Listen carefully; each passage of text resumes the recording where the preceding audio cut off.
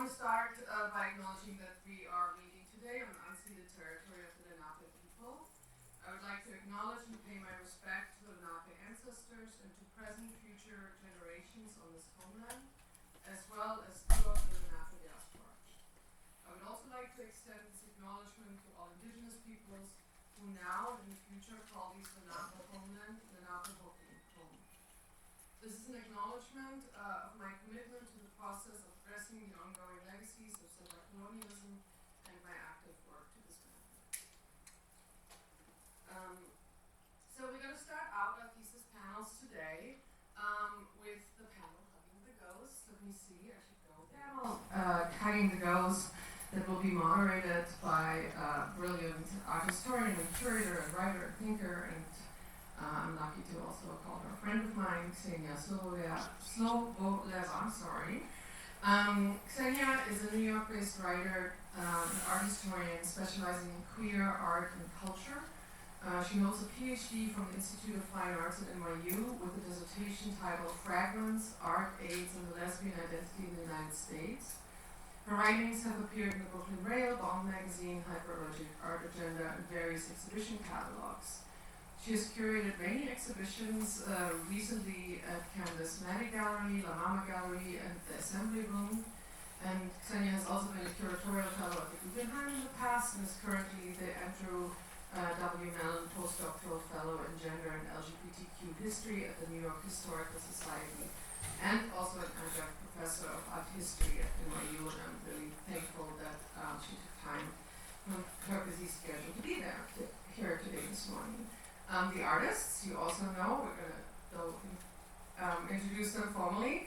Fiel, Andrade, McCroskey, Libby, Paloma, Gino, Romero, Richard, Valentín, Yifei, Wang, and Boya. I would like to ask you all to come forward. We have to kind of practice collaboration by sharing the mics today.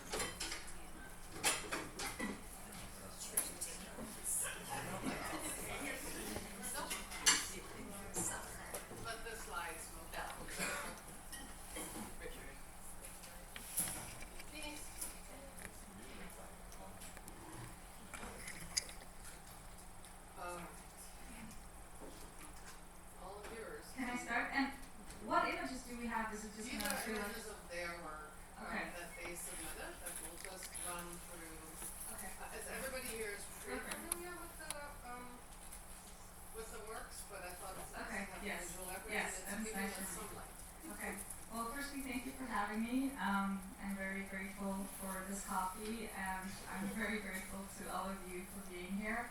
And you know, when I came to see the show, I was very pleasantly surprised that I wouldn't really have to force some sort of connection between your work, because it's there already. And the first thing that really struck me was that all of you in some way engage with your personal archive, whether it's queer identity, trans identity, your cultural heritage, all of you in some way engage with the personal archive.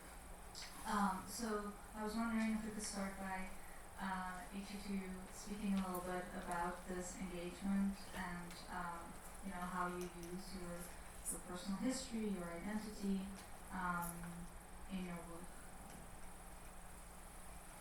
And let's start with Libby, because she's sitting right here. Hello, I'm Libby, and this is actually my installation for the show. So I will say that this piece, I think all my work engages with my aspects of my identity and aspects of the idea of, the archive. I would say for me, this idea of like archive of feeling. At what?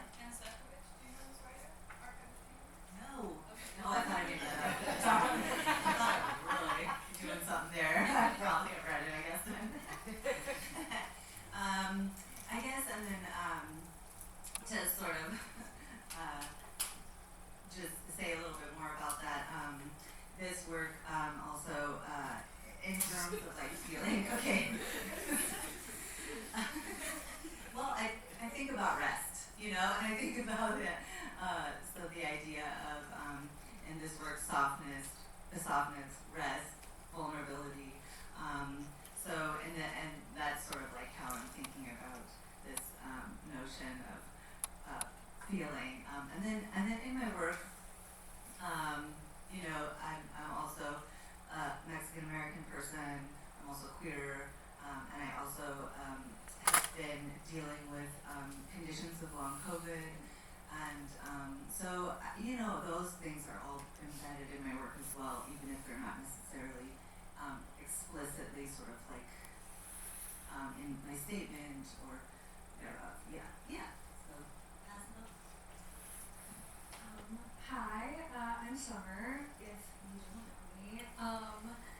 I think, in my work, or at least in this project, I kind of worked quite literally with a personal archive. I use a lot of found imagery, and so sourcing imagery from like childhood family photographs, but also like images of like myself and like my friends and partners and community, and incorporating those into the work is like a long-standing part of my practice. And but I also agree with Libby that I think that they're like thinking about an archive as like an archive of feeling, and like thinking about I think a lot about like memory and the importance of like I guess like having agency over like your personal narrative. I think for like queer people especially, like the ability to kind of like go back and feel like maybe you can like take control or like process or like heal from like past experiences through the lens of your like queerness as you understand it now, for me has been like a really integral part of the work, and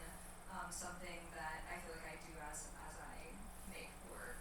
I feel like there's like kind of another more like ephemeral history that gets drawn on there. Hi, I'm Belle.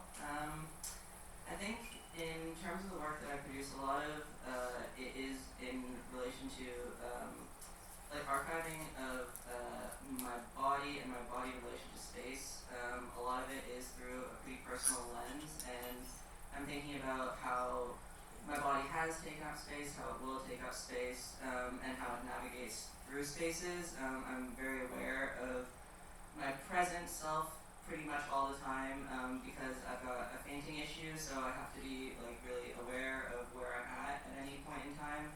And I feel like this sense of awareness has become something that I've started to try and mine as like an almost paranoia type thing that I'm trying to, get more like detail from. I'm basically trying to become a research subject of my own like research experimentation to see what my own limits are. So I feel like right now that's kind of where I'm mining, and with the work that I produced for thesis at least, it was looking at, there was a bunch of different work that I've been producing up until this point that basically got to be too much for me to work on, and I had to take a moment to reject it all and to start over and create something that was more of a space for like care for myself and everything, and part of that was thinking about the community aspect of how I wouldn't have anywhere to support myself if I created the work that I had been intending to before I made my little stools and stuff. So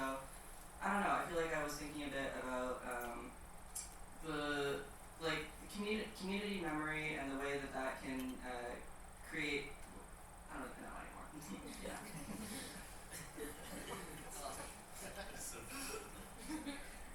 Hi, I'm Richard. I guess to your question about how do I go about personal archiving, for me at least, I think about archiving in terms of like archiving memories from probably photos that I have from generation to generation to generation, and thinking about those photos as like palettes, or in a sense like this like facade that's something that was taken as like this like beautiful thing, but in reality there's so much like horror and like trauma behind that one photo. So it's me like going back and forth between like these photos and thinking about ways I can like archive like these moments of time, which is why I write a lot. I everything like in notes when I can, and like when something comes out and I want to create something, sometimes I have to go back, remember all these things, and depending on who or what I'm trying to talk about, it all kind of just like happens in this process oriented kind of like work, where I'm like physically working through all the things that, or all the traumas that I've been through with this specific person, with this specific topic, and all of that is kind of like I make it in sort of like a celebratory way in order to like celebrate like all these like failures or bad things that have happened, because at the same time, even though that they kind of like all helped shape me to become the person that I am today, and that's kind of like where I'm going with my work, especially with thesis. But yeah, hands it up. You have to use the second mic, so this is go back. Hello.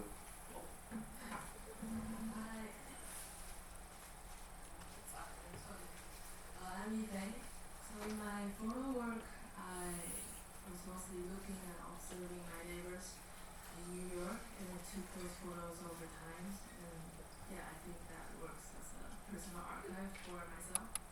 And in my drawing work, I used a lot of reference photos that I took also over time in many different cities, and I used them as reference and inspiration throughout the process of making it. Yeah, for me, archives are very like central to my practice. I think a lot about like indigenous forms of archiving in tandem with queer archiving, and archiving as a form of like love and even like ancestor veneration. So for me, I think a lot about like Lumis's text of unrest evidence is like a really like central part of how I think about like the archive. So not necessarily just the books or like the written or the things that are traditionally accepted, but all the like little bits, even just like artists like Fiel, Torres, John Boscovich, creating memorials as a form of archiving that I'm able to kind of appropriate to continue like the conversation. And I like the idea of like standing on a giant shoulders as a way to like keep building the archive and things that aren't traditionally like held in archival standards, at least in Western perspectives. Hi, I'm Boya. Before this work of reading, sometimes I always do paintings and drawings according to dreams, memories, and also imagination. I'm always avoiding drawing real human, but when I started this work, I was inspired by an audio made in China during the Shanghai pandemic. The starting point from there was really grounded into the reality event. So I'm in that video, I was learning to talking about myself's problems and also the event together, and which I found there's so much questions coming out.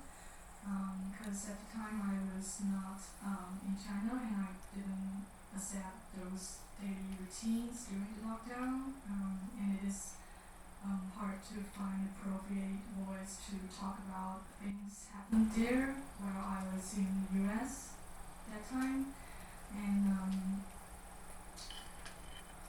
also in each frames in drawings, I always trying to build up certain meanings for each symbols, but also trying to broke those connections in the meanwhile. At the same time,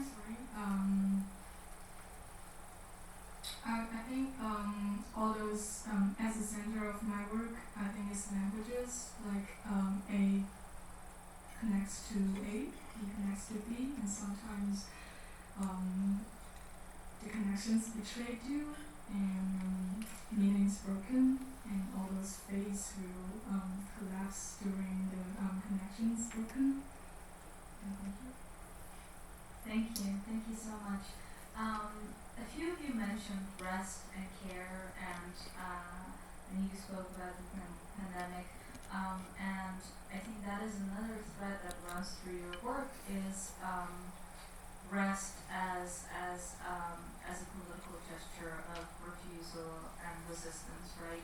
And I'm also very aware that all of you have been students during the pandemic, right? And you've all had to take classes from home and navigate, that space. And I'm wondering how the pandemic informed your idea of what rest is, and whether you think it would have manifested itself in your work in the same way if it hadn't been for the pandemic. And also, could you just speak about rest and care in all of your practices? Yeah,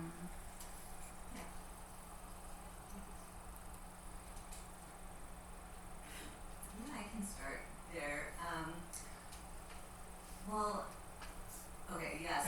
So part of the piece is my installation is an invitation to rest on this rock and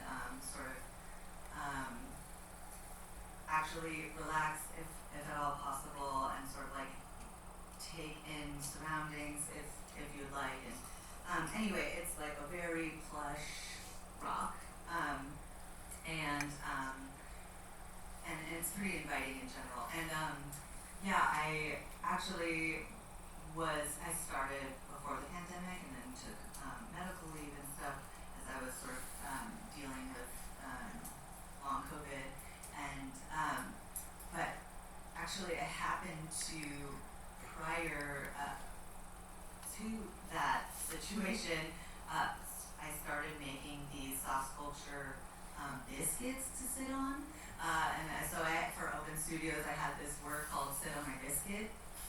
And then I also did this performance where I fed people biscuits while they were sitting on biscuits. But it really was this invitation to rest, but all in this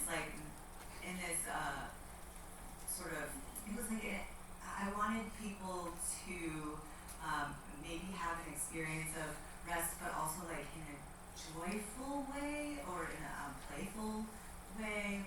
I think the rest in my work also, and sort of my work in general, is an invitation to also engage with joy and also maybe the vulnerability there, and especially in sort of a fine art space. I'm sort of pushing the limits of what the expectation of the body and maybe the seriousness of the fine art space. I'm sort of pushing on that and playing with that a little bit, because that really is sort of my personality. So I'm also just it's just who I am, and that's just coming through in my work. And so those are sort of all the things there.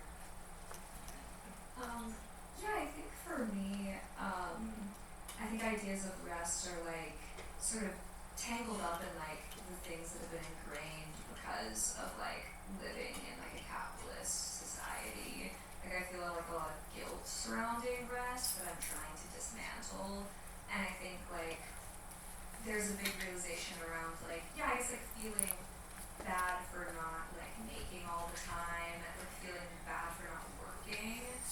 And I guess that's an especially heavy feeling when there's already a lot of exacerbated anxiety due to things being so different and uncertain with the pandemic. And I think kind of trying to navigate this space of okay, well if my work is not if my work is not a financial means to an end, if that's not its job or its function, then what does that open it up to be? And how can I create processes that I work in that can be a form of anxious self-soothing instead of another thing that causes anxiety, another thing that I feel I should be doing, because I feel when I get in that stage, it kind of makes me want to withdraw and be I don't want to do the thing, and that's not how I want to feel about my work. So I think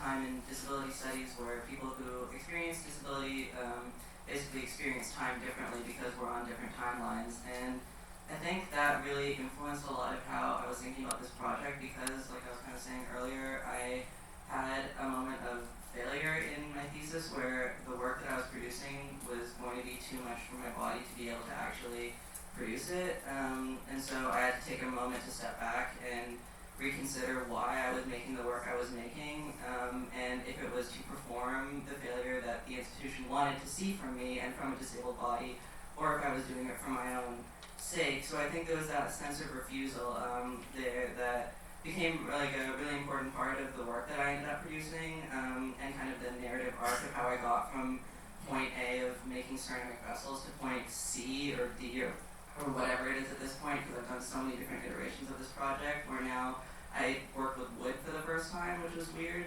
And I think that in that sense of refusal, I was able to try and create new futures, not only just for myself, but also possibilities for what a more like caring world would look like if we did have like little chairs and stuff for people and we didn't hate homeless people so much and think that, you know, people were allowed to just sit down wherever. It's just, yeah, I think that there's a sense at a certain point of the fragility of like rest and the precarity of rest is something that it like has become a really interesting like, I don't even know how to describe like material in the work at this point. So I'm really interested in engaging more with like rest as a physicality, I feel like. Yeah, so for me, I guess like COVID brought up a lot of intensity that I feel like was already out there in the world, just like the ideas of being afraid, being in lockdown, being one of the only queer people in the house, and then being afraid of expressing that queerness because violence would result because of that. And all of that just kind of brought me down into like the spiral where I felt like I needed to make something that was maybe relevant, speaking to that, or like this like same idea, just like the anxiety of making something or having to make something. And in my practice here, there was a lot of discussion, push for me to talk about my otherness to, I guess, and there was like a sort of active refusal of me wanting to do that because there was no real claim for me to make work about that. So I decided to go about what I was experiencing during that time, and a lot of that was like these sort of like anxious feelings of like, thinking about how am I going to live, how am I going to survive on a day-to-day basis, and I think that's where a lot of my processes came about. And in terms of rest, it doesn't really come across in the like, physicality of my work, but it does come across like in the practice because I work with these pillows that end up turning into these big sculptures, and a lot of the times like I'm spending moments with these pillows who are like depicted as my family members, and I would oftentimes like sit with them, hold them, embrace them in ways that I couldn't do in reality, and even talk to them, like vent to them, telling them about my day as if like I could on a normal basis, and that is what I would consider like my own sort of like rest, because even oftentimes like I would rest on these pillows because there's some sort of like the idea of comfort that these people could bring me but they don't in real life, and I think that's where I push rest into my practice. I think the pandemic changed me the most is my view on materials. With very limited access to purchase new materials, purchase new art materials, like my surrounding materials, like the stationary things becomes my materials. The ballpen pen, the whiteout, the notebook. Yeah, this is a thing that I can only work with during that time. So, and yeah, my phone becomes my only cameras. And really grateful that I can work in the pandemic because working with photography, I just use my camera and drawings in my notebook, and I'm really grateful that I can still work in my home as a studio. But then you were observing other people that were resting, right, and watching TV and having their dinner and.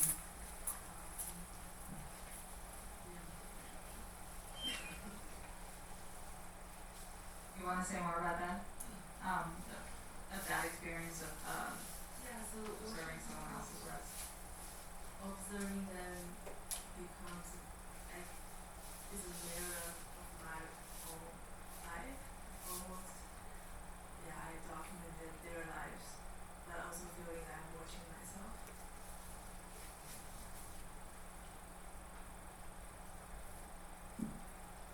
For me, during the pandemic especially, I'm Venezuelan, so if anyone's familiar with the crisis right now in Venezuela, it's a shit show. But during the pandemic, I experienced a lot of loss, and a lot of loss that I wasn't able to mourn properly. We have very specific burial rites that we traditionally do in Venezuela, and so when I lost some family members, I wasn't able to mourn the way that I usually would. So for me, especially during the pandemic, a lot of rest was tied to my ability to be able to actually sit there and perform the rituals that I would have. So during the pandemic, especially rest and mourning were really hand in hand. And thinking about just having excess time to be able to mourn. I'm thinking about rest as often how somewhere said since it's tied to capitalism, rest is in excess of time, the ability to have that time to sit there and actually experience that feeling, write it out. And so for me, a lot of my work during the pandemic ended up really sad. And just processing a lot of that grief in a way that I wasn't able to, just because I was constantly thinking about the future, thinking about what the next step is. And Lucas often describes queer as queering or queerness or queer utopia as a verb that actively has to be practiced. And for me, that changed a lot into more of a noun and something that is more of an existence, a state of being, as opposed to a state of action. Boya again. During the pandemic, I spent much more time to surfing the internet. I think pandemic really gave a cut to divide what's the life before the pandemic and what's during the pandemic. And it really gave me a chance to step away from the life we used to have, and I just have a different view and really, have a,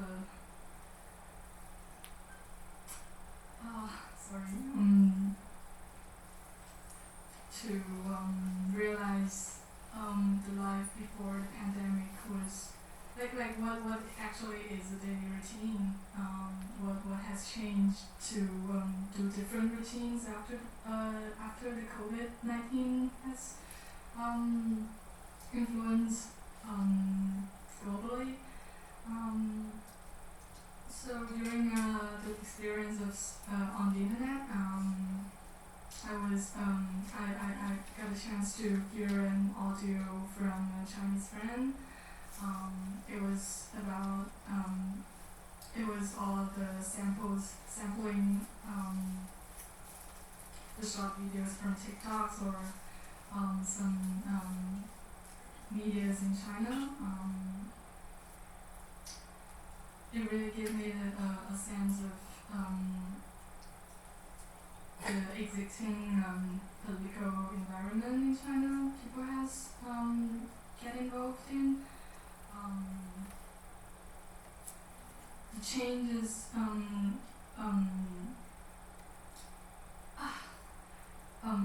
it was not only about the daily routine, it was obviously every changes is in the daily routine. People went there have to hit the alarm to get foods from from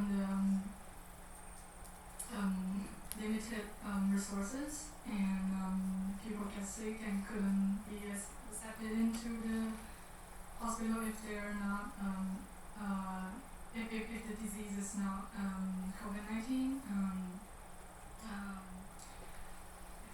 People in the lockdown couldn't have freedoms to go anywhere. They just said they everyday COVID test to prove they're not sick.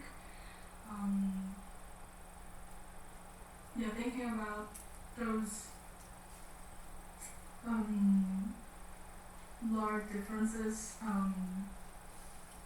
after the pandemic. I don't know, is it a rest to allow me to stepping back from what we used to have before the pandemic, or I don't know. Thank you. Thank you so much. I'm a big Sarah Ahmed fan, and I'm sure many of you have read her phenomenology, and at some point she writes, right, that in order to become oriented, we sometimes must experience disorientation, and this goes beyond queer identity. And there's also this idea of, what does it mean how does feeling disoriented within language then extend beyond language and go into physical disorientation. And many of your work is interactive, some of yours isn't. And I've been thinking a lot recently about how, when we enter an exhibition space, an assumption that still really holds up is that when entering an exhibition space, and I mean for obvious reasons, but when entering an exhibition space, the body is in the upright position, right? And that is how you then experience the work. And I think, Belle, you're really negating that, and I find it very interesting. But all of you in some way do. And could you speak about who you imagine is the body that is you in your work? And we can also go out of order, by the way. We don't have to be so rigid. Maybe Richard, do you want to start? I know your work is not interactive, but it does invite interaction, and I have to admit to you, I did touch it. I'm sorry. I'm a toucher. I do love that. I think most of my favorite moments is like watching people touch like all the beading. Just because like that's what I do, because I'm just an anxious person. So whenever I'm in my studio alone and I just like have my work with me, I'm just with all the beads. But to the question, I'm sorry. Can you repeat that? I don't think I understood it well. I mean, I went on a little tangent there, but basically I'm asking, who do you imagine your viewer to be, and how do you think about their body? Or how do you imagine people engaging with your work is maybe a better way of phrasing it. Well, I think to the first one, I can speak to more, like in a general sense, I feel like my work, I would imagine the audience being any diasporic, any like misplaced bodies and such like that, because there are so many connections that you can make to someone who is afraid, who experiences fear on a daily basis, who always feels a certain like uncertainty of like not belonging somewhere or not fitting in like the right box. My work is kind of like for anyone who feels that way. And more specifically, I would say to the people, like quite literally in my family, that the work is about. Because I think my favorite moment is when they are able like to see themselves in a completely different way that they haven't seen before. And I think those are the moments that I enjoy the most, because oftentimes like in these images that I use as an archive, it's like always two-dimensional rather than like a whole three-dimensional well-rounded person. and like I really like the idea of exploring in the ways they've hurt me, in the ways I've hurt them, in the ways they've struggled and suffered to get to where we are now, and like what all of that kind of becomes. And yeah, I think that's what I imagine my specific audience being. But yeah. Thank you. Oh, I can go there. Whoever. Oh, I can call on people. I got it. Yeah, so my audience, I don't know, I think a lot about like the orientation of the body, and especially, I don't know if it was pictured in the image, but the bead work that's on the floor alongside my installation. One of the main reasons I like think about like the bead work as being so central is this like consciousness of how you move through space. Now you're like, especially since it's unfixed, like the idea that you have to be conscious of like each step as you're walking through. Even in the installation on the opening day, someone stepped through the beads and I had to like spend a good 10 minutes just like shoving it back into the base of my bead. But yeah, consciousness around like how you take up space, and even like notions around archiving, and how like it's a conscious effort to continuously preserve. Audience-wise, I think I wrote this for my parents mostly. Historically, like queer and trans people haven't had ownership over their death rights, and a big factor of that is like when your family comes in to take ownership of the body afterwards, they kind of have full rights. So the idea that I wanted to like express was that I want to make it explicitly clear how my funeral rights are supposed to go. My mom actually didn't want to come to the exhibition because she thought it was too much for her. So I sent her a copy of the will because she will be holding it. But yeah, just I guess like in specifics, my parents, but like in general, like there's like now an ownership to everyone who's read the will to try to honor those wishes as well. Libby, you have. Yeah. Yeah. So this installation is has an explicit invitation to interact with the work. I invite in the instructions that there's an invitation to sit on the rock, and also to touch anything in the installation with the kindness of a bee's foot. So in that way, my invitation is for anyone who enters the space to interact however they would like to. And I think that there's this way in which the invitation to touch is also this place of this. I get excited about the ways in which there's like this interconnectivity that is then sort of present between me, the artist, the maker of this work, and the intention of the work to present, curiosity or engage with curiosity and humor and play and the imaginary, and sort of like pushing beyond the limitations of public space and perhaps fine art space and gallery space, and that's also why I liked my work in the window, because actually my materials are sort of they're sort of so common. They're obviously fabric, and so it is this real. The word I'm looking for is in here. I know it, and it is approachable. And it's like softness, and fabric together equals approachability. And so like, and then when I'm on the rock, and I'm looking out and people pass by, like literally like, hey, come in if you want, and people have then come in and had a discussion about these aspects, but yeah, it is the invitation to touch the work and perhaps lay down or sit is an invitation for interconnectivity and also for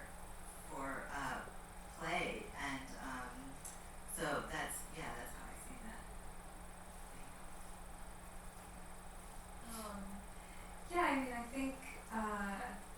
think I'm also interested in play, and I think, I don't know, I'm really drawn to spaces that are like a mimicry of reality, things like stage sets or like play sets or doll houses. Like there's like this sort of opening up of possibility there. Like I remember going to like a theme park as a kid, and they have those like sort of weird little like fake facade villages, and I think there's something really interesting about like experiencing like your body in relation to this like not reality place. And I think that like that's something I want to like touch on in my work. I mean, I think thinking about audience, I make my work like, I guess like first and foremost for like my community, and then, you know, anyone who feels, I don't know, drawn to it. But I think like, like that interaction of like being in relation to this object that you like takes you into this place that's like not quite the reality that you usually navigate, and maybe like there's a like glimmer of like experiencing that sort of heightened sense of possibility there.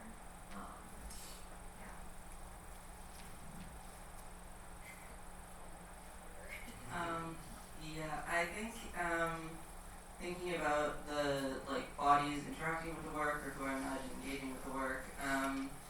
Initially, the work is always kind of made in response to a need or an impulse I have, and in the case of the work that I made for the thesis show, the need was to not faint in public, and it became kind of a very big fear of the like.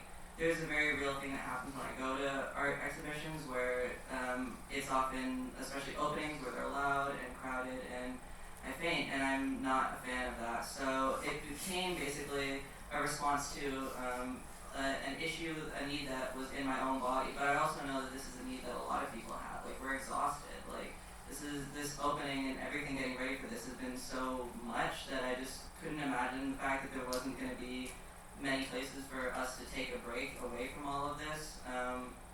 So I think I was thinking about tired people a lot, and about like the forced exhaustion that a lot of us are living under in like the under a capitalist system, and specifically thinking about how I want these works to live outside, like outside in a public sphere, not inside a gallery in the hallway type of thing. Ideally, they would be in the public sphere so that they could be interacted with by exhausted people who are just, looking for a spot anywhere that will give them a place of rest, because there's such an issue basically of trying to find somewhere in New York that's accessible, that you don't have to pay an exorbitant amount of money for, or that doesn't close at a certain time. So I feel like I wanted to create like a site of like access to something that seems to have been commodified, which is like the act of sitting down seems to be a commodity now at this point, and I just want to work around that. So that's kind of where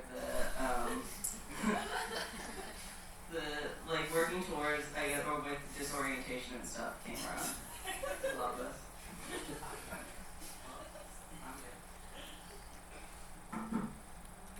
Ideally, I want my audience to view my work in your private space, in your private stay alone, contemplating about themselves at night, just like myself when I'm making this work. To think about their life, think about the lack of interaction with people.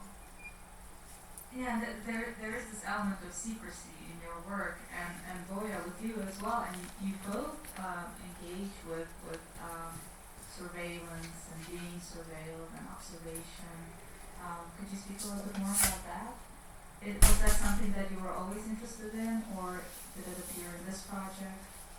Yeah, this is being always my interest of looking at people, thinking about them in my own space, and also thinking about myself, because I'm always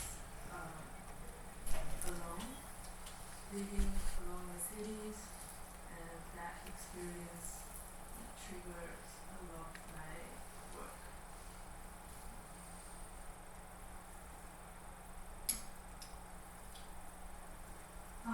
As for me, ideally, I wish my audiences could enjoy it alone and get a sense of, get a feeling that it's like they're talking directly to me, because I use my own recording in the soundtrack.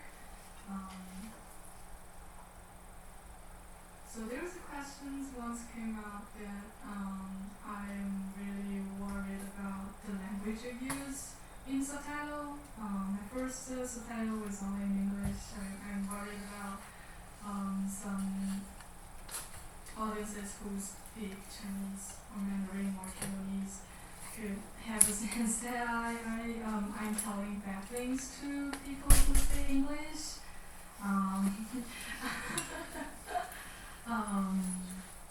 Like telling bad things about my own country, like to people who speak English. So I'm trying to play with the subtitles a little bit, like using Chinese and the English at the same time, and some subtitles, some words in subtitles didn't match what's in the audio, what's in the soundtrack, and I think not all the audiences could get those places where it didn't match the meanings.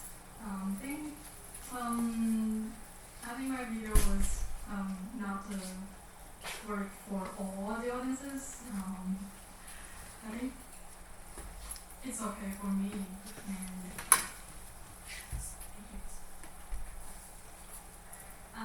And another thing that I was thinking about, and I have to say, Gino, it kind of started with thinking about your work and really engaging with it as, like an altarpiece, something that is sacred, and thinking about the fact that usually what we worship or what we are taught to worship, we view that for anyone who had like a childhood that was in any way religiously informed, right, usually what we are told to worship is also the originator of everything, right? And that is something that was always disturbing to me because I wanted to make my own world, right? I wanted to have a say in, and this is this idea of queer utopia, queer world making.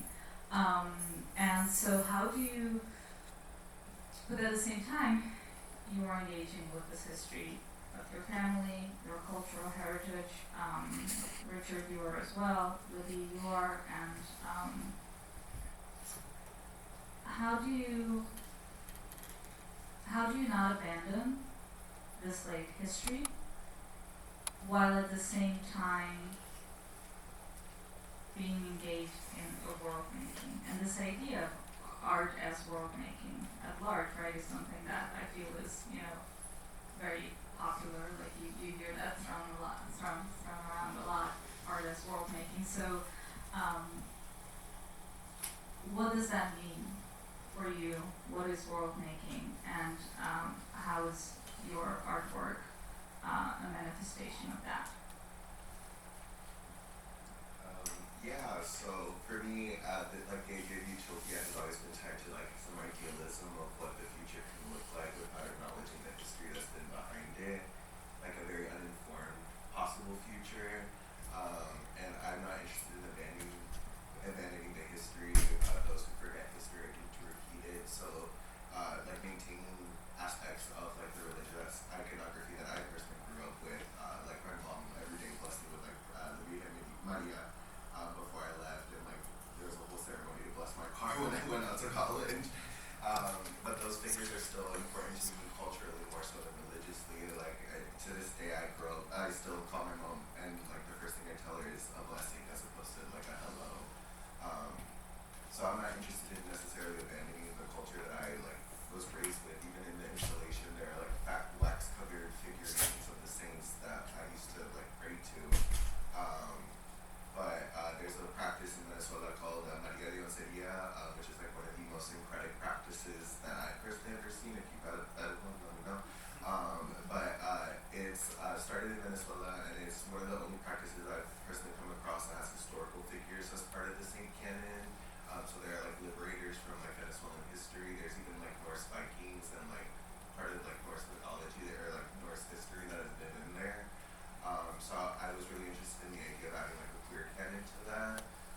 felt so natural, and like this idea of syncretism as being like this sponge that constantly absorbs, and like you can just build upon and kind of not like pick and choose, but like this ability to almost like tailor it to your specific needs was really interesting, and like prompted like this ability to world link through it. So that's kind of where the impetus for a lot of like my practice ended up starting from, like still like based in like the cultural traditions that I grew up in, because they're like the closest ties to that I have to like any kind of roots that have been lost through colonialism, but still like looking at a queer futurity through them, because at the end of the day, like the Catholic Church is not a big fan of me. So like trying to balance like those two things while still looking at a queer future is like kind of what I was thinking about throughout the entire project. Yeah. In a similar vein, I also like the idea of like, well, like the idea of like history repeating itself, which is why I feel like learning about how my family grew up in terms of like religious practices are important, just for the sake of like knowing what they are, because I don't want someone to throw like some sort of biblical quote at me and me not ready. But with that being said, I also don't disregard religious practices like for my own cultural practices. For me, they are very like hand in hand. So for me, they become more sacred and more sentimental in a way, rather than something that's like divine or holy or worshiping like this big other.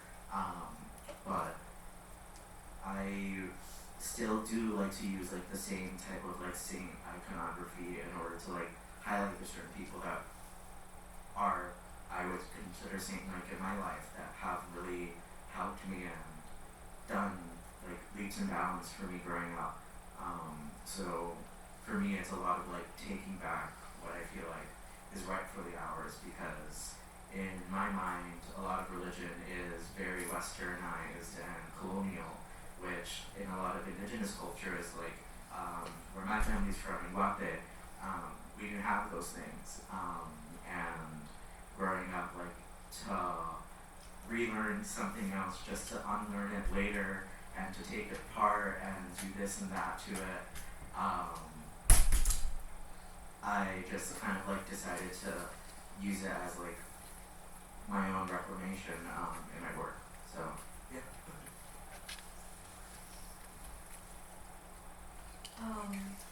Yeah, I grew up in Alabama, so I like was definitely raised in like a very like non-denominationally like Christian household. Kind of like without a lot of the like more like culturally religious aspects that I feel like Catholicism has. Like we didn't have any kind of like, I don't know, more like ritual based things.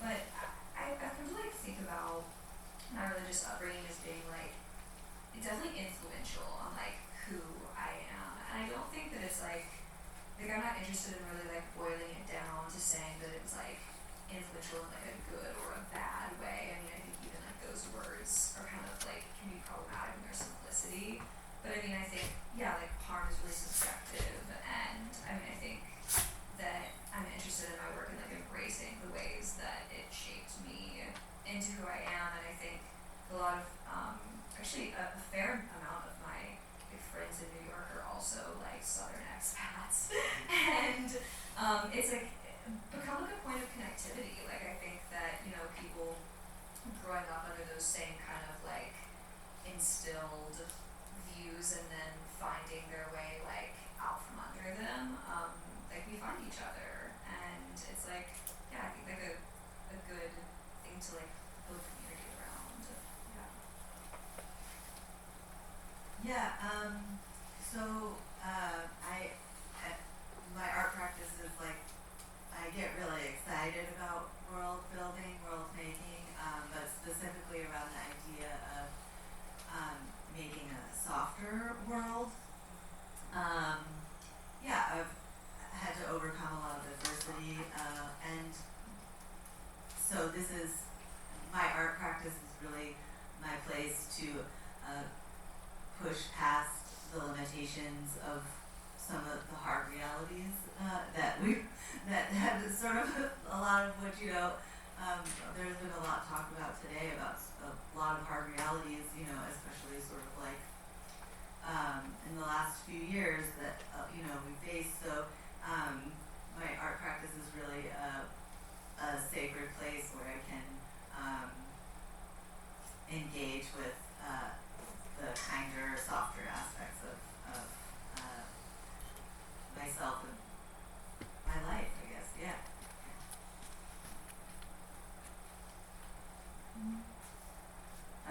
I think when I'm thinking about world making, world building in my practice, a lot of the time I'm thinking about alternative futures and this idea that runs through my head of it doesn't have to be like this, which is kind of both something that has become something that I think about in terms of a possibility, but it can also be a limiter in that things feel really helpless really quickly. And so I think that in terms of the world making or world opening that I try and do with my work, I'm trying to create a possibility where it doesn't have to be like this, basically. Like, we don't have to be cruel. We could choose this, just to put more things in there to create more systems of support for people. And I think in my head, I kind of view this move towards a utopian future or whatever, something where we'll all take care of each other, as something that it happens in the individual in a certain sense, and I feel like we're not able to get to that point until we basically become aware of our own capacity to build worlds, not just within ourselves, but for each other. And I'm thinking about the kind of the communal possibilities of making a world where everyone is included in a certain way, I guess, cheesy as it is.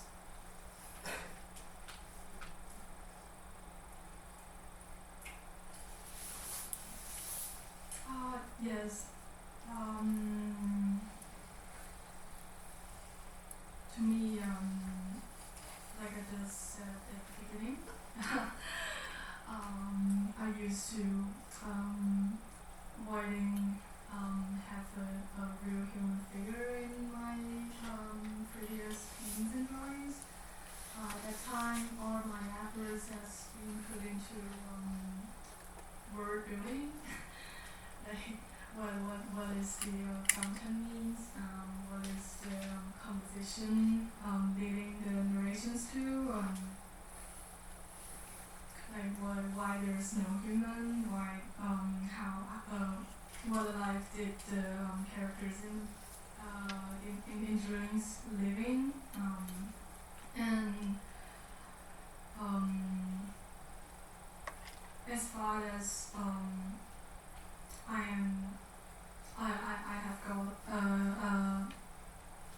I have right now, word building to me was almost about linguistic, a language, how do people believe, what apple means, what cup of coffee means.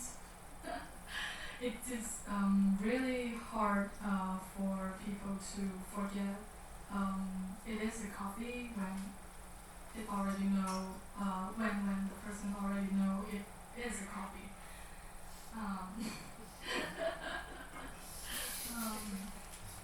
I'm sorry. That's great. I will just add one thing that is something that I've said before, in relation to Quick Time, in conversation with Jill Cassett, whose work you must know if you don't already. You will have to read it. And what I find interesting is that, as the planet is burning and the world is ending, increasingly marginalized communities are being given platforms to contribute to world building and saving the world. And even though a lot of it is just because institutions feel a pressure to do so, to get these platforms, it still is there's just such irony in this fact that, okay, now that the world is burning, you can have it, you can fix it. You, the queers, the people of color, the people with disability, like, here, give it a go, you know? And on that note, I would love to open it up to the audience for questions. Yes. Should I? Sending that.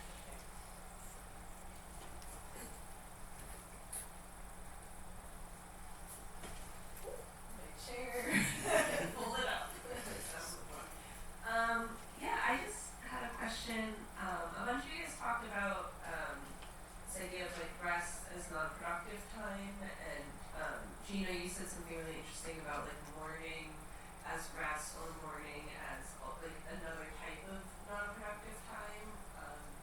And I was just wondering if any it got me thinking about kind of like other forms of non-productive time, and I was wondering if you guys could talk a little bit about that, and just sort of like other ways of rest as, and I think Libby said like there's this idea of like playful rest versus like guilt-ridden, or I think Summer you were talking about like guilt-ridden rest, and just like other types of rest that you can imagine as people who are like very seriously or very like deeply considering rest.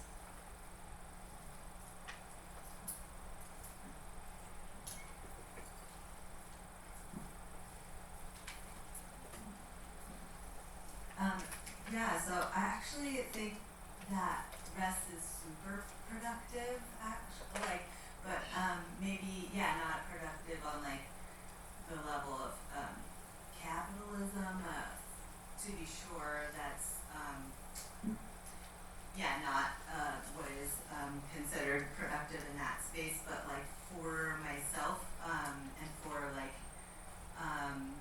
recovery in sort of like all aspects of that word, I like specifically relating to my work, like the recovery of the hardness that we all face, right? As like, especially, people from marginalized communities, the hardness, the hard realities. Like, I actually think rest is like so important, so productive, so key, for the sort of like continued ability to restore, to be able to engage with our art practice, because I think that if artists are too depleted, then we don't have the opportunity to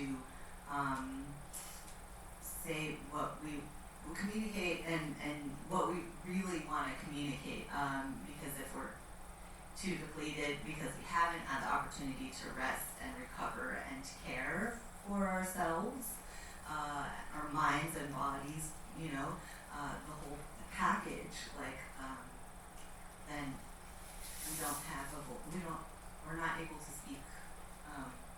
That's so, I think about that a lot.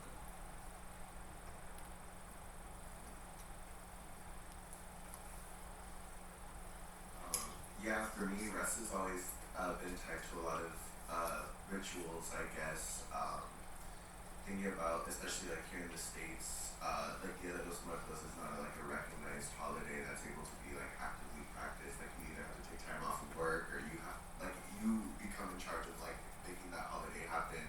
Meanwhile, like most of Central America, that day is dedicated to like the dead across the board. So like there's a day implemented for this idea of mourning or rest, for the entire country, and especially being here, like that idea is, and especially in New York, like that idea of always constantly being on go is something that like prevents like that from happening a lot, and especially in Venezuela and across a lot of different like spiritual practices, like the idea of spending time with the altar is like very important as a form of rest and communication, and like taking time to do that is in itself a revolutionary act to be able to like sit there and commune with your ancestors.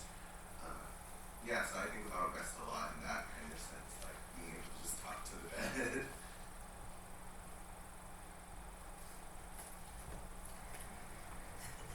I think in my head, when I think of like the idea of like unproductivity, I kind of like to think about that like as a very capitalistic idea, because like I don't know, even growing up here in the city, it was always very much like time is money, the kind of deal. But and then even so, like growing up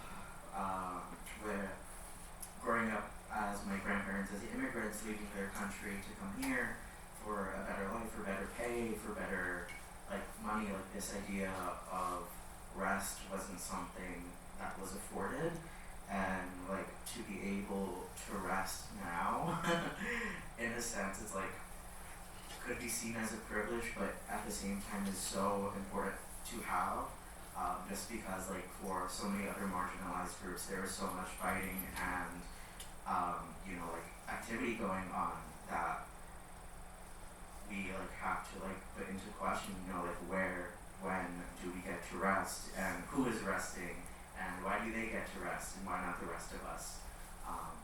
Yeah, but those are our thoughts.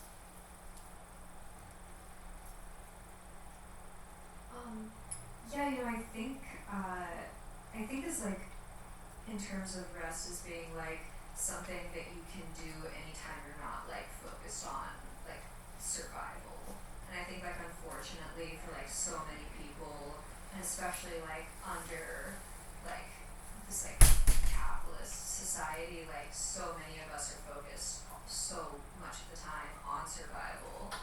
And I mean, I think like rest is being the things that you would do if you could just like do whatever you wanted to all day, like those activities, like even if they're not like classically restful, if you're like I want to go like hike up a mountain or something, you know, that's like not like it's a very different activity than like laying and meditating, like sitting with yourself. But I mean, I think yeah, it's just like about finding ways to incorporate those. And I mean, it's like it's hard because I feel like this idea is like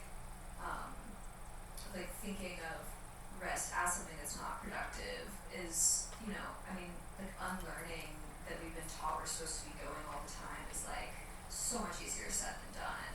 And, you know, I feel like even some of the things that I enjoy, they like, then it's like I'm so exhausted from the day that then I'm like, oh, like I really want to read this thing or like watch this thing and like absorb this information, but my brain just doesn't have any capacity left for that. And I'm like, instead I want to like just, you know, turn brain off, you know, and it's a shame that like, you know, we have to like fight so hard to like find those times that we can do those like restful activities, you know, whatever that means to every person.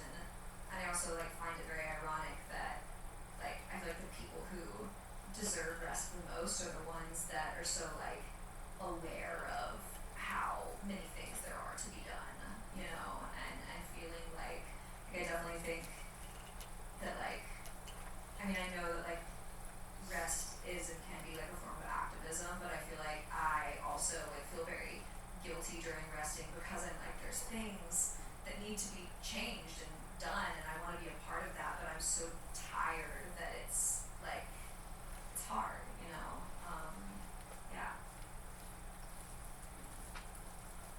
Yeah, that really specifically also summer makes me think of the Black Power Naps room at MoMA right now, and how they created that room as a site of rest for people who have to deal with like the immense pressure of like living as marginalized people in a country where like this country wants you to not rest and wants you to have no peace type of thing, and how that like rest has become kind of an act of resilience and resistance to these like capitalist systems that we've all kind of been talking about. But yeah, I just think it like right now it's really interesting to see how it's being like rest as a resistance is almost being recommodified in a way right now, which is really interesting because we're all talking about it so much. So it's like at a certain point I'm interested to see where we go back around to rest being exhausting, because I like it is exhausting to like produce this amount of labor to produce rest and stuff. So yeah, that's where I'm at. I would love to let this go because it's super interesting and it's so much joy to hear you all talk. One thing I want to add to what you were just talking about as a nip of information is that one of the first things the Nazis did when they took over Germany was that they send in like bands and theater groups in the lunch breaks of factory workers because they created all this sports entertainment and things on the weekend. So people are always busy, because what rest is also is a moment to connect. And it's a moment where resistance happens, it's a moment where kind of people communicate and politicize themselves. And they were very clever in knowing that if they wanted to take over the country entirely with their ideology, they had to fill up that space of radical, authentic thought and action by filling it up with a kind of state-produced culture. So to keep you busy, because busy hands are happy hands, right? And they are not kind of reflecting upon the conditions in which they're in. So I wanted to just throw this in on top of this kind of notion of rest, because it's a deeply kind of political place of resistance, not just by refusing to do anything, but by the possibility of organizing within that space of rest. So thank you all, and thank you, Ksenia, for your insightful questions. Let's give a big hand of applause. And thank you for the lights that have appeared.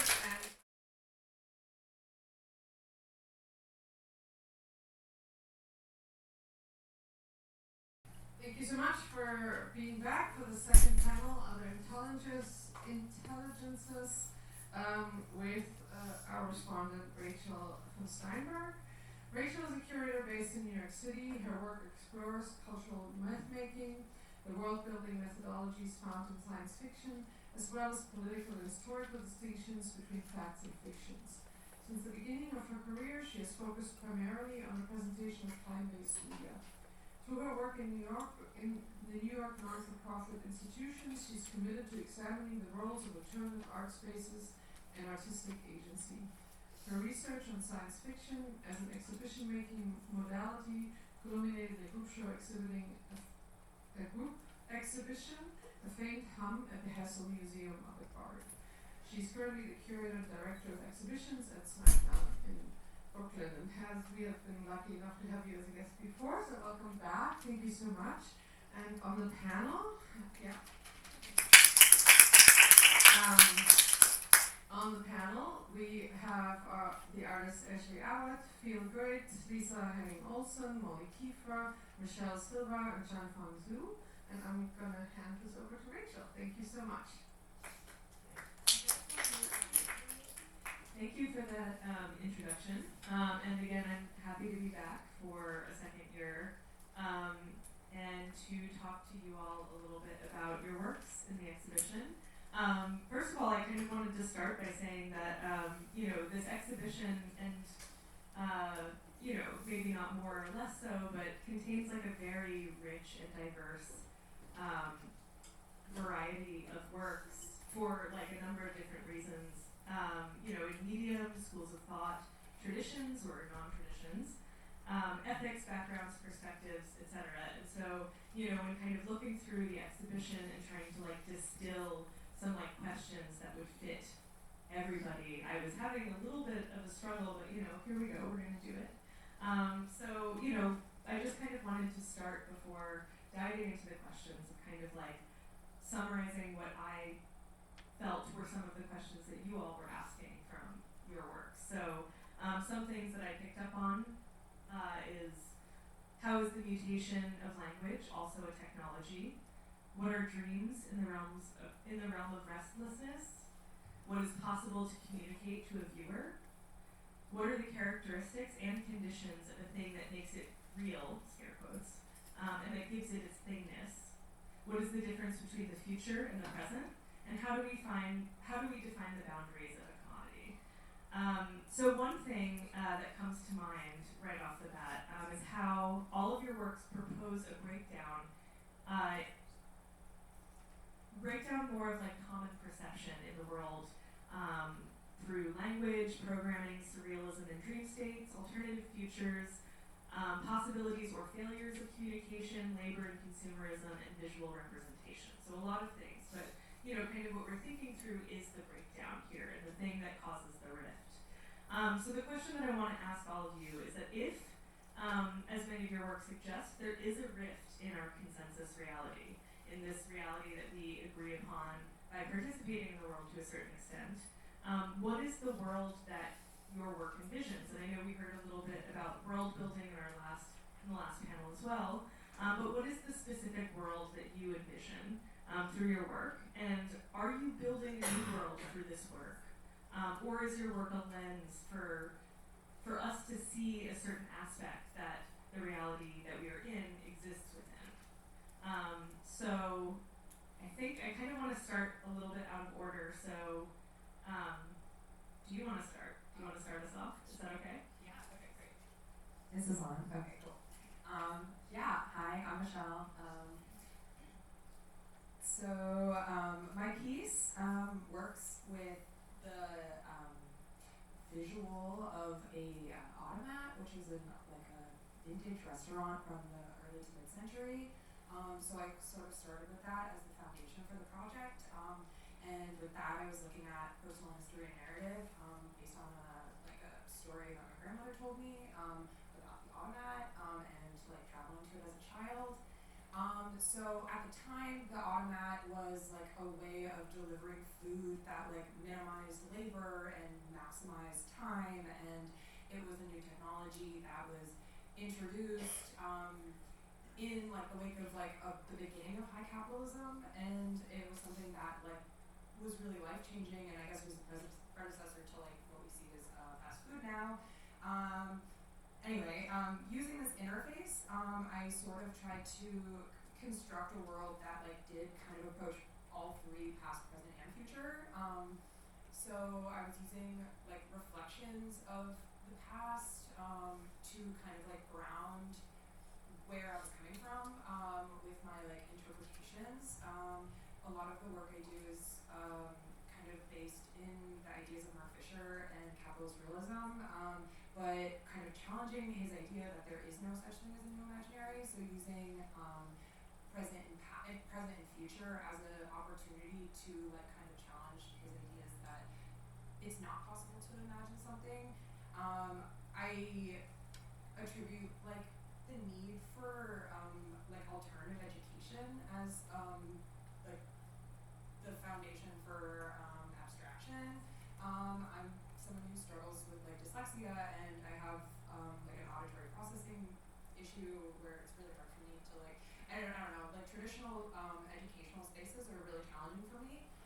So the project sought to like construct a world where you can like learn non-linearly and I guess I really like what you said about the mutation of language as a technology. I never really thought about it, but I think it does that a lot, where it's using like iconography and imagery and honestly time and all these other like kind of like new medias to like represent what we know is real, but also like offer something that we offer a way to like understand what we used to see, what we do see now, and what we could see in the future in an alternative approach for I guess learning.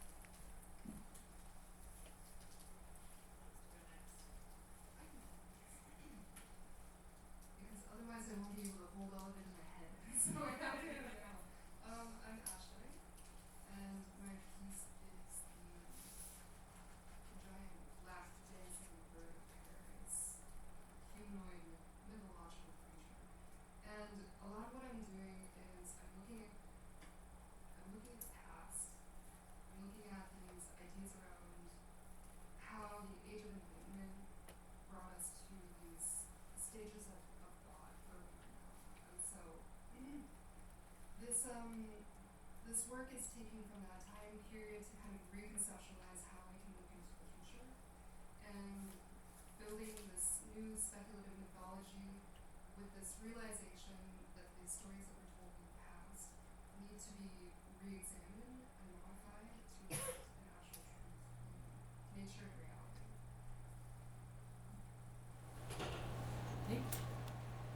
Okay, so the question: if there's a rift in our consensus reality, then what world is the work instantiating? Is it a future, positive vision of the future, maybe, or is it a re-examination of something that's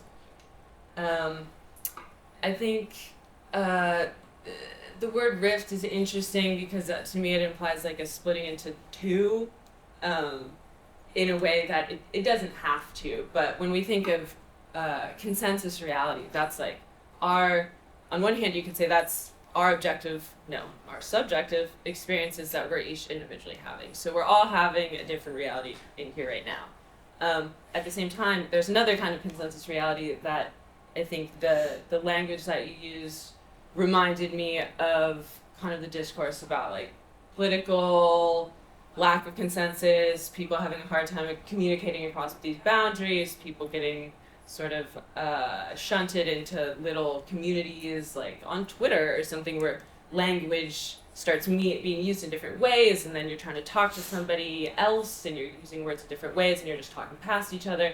I'm very concerned about epistemology in my work, so like how can you know something, how can you communicate, how can you know you're being understood? And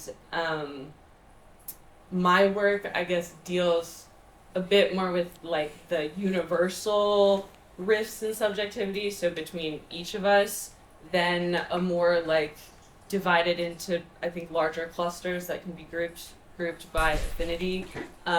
So many of you know what my piece is, but many of you don't, and I haven't been able to show it to everyone. If you'd like to see it, I'm going to be doing it after this. But the piece itself is a VR work that takes the viewer through an experience, basically, that for me, I've taken a combination of some shared archetypal stories, whether that's historical, mythological, just parables that we can sort of understand as metaphorical, and then using experiences from my own life, and how this comes into the work is I scrape a lot of data from Google Maps and steal their maps, which gets really melted to rebuild these memories that I have, but it's using my subjective experience as a place to latch on to these bigger shared things where I think, like, in your own life, if you experience the hero's journey in your own life, like, the place in your subjective experience where that's happening is going to be like a rich place to find out more about like what is the hero's journey. So I was relying on sort of mining experiences that I had that maybe I couldn't explain all the way, but I felt like if I could rebuild them and walk around in them, which is something that's so amazing we can do in VR, like you can build a dream you had, you can build a space where something horrible happened to you and then like change it. You can build all of New York City and put someone else in there and have them walk around in a way that was really not accessible to people unless you had the money to like build the whole room, until really recently. So to answer your question, I think that my work is aiming to take my subjective experience as a subjective experience. Like the focus of the work should be on the idea that we're all having subjective experiences and externalizing it into this objective thing that, like, yeah, I'm rebuilding memories I have in some ways, but they're not exactly the same as the real thing that happened to me. So I don't have access to that. I don't really remember it clearly, and I'm fighting with the technology, and that's also a conversation we all have with our materials. So, like, that thing that the piece isn't my memory, it's something else, but it's an objective thing that exists now that you can go into and have a first-person subjective experience that other people can have that same objective experience, but through your subjective lens. And I hope that this can be somewhere that people can think about kind of the relationship between what experience they might have in the game and somebody else might have. Or especially, I would hope that people could feel it as kind of a reaching out that I'm doing, trying to communicate something or trying to set up the conditions where communication can happen. So that's kind of how I feel about the rifts between us. I'm worried about them for sure, but this was my effort to move what I was doing. Sorry, this is a long answer. I'll never talk again. Move what I was doing before I started doing art, which was analytic philosophy, which did not make it easier to communicate with anybody. And take kind of ideas that maybe I would know how to say in that form and move them into a space like a video game space that is going to, one, engage on so many different levels. Like you're doing sound design, something's happening, there's a story, it's immersive, like there's shapes, there's colors, there's characters, in a way that just writing is a lot more constricted, especially if you're writing like about logic. So in that way, just something more engaging that I could really get people into and have them stick with. Like not everyone wants to put on a headset, but that's another problem. But as to the question of what world this is, I think it's easy for me to get confused between the past, the present, and the future, because like all of these things exist in the present for us. Like we have ideas in the present about the past and about the future, how they talk to each other, what we can take from that in the present to maybe change the future. So there's this place where, the language of uncovering something that's already there really resonated with me. I've used the same language in some of the artist statements I've written. But at the same time, like, we're all taking things that are already here and moving them around in such a way that there's something new. And, like, I do think it's a spectrum where if on one hand your art is, like, taking people out into the city and showing them a composition that's just, like, that's the bridge. That's really like showing a new way of something that's already here. And then maybe on the far other end, like there's a number of artists in the program, and last year we're doing kind of soft sculpture, queer utopias, like really explicitly trying to make a space where like a better world was happening that we don't necessarily expect to be the consensus reality right now, but would like to see more of. So I guess my answer to that is like it's doing both. That I'm trying to take these things that totally already exist. In fact, I think for so many of us in like the information age where we have access to all these images and all these models, and like there's a lot of pressure to go fast and stick with like the cycle of information turning over, where it can feel a lot like you're just curating and not creating, which I used to be more insecure about.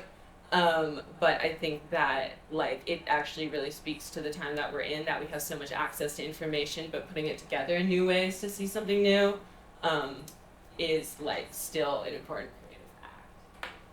Thanks. Oh, you have your own microphone. Oh, no. No, I think that is the one. You know, I do.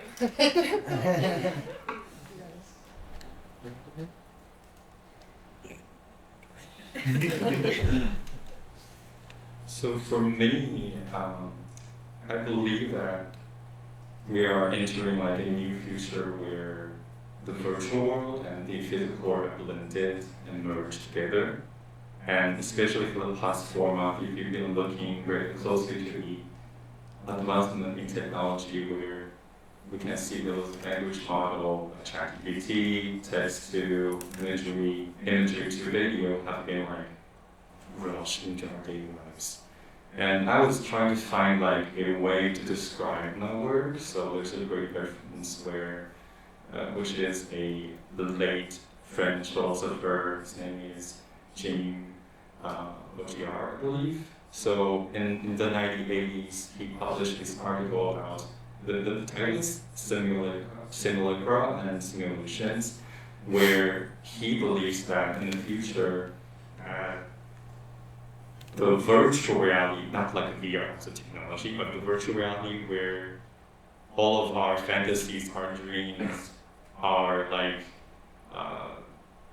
perception of the world are being produced in our real world, like Disneyland, or like a Coca-Cola mug, or like an iPhone, which we mass-produced, would become like more real than the real world. So when you are, so in that term, I think he comes up with this term hyperreal or hyperreality, which is I think a really great term to describe what I'm trying to do is that in the future where the reality we perceive are so depending on artificial intervention, where everything you see, everything you touch, everything you use are somehow not the original, not but the replica. So in my work, I sort of provide different lens, different imagery, or different perspective for people to navigate, to explore. But I place like a rotted, slowly rotten real apple in the center, which I hope when people passing by will see like this debate between what is the original and what is replica, or what is authenticity means in our modern times. And for me, it's quite astonishing to see how the artificial intelligence or technology evolves. And I myself really, like, I'm a tech fan, but I'm so worried about like how these technologies are being used, like deepfake technology, AR, VR technology used to like manipulation or misinformation to in the mass media. Yeah, so I think like the reality we're in right now are hyper-reality, where imagination, when you went to Times Square, those billboards are a reflection of our desire, dreams, which have been like reproduced or being represented and form this like giant metaverse or whatever. Hi, my name is Lisa. I would say maybe that I rather propose a new route through questions. I ask a lot of questions. My work is the one that has the astronaut helmet, and it has rolling questions on it. And writing is a big part of my work as well. Yeah, I thought I'd just read a few questions. Will I be a fossil? Will I be fuel as we know it? What will become of my bodily remains, of my spiritual ones? How will the Anthropocene alter my fossil-to-be state and use? Do I have any agency in this? So I'm from Norway, and we're a huge country. Fossil fuel and oil. One of the videos that I have in my work is this, I call it a humanoid in a digital room. It's sort of swimming around in oil-like matter. And I hope that through asking questions, maybe the right question will come for the right person who can make a change in a way that we would never. I think, yeah, changes are usually seen afterwards. It's like, of course, this change happened. Of course, like, it becomes a natural path, like the internet or the technology the way it is now, but it was never possible to foresee it.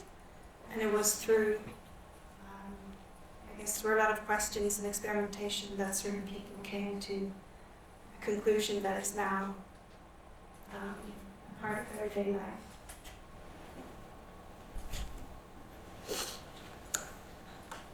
Hey everyone, I'm Fiel. So, I guess going back to the question of, is my work like posing a new world or kind of giving like a window to what like our current reality is? I was trying to unpack that, and I think what I'm particularly interested in with this work is that it's really kind of a reflection of our current, I guess, presence with technology in a way.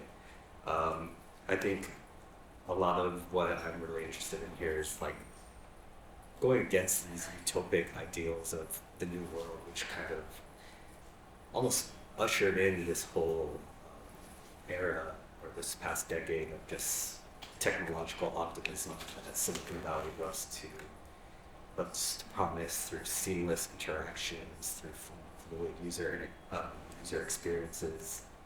And I almost kind of see this work as introducing friction, which I feel like is a very necessary piece that's missing within non-physical worlds.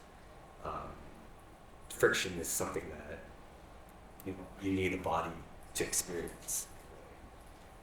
Friction with indigenous spaces is almost non-existent, or almost kind of seen as a bug or big skill, or kind of pillars that are kind of antithetical to neoliberal capitalism. So I almost enjoy, and I kind of wrote this down in my statement where I kind of see margins of error as margins of possibility that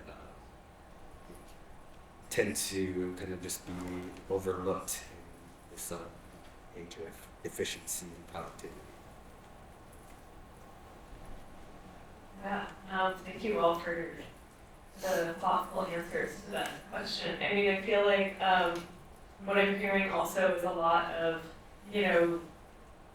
very aptly thinking through this idea of consensus reality that, I'm not sure if we can agree upon anything anymore. And I think, feel like you're talking about this breakdown of, the technological optimism, maybe, I don't know if we're in a zone of technological pessimism or the bodies of technology have now, we know what the consequences are of the, material consequences of certain things, of what we understand to be real or projections or hyper real or,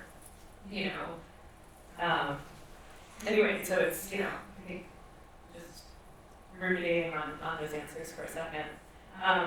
So just to dwell a little bit more, and I know Molly, you talked about this kind of a little bit more at length already, but I'm thinking of to dwell a little bit more on this idea of kind of like representation, and I'm taking a passage from Francois Japonais' The Infraworld, which kind of does talk a lot about this breakdown and failure of communication and how that's kind of just like impossible, and communication in the media itself.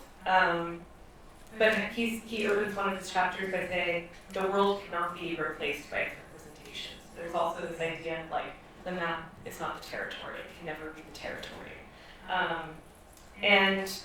So part of the breakdown that I recognize through the works that I've seen is through the translation, or kind of like failure of or lack of translation, from one realm into another, and there's a lot of various realms here that we're dealing with. But can you all speak to how your works unveil or maybe obscure what can otherwise not be seen, or maybe highlight that which cannot be communicated? And we can start maybe at a different place this time. Let's keep it interesting, I don't think we can go to my name is interesting. Yeah, so I guess what is kind of my piece, I guess revealing I guess one of the things that I kind of come back to when talking about artificial intelligence, and I really dislike that term. I think one artificial intelligence ethicist who I follow their work talked about was it's not necessarily how we use artificial intelligence that is how we approach the ethics of it. It's more about what is people's literacy to how artificial intelligence works. And I think calling it artificial intelligence was probably the biggest, like the initial failure of the technology, just because it's so loaded with so much, I guess, dystopic fiction in a lot of ways. I almost, in the work, I'm almost reviewing the mechanics of artificial intelligence. When you're looking at kind of the feed that's being produced, you see everything that the artificial intelligence sees. You see how it's calculating and quantifying the space around you. And I don't think that's intelligence. I think that's just what I like to call it, just applied statistics. But it's like, you're using this in a very weaponized manner in a lot of other technologies. Like, you could use a knife to cook your dinner, you could use a knife to kill someone. So I almost want to show what it's doing, and hopefully help. I don't want to say like bring a sense of literacy to it, but it's like almost demystifying what is so sensationalized about it.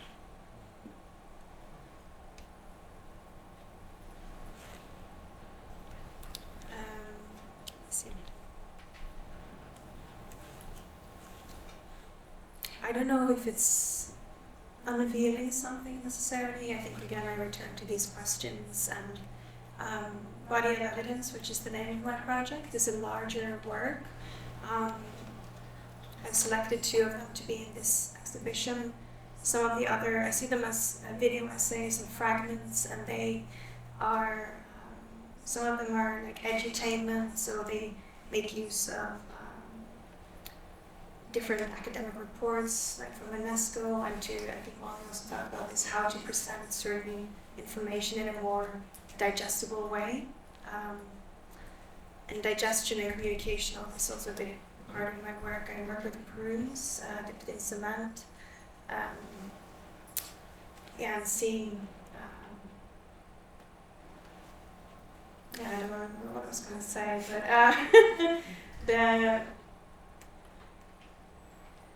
the unveiling, it's a good question. I think also about being in the present is a part of my work and a part of my writing. And coming from my experience, I've experienced with movement and performance, and I would say that bodyliness is a huge part of my work. So it's like maybe by inviting the spectator to engage with the work in a different way, you can reveal I don't know, like new ways to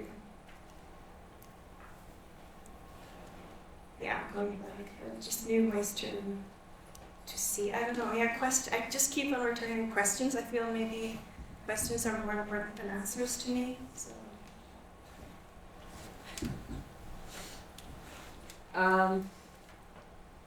So I think that my project, in a lot of ways, reveals a generation that was grew up on the internet, is obsessed with the internet.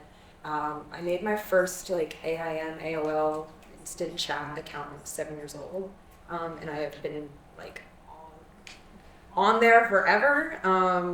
So I mean, I think that first and foremost, it is really heavily influenced by that.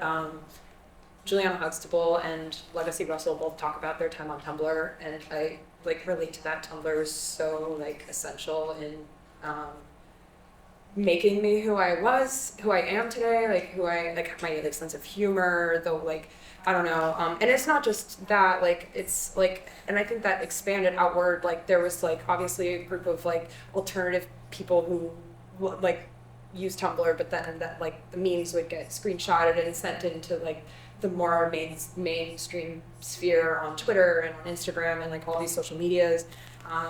So I think that there's just a certain internet culture that has impacted kids today, but also young adults, and also I think that older generations think sometimes that they're away from that or separate from it, but they're not. People with kids will tell them about it, and they're involved in it. I've heard John Oliver have to explain things that is like, ask your kids about this actually. Like, I don't want to say it. So yeah, I mean, I think that like first and foremost that I think that it goes hand in hand with the speed of information that we experience today in the age of information and in the age of the internet. I think that there's like a lack of attention span that people just generally have right now. And I think that my work seeks to, I think, like dissect why that is, but all, like not really in like a way that it does that so explicitly, but more like for myself in a way that like slows it down. And I use assemblage and like collage, but I like to think of both of them because I think that they're separate, assemblage and collage being two different things, but I think I do both. Yeah, I think like that's a way that I've like just like learned how to like digest information, and I think that like other people also learn visually and like tactilely like that. Also, sorry, this is gonna be a long one. I have 4 points. Community and culture and the expansiveness on the internet. I think like what Molly was talking about, and like sometimes as a digital artist, it's easy to feel like you're curating things instead of creating things. There's so much out there. With this project, I like worked really hard to tie those things together and think more of like what is out there as like tool and material instead of stealing, because I think that like I don't know, I even like try to think of copyright law as something that you can like use as material often. I don't know. So I think yeah, and in terms of like community and culture, I think that the like repeating of these images and these icons that we see in like so many different, in like I mean there's like icons in every culture, and there's like similarities that everybody within one community experiences. So I think like for me personally in this project, like I spoke a lot to my like connection to internet culture and to Judaism and to like New York because my family is from here, but I think that there's like opportunity for a lot of people to do that in their own way. And which brings me to my last point, which is I think it also speaks to just a general need for humanity and empathy on the internet and in technology in general, like a certain humanity. I think a lot about of like a C. Russell's idea of, I can't remember if it's called digital dualism or digital duality, I can't remember, but it's I think what Fiel was talking about of like this dissemination of like the like technological self into like real self, and like the tearing apart of that and like the blending of the cyborg avatar as one. So yeah, I think like a lot of the imagery I use in the project came from like a viscerality that I feel exists in this like need to perform for capitalism and this need to perform for social media and like all these things, and where it all like comes from is just like a desire to feel something and to feel like anything. And technology is so like cold and like distant from like the abject that I think that the project tries to find that like piece of like human touch that does not exist otherwise.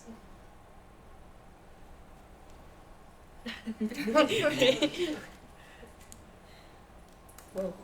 that was a lot. You covered a lot. Sorry. No.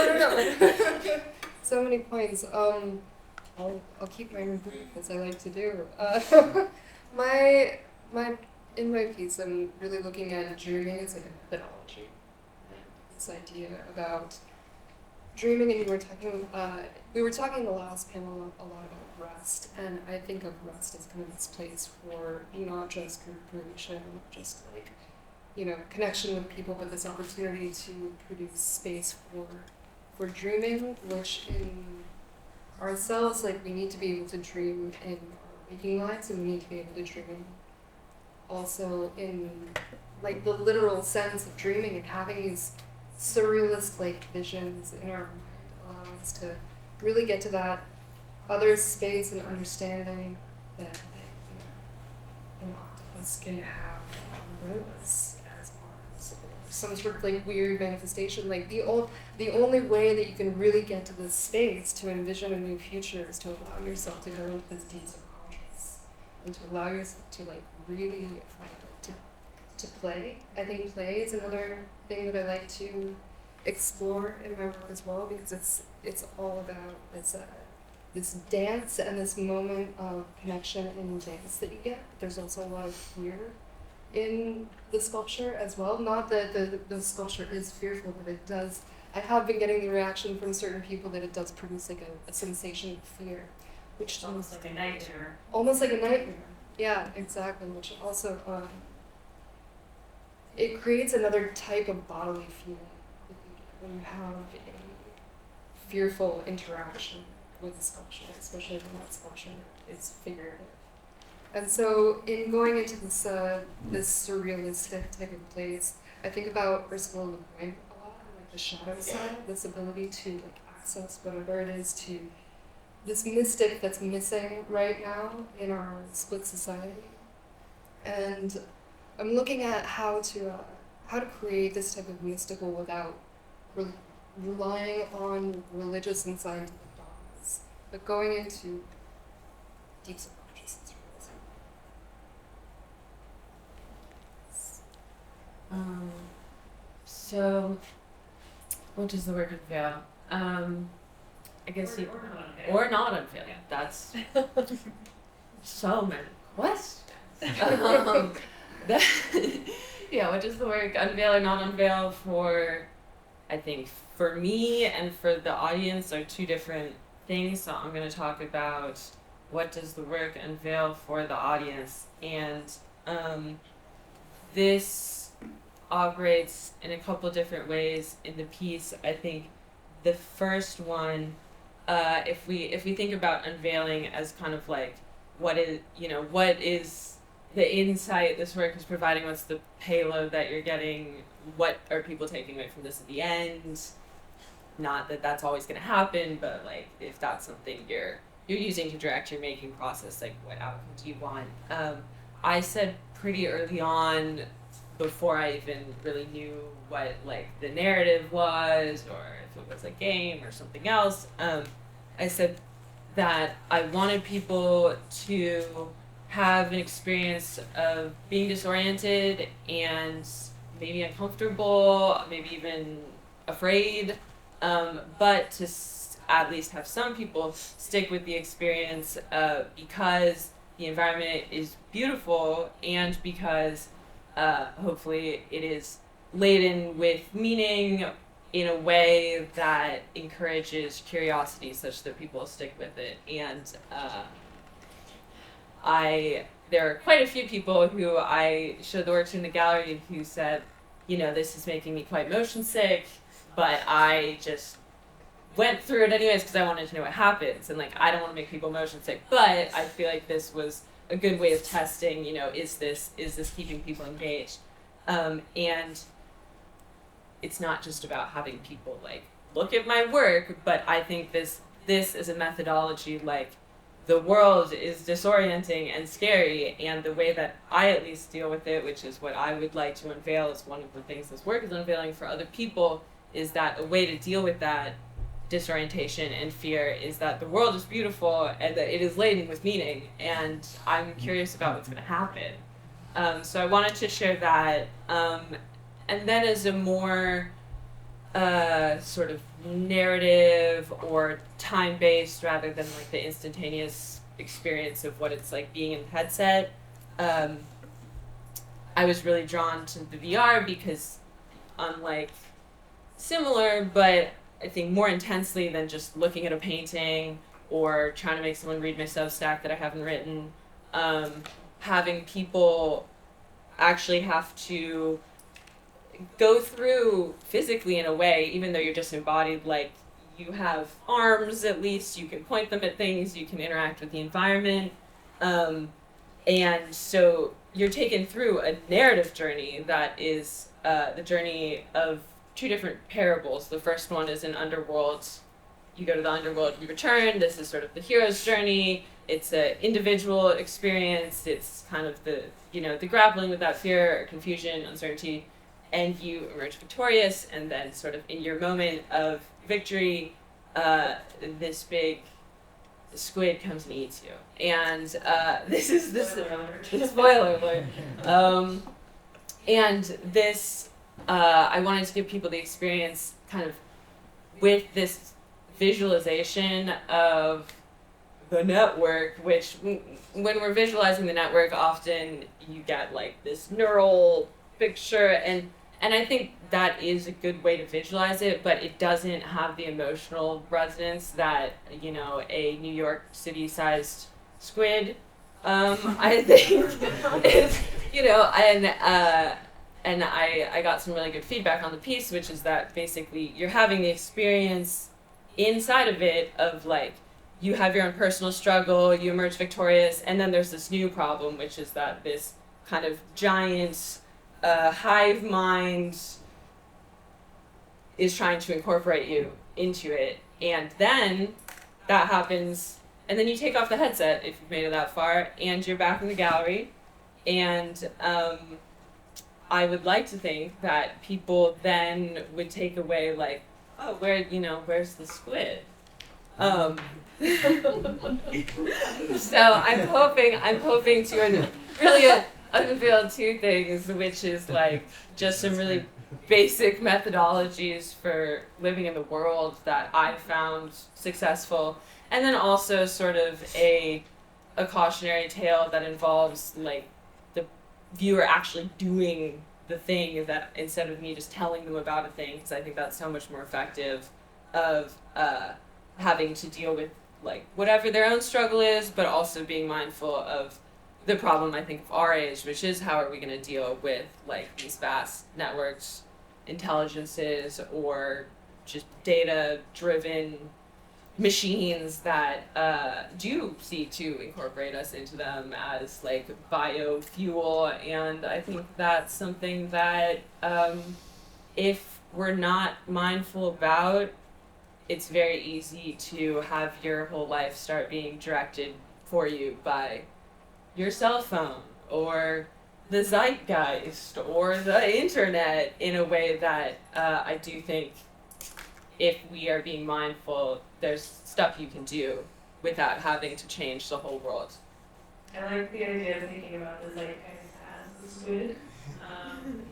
And yeah, also just thinking about this idea of, in the experience, like the embodied experience of the network versus the like conceptual framework, which is again what you're saying is how we're used to seeing it.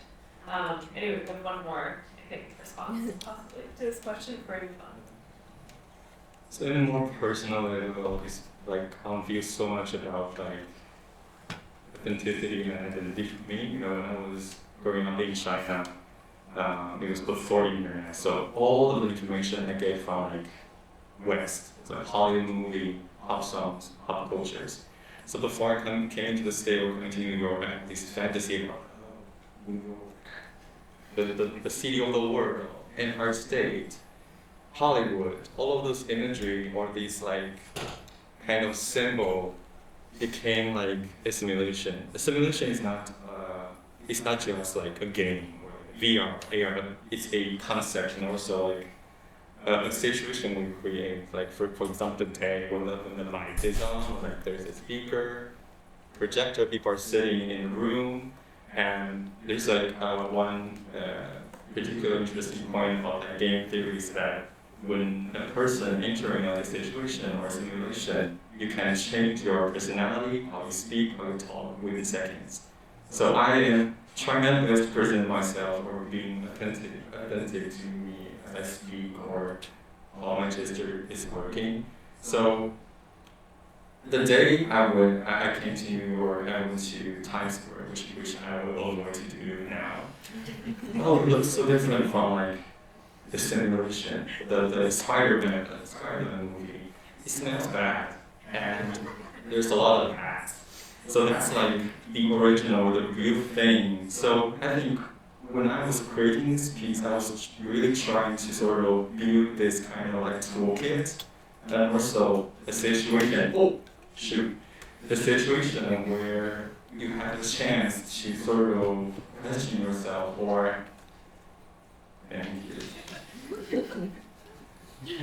question yourself and trying to sort of find your own position in a world where there's so many simulation or so many virtual reality, so many projection already or reflection already. Thank you so much. It's just a simulation. Yeah, it's just a simulation. So I want to use AR, but not like as a technology sample, but as a sort of a tool for people to. I was very aware that like when people came to the gallery, they have 5 minutes for my piece. So how can I use the simplest, most minimal, most like direct way to sort of create this situation and create a simulation for people to consider those sort of questions that I raised. I still don't understand, but I'm trying to figure it out. So that one feels like, for me more personally, like when I sort of, for now, after 2 years in New York, I sort of poke all of those fantasy or simulation bubbles where I can see things more clearly, or I can see the roots instead of the leaves, or instead of the branches. So I think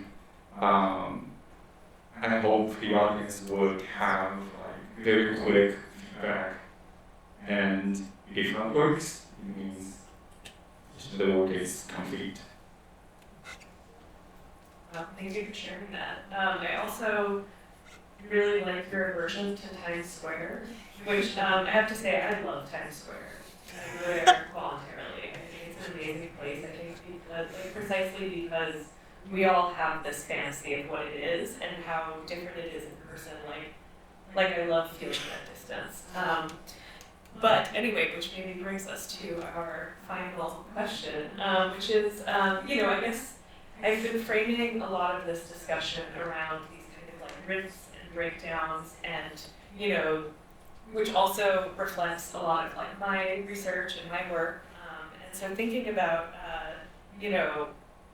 all of this against the backdrop of a continually like collapsing apocalypse that we're currently living through. It's the continual collapse that we feel like we're experiencing right now. And part of that I feel like is also not just, the physical things that are breaking down, but also the loss of the idea of what the future once was or was supposed to be, and the divergences from that. There's, we don't have to go into why or how that happened, but anyway, within that as kind of like the modality that we, kind of find ourselves, I guess I'm curious of what is the role of time in your work?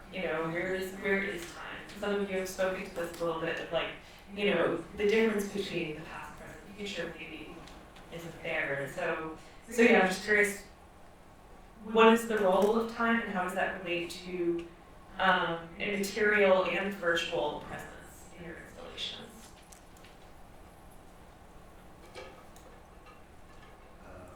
Yeah, so I think it's really interesting this kind of like collapse. Like the first thing that comes to my mind is like this idea of entropy that we're kind of entering into with all these emerging technologies. I think in terms of the piece that I worked on, time is a very central part of it. And the way I kind of address time is in a couple ways. I think like when you're looking at the camera feed of it, I'm really interested in how it kind of flattens like the human experience very incoherent way, and the way it kind of just like ephemeralness that kind of happens that almost denies you to almost sit with that time. And then the other side of time that I'm addressing is kind of just like the nature of how artificial intelligence works in this context, where it's really just repeating the past to you and having you respond to it as if it were the present. And we constantly respond to the same way that we've responded to in the lowest common denominator. Well, this is the best way to respond to this. This is how people have, it's almost like going to Yelp and finding the best restaurants, but you never really experience the best, you've only experienced the lowest common denominator of best, which I think is kind of inherent in how artificial intelligence makes decisions. And it kind of goes back to this idea of Xianfan was talking about with simulation, how when we're in this constant loop of reliving the past as if it were the present, when does anything new happen? Like where is the room for new? Are we just kind of on this hamster wheel of life? And I think one of the things I almost want my work to do is almost intervene in that and stick a branch into the hamster wheel and have it jump out and figure out, oh, I'm actually in a cage. Yeah. But then what's creating my piece, like time, space, and our sensory experience is like very essential to the work, because I was trying so hard to find an apple which actually was brought. And with the traditionals, and for them, the moderator, it was exactly the same. And then I went to units where it was like directly from the farmer's market, and I got that one, which is placed in the gallery. They brought like in 1 week. So, and if you walk by my piece really carefully, I sort of place this essential oil from imported from China, have a really, really light apple smell. So when you are entering the situation, simulation I created, you will, all the sensory experience and your concept of like time, the duration of time, begin to like reveal itself to you. And it's like really struggle and more also very funny to think about like how it's so hard to get an apple which will run over time, but it's not, like most of the time most of the apple I get are actually artificially made being stay longer. So in terms of like time in my work, the positioning of time is somehow like when you go to see the work, you already see the results or part of the result of the rotten apple. You didn't witness the whole duration, but you sort of get a chance to again question yourself about what is authenticity of the apple, how does it smell like, like all of those sensory experience of us eating an apple, the first feeling of eating a crunchy apple, the feeling of like the sound of apple dropping to the floor, or the smell of a rotten apple, all of those together become like our idea or our definition of real pain. So time is a huge essential part of the sort of our concept or our sensory experience of to define something or to determine something. I was thinking of, Gino said before that if you forget history, it's bound to repeat itself, and I do believe in that as well, and that the present is a reflection of the past. And both personally and also in my work, I think a lot about the unknown and seeing the future as unknown, and that the only certainty is the present moment. Or I see the future as just another present. So like in the work itself, I have a soundscape that goes on. It's like a droning sound. It could either be space or the sound from within a room. And I would say that there's the repetition of the text. So there are different elements that brings different elements of time in the work.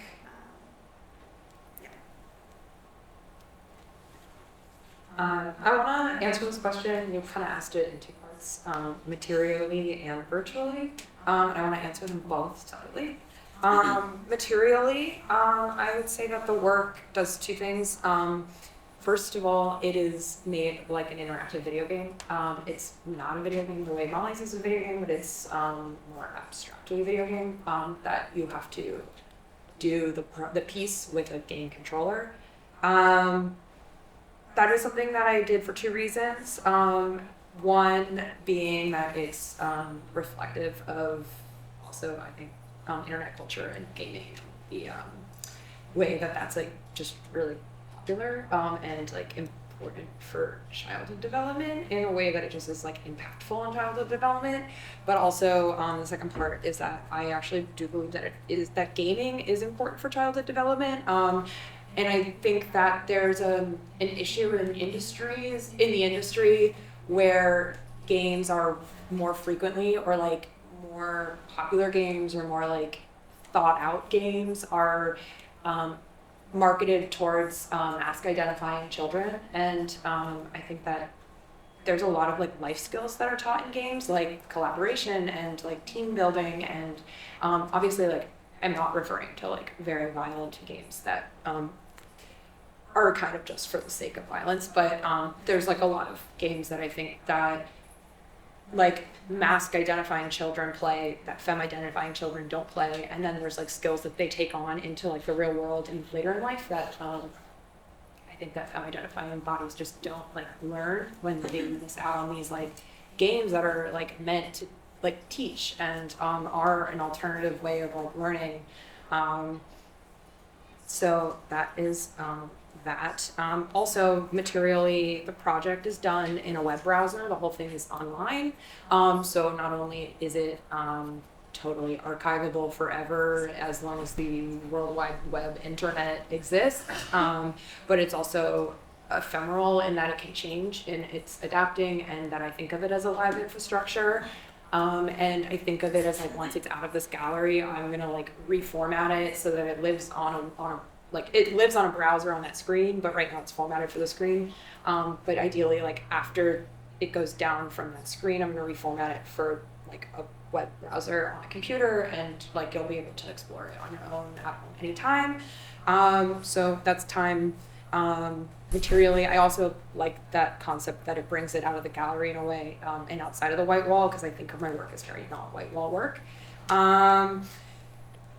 Second, virtually, I think the work warps time in a lot of different ways, and also reflects on queer time, in that it like is kind of redoing a past that maybe like you like wish that you could redo, and that's like I guess the foundation of queer time is often that queer identifying bodies will kind of like relive their childhood and adulthood because of things that they like missed out on, or they feel like behind, or like they're catching up, etc.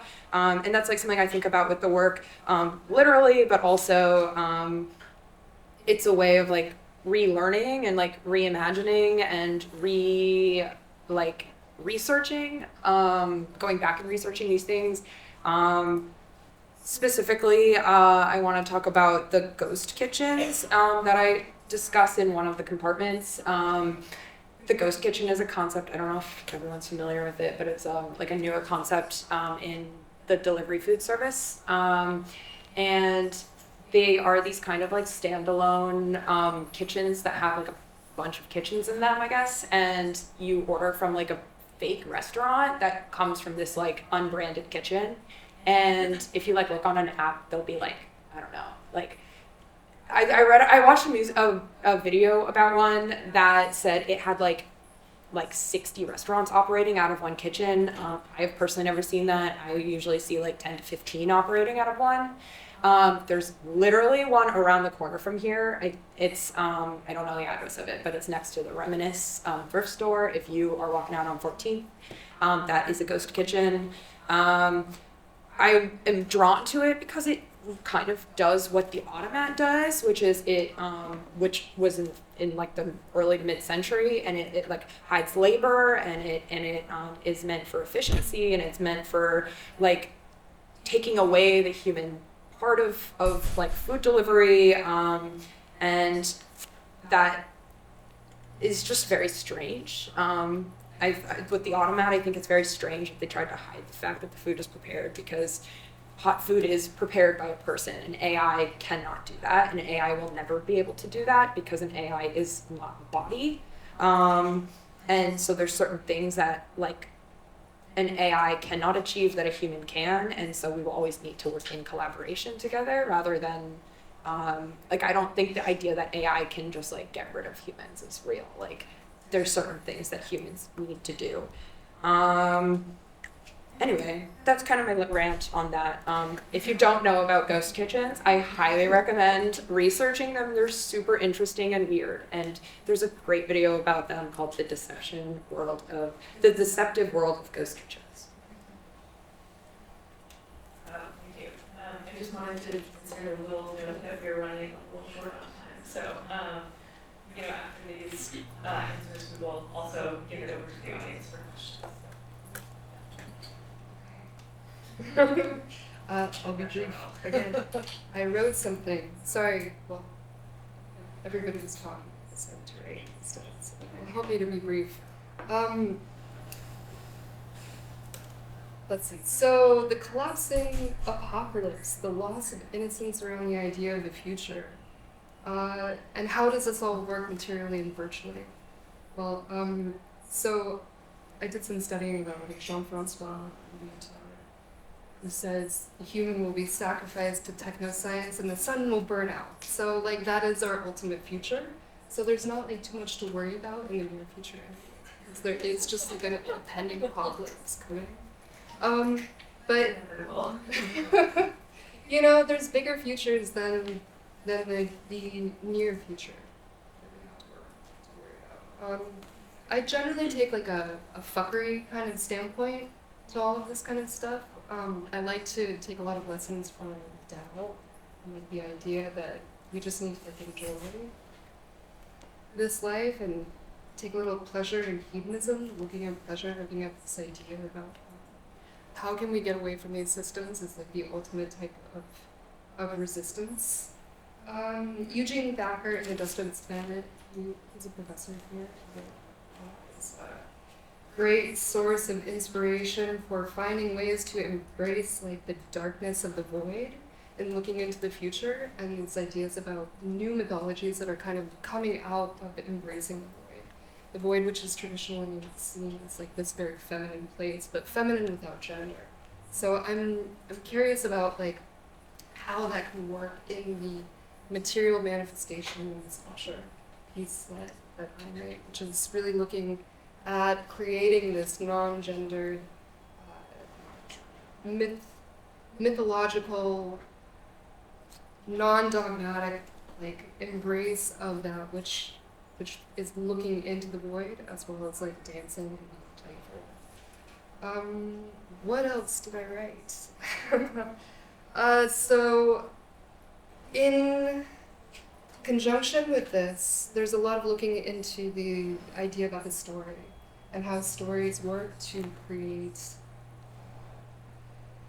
our sense of where we exist within this greater world and the meaning making that goes along with it. So in our looking at the world that is going to burn up eventually, how do we place ourselves within that? And the material that I'm using, which is salt, is meant to melt eventually. Sorry, I just wanted to be brief. So. It's so much to say. I think that one of the problems with these compressed panels is I'm sure we could talk for hours and hours, and time is a constraint here too. So yeah, time. let's go. There's different kinds of time. I think your question gestures at a more historical, narrative kind of time than like the phenomenological, temporal experience of time that we're all having. Though, and I can point to both of those things in the work. I think that temporally, like, it's an interesting space. It's a time-based work, and it's made out of like referencing specific places and specific events at specific times that have been now recontextualized as like this one world. Even really specific things like I have the sun cycles going really fast, the weather is changing really fast, like the time is fluctuating and yet everything stays the same. In the physical installation piece, there's all these handles that have melted, which is, you know, very on the nose, but yeah, we're doing ritual. But historically, I think the climate that I at least find myself in is theoretically, culturally one where there's this end of history, postmodernism. Also, I don't know who coined the singularity, but or I do know who coined accelerationism, but kind of like this movement that's increasingly fast towards this endpoint that may not be good, and or probably we feel will be bad, and at the same time an awareness that we're existing in this economic system that gives priority to narratives of collapse that people want to click on, and so maybe an awareness that like these things are also being exaggerated in some ways, but then not even attended to in other ways.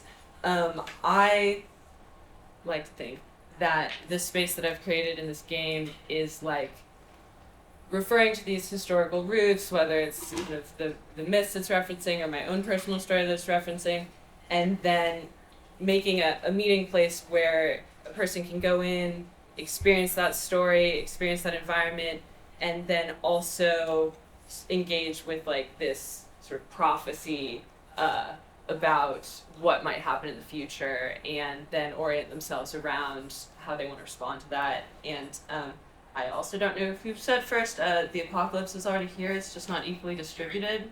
And like, yeah, some people are like, people have lost their lives already because of the things that we are worried about happening in the future. I'll just say to end, like, there's this parable, I guess, that my mom really likes about some guy who's on the beach and he's picking up the starfishes and throwing them back in the water so they don't dry out and die. And someone comes up and says, like, you're never gonna get them all, like, what are you doing? It doesn't matter. He says, well, it matters to, like, this individual starfish. And I think that my piece is a place that hopefully locates the viewer where we already are, which is in the present, but in a space that makes them think about, like, where we came from and where they're going next, and then gets to have also an interaction with me about what their interaction was in that, like, time-based piece. So time is up. I'm done. Thank you all so much.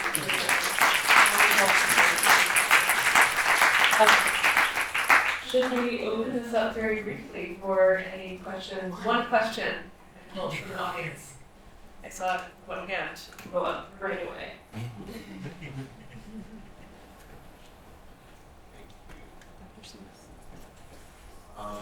Yeah, thanks, girl. I was really curious around like notions of the glitch in all of your work because it feels very present, whether it be like a smashed TV screen or like a matzo ball soup that looks like it's boils or giant spirits. And I'm curious around like what the glitch offers in terms of possibilities or what you view like the role of the glitch is in your works. Get me out of the way. For me, the glitch functions really as a record, I think, of my hands in the work in a way specifically that is meant to show that, like, this is a very DIY situation, like, leaving all these artifacts, leaving all these accidents, leaving all these things that you wouldn't be leaving or even maybe creating in, like, a corporate environment that's making video games. There's a ton of mistakes in the game, or even older work that I made really pixelated because I was using the iPhone 6, and I think I've never had any desire to remove those kinds of things because I think that it speaks to the fact that I was able to learn how to do this stuff on my own and for free on the internet, and that's something that I think not everybody knows, that they have access to like this kind of technology and what you can do with it, and I think that's really visible in the work as it's sort of like roughness and glitchiness, even like though it's so glitchy it doesn't work sometimes. I think I'm the one person up here who's not using technology in their piece. So glitch holds like a special place for me. There is no technological glitch except for the glitch that's happening in, I think, like the stories and the way that people are telling their stories right now. This time of like incredible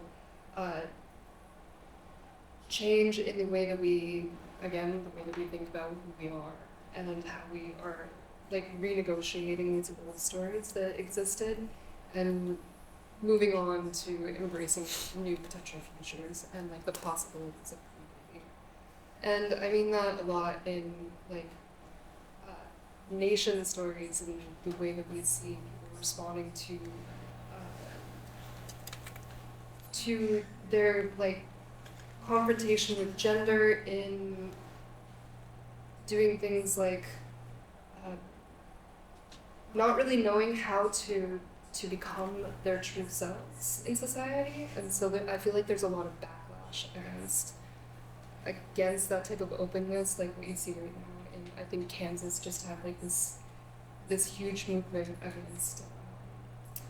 against trans rights, passing a massive bill to make it about biological sex only.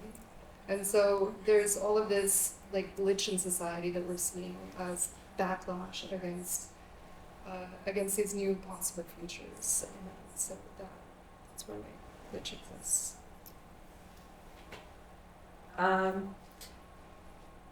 think about the avatar as a site of glitch a lot, and like the self that you take in and out of like an online presence and in real life, and I guess again like the concept of digital dualism, and that like as we become like one with technology, there is no like divide between the two. So I think like using the online presence as a form of intervention, and also I guess in general, I think the work like backs up on traditional academia in a lot of ways. And I guess I wrote a long time ago an article or a journal reading article.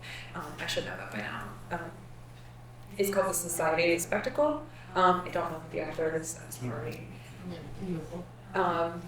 Did you say wait? Beautiful. Oh, okay, that's it. Sorry. I really like that reading. It's something I read before grad school, and I came in, and I think it like has impacted most of the work I've done. I think that we live in a society that likes to look at people and likes to judge people and likes to obsess over it and capitalize on that. And I think the systems that we like are existing in have like accepted the society as something that will like step on personal value and who you are as a human being, for financial and for political gain, et cetera, et cetera. So I think in general, I think the work tries to just separate itself from that and find an identity that is like alone and also, but at the same time backed up by community, but is able to, I think, like ignore what is out there and like try to find something that works for the self.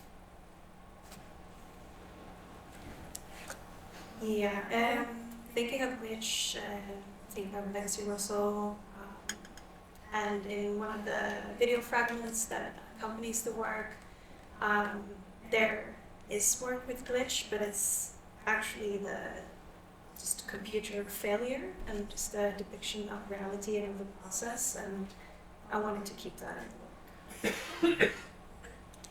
I was trying so hard to sort of avoid English, but I failed. every morning or every night I will launch on my iPad. I have like either the apples appear or the iPad shut down, overheated. And the track is like starting to use water, and so the whole concept changed and like the installation changed a bit. But over time, when I'm like first I'm trying to code, trying to place the apple exactly in the center, but it failed. Like through multiple tries, I realized that the limitation or the errors or like the failures or in programming in like art making are like actually should be appreciated more. So I feel like in a more personal level and also for me, like first time viewing like an installation and allowing the sort of mistakes or glitch in the technology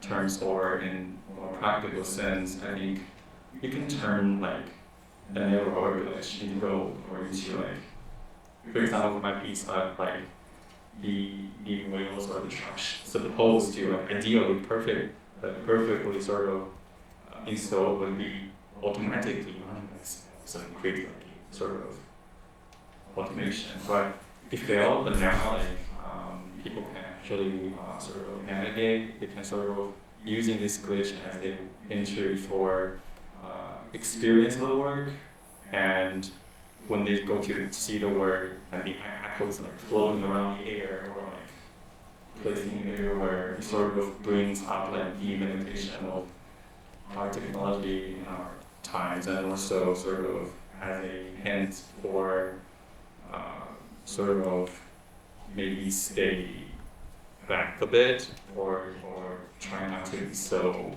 precise and just very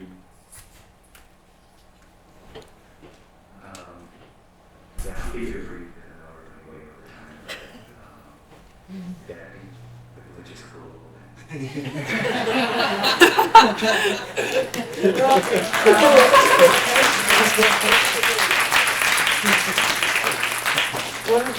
Thank you so much. That was awesome. Second panel. Thank you, Rachel, for engaging everybody.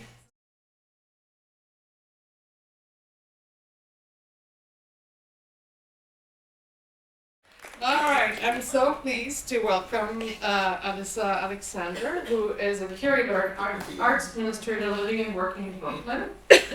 She's an experienced exhibition and gallery manager with a background in journalism and critical writing. Currently, she's building a curatorial practice and pursuing more in-depth cultural and art historical research while managing the studio of the multidisciplinary artist Derek Adams, who also has been a visiting guest within the program a couple of times. Her research and curatorial pursuits center artists of the African diaspora whose work engage with spiritual visions and folklore, queer identity, and Caribbean culture. She's dedicated to working with emerging artists and institutions to cultivate a more accessible and equitable creative economy. So we're really thankful that you took some time out of your busy schedule to be with us today. The artists on this panel are Katie Chin, Ash Moniz, Edward Nolan, Henrik Nordel, Shay Salih, and Noah Zhu, and Shining Zhu. So we're really glad to have you all, and I would like you, we have an hour for this panel, so as we saw in the panels before, just be, respectful of everybody else's time and concise, so the conversation can stay tight and focused. And without further ado, I'm going to hand it over to you. Thank you. We're wrapping up. Yes, I'll be with you time. Well, you guys all got the questions, and I just wondered if anybody wanted to respond before I get into them. So any of the themes: forced labor, migration, movement, materiality, value systems, any themes that stuck out to you that you wanted to speak on in connection to your work.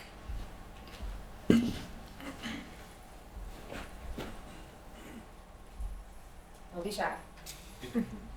Oh, where's the other mic? Yeah, it's right in front of you, whoever has it. Okay. Sorry, so your question, I'm not understanding. I had like is it turned on? Okay, so I guess, so what we did with the other panels is, I guess we started with just like going through and doing a quick like, this is like a brief little statement on my work and sort of how it was like fitting into the context of our panel. So I guess for me, so my work I have in the show, I have a painting called Derailed in the show. And the first question you sent out to me was kind of asking kind of about this contradiction it was seen as a contradiction in my writing between, I was sort of writing around rails in like an area that you were seeing maybe as more rural, and then sort of balancing that against the backdrop of New York City and subways. And I guess to just like talk a little bit about the project. So for me, it was sort of born out of train travel. Like I recently, like past couple of years in my life, it's just trains going everywhere, subway, train back home. And I guess for me, we also have talked today a lot about cycles of history. And for me, like the rail sort of became this like symbol to sort of open this dialogue between these different cycles of history that I'm sort of drawing connections between. Number one being the derailments that are happening all over the country. And just for like context, those happen because there are 7 major railroad companies in the United States, and 6 of them have a new business model called, it's like a management model called precision schedule railroading. And that's basically just lingo for, they're cutting down benefits for workers, they're cutting down size of labor forces, they're stacking more trains per car, they're cutting down on safety checks, and it's basically just this very calculated decision that happens to basically account for the cost of derailments and like lack of safety and maintenance on the rail infrastructure.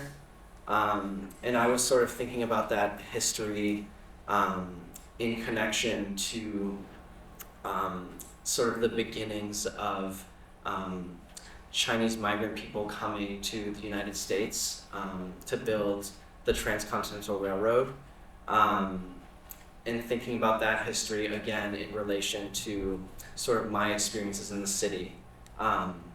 So sort of thinking about the subway and how the infrastructure of the subway designates certain communities for service by pushing them to the boundaries of Manhattan and sort of like basically enabling this hierarchy and like all the geography of the city is dictated by socioeconomic class.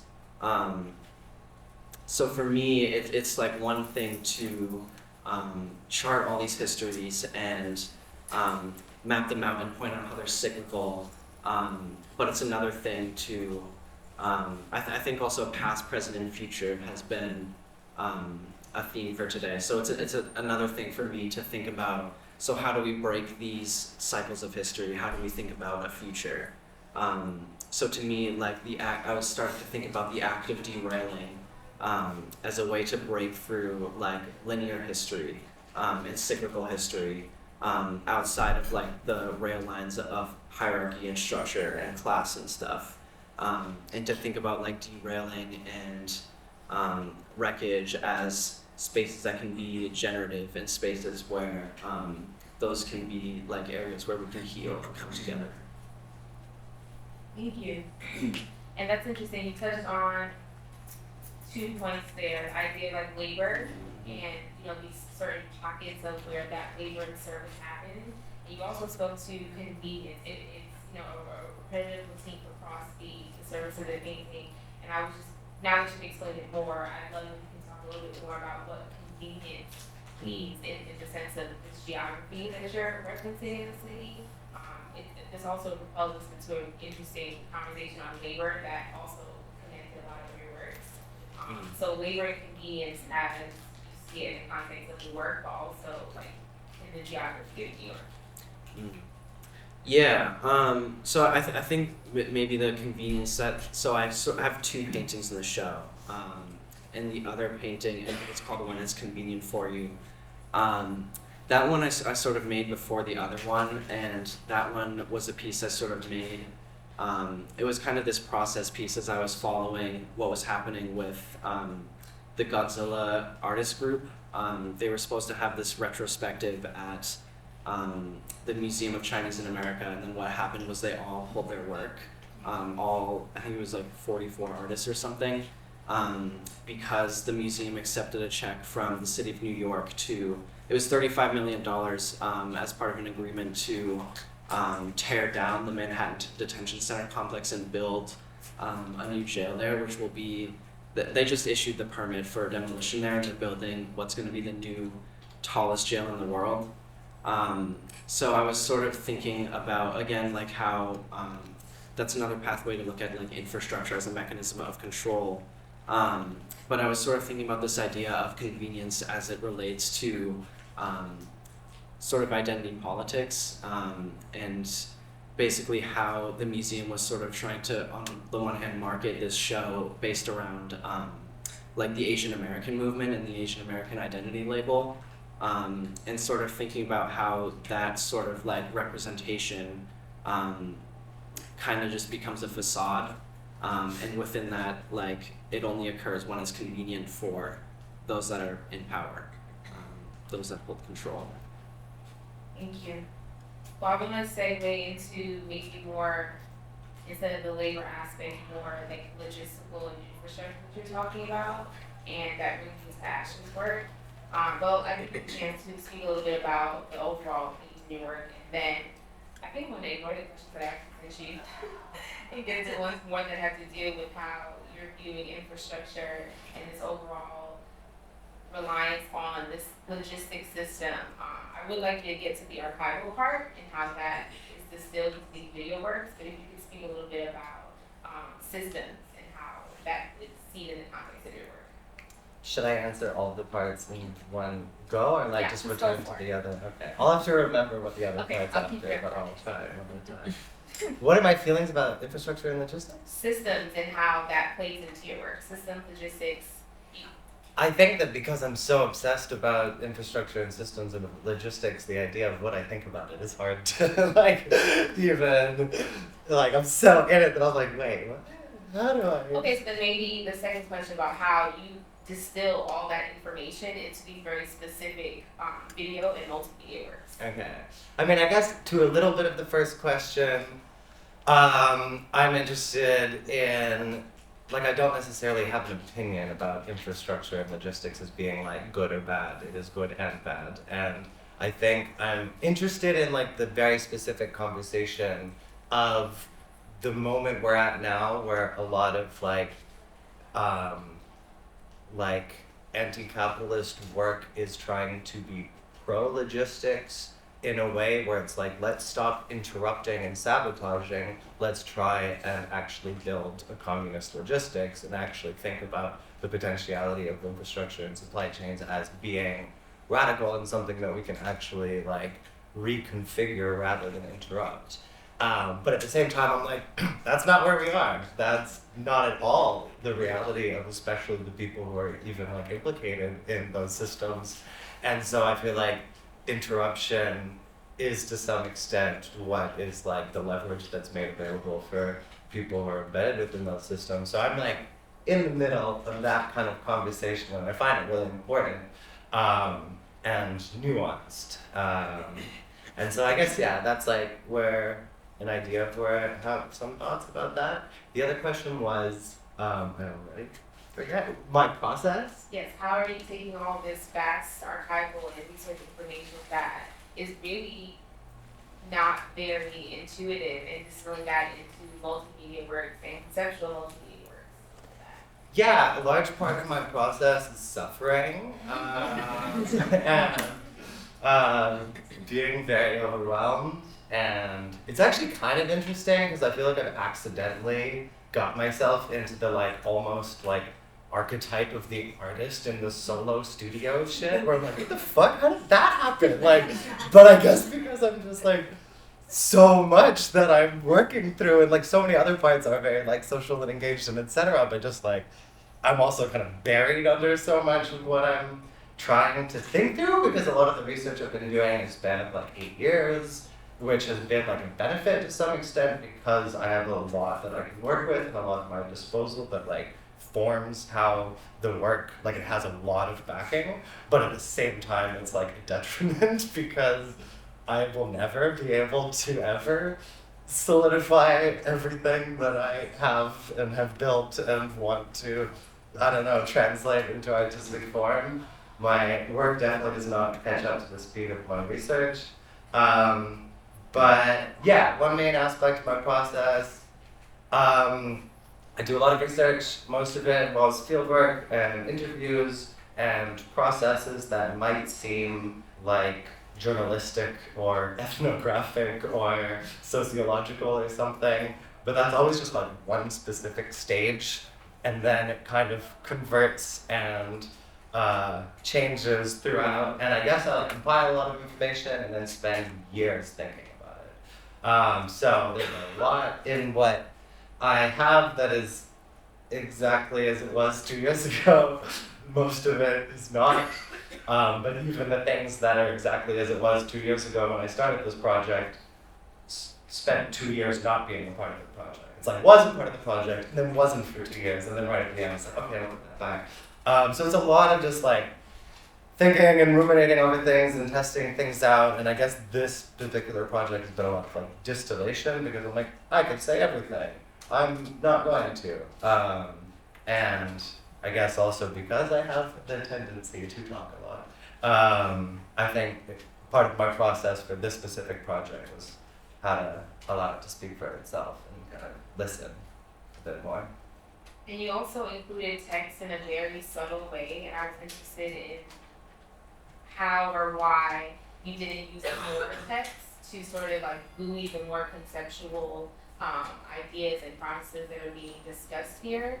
So if you could just talk a little bit about your use of text in your work.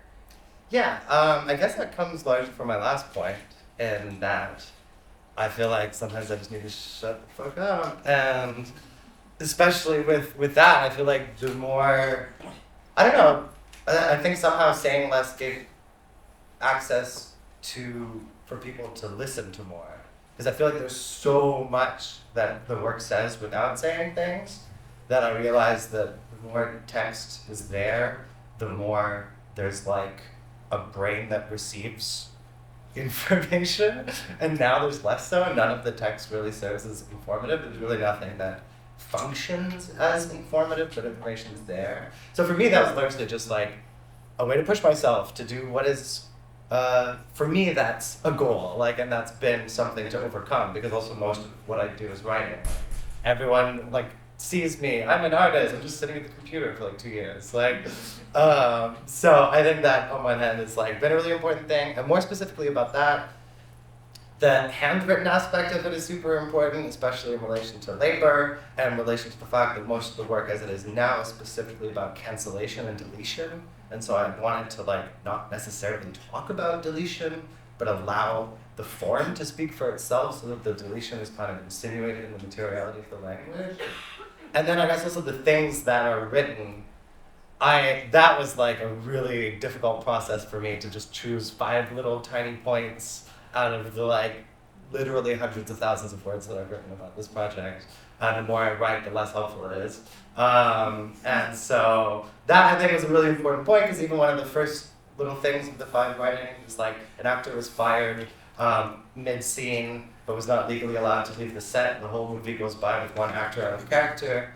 And like I thought of that sentence like 1.5 years ago, and originally that was going to be like the premise of like shooting a film that's based on this actor and whatever. And then I was like, no, there's something about this sentence that is somehow more powerful than anything I could do with it. But I still never knew what to do with it until the very end. I'm like, I guess it's just the sentence. And yeah, it works with that. I want to go back a little bit to the point that you made about your process being a lot of suffering. Obviously, everyone's practice is grounded in some sort of labor around what they're doing. But Shiny, I think that the labor associated with your work is like therapeutic and also integral to understanding your process. So can you speak to how you view labor in your artistic context? Yeah, it's on, right? But yes. Everybody's telling me to relax, but it's scary. So I prepared something, so I'm gonna reference to that. So I make knots, one at a time. So what is in the thesis show is an accumulation of a year and a half of, knotting and meditating. When people first see my work, they mostly only see the physical labor. But however, physical labor only makes up a small portion of my labor. I think, I write, I meditate, I fight, I connect. I never make art with the image of the final form, like it's whatever comes out of the process, it's the thing. So the practice itself lives in the process. What you see are the traces, records, and extensions of my body. Okay, so labor. Making art involves various forms of labor, many of which are not recognized. My labor is more than knotting, wrapping twine, pressing clay, and arranging wooden boards on the floor. Before my hands even touch the twine or the clay, there has already been so much labor done. I would have a little list of the labor. The labor to seek out care and make space for myself. The labor to sit with chronic stabbing pain in my right eye. The labor to navigate people's jealousy, insecurity, and large ego when it overflows. The labor to repress anger when sitting at critique and hearing someone say, "Oh, I know Shanning's work is about anxiety, a cathartic exercise, or a coping mechanism." The labor to justify why my work deserves space and sunlight.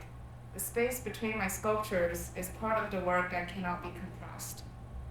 The labor to resist making big work to impress. The labor to remind myself to breathe, drink water, rest with abundant warmth, and move with care and gentleness. So much labor, that's why I'm always tired.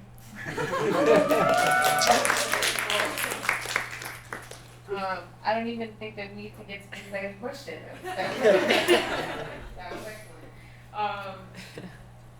Shay, you also spoke a lot about how in your writing, how the process of making this work, that you started before the work was even made. It sort of was like a journey that you were on.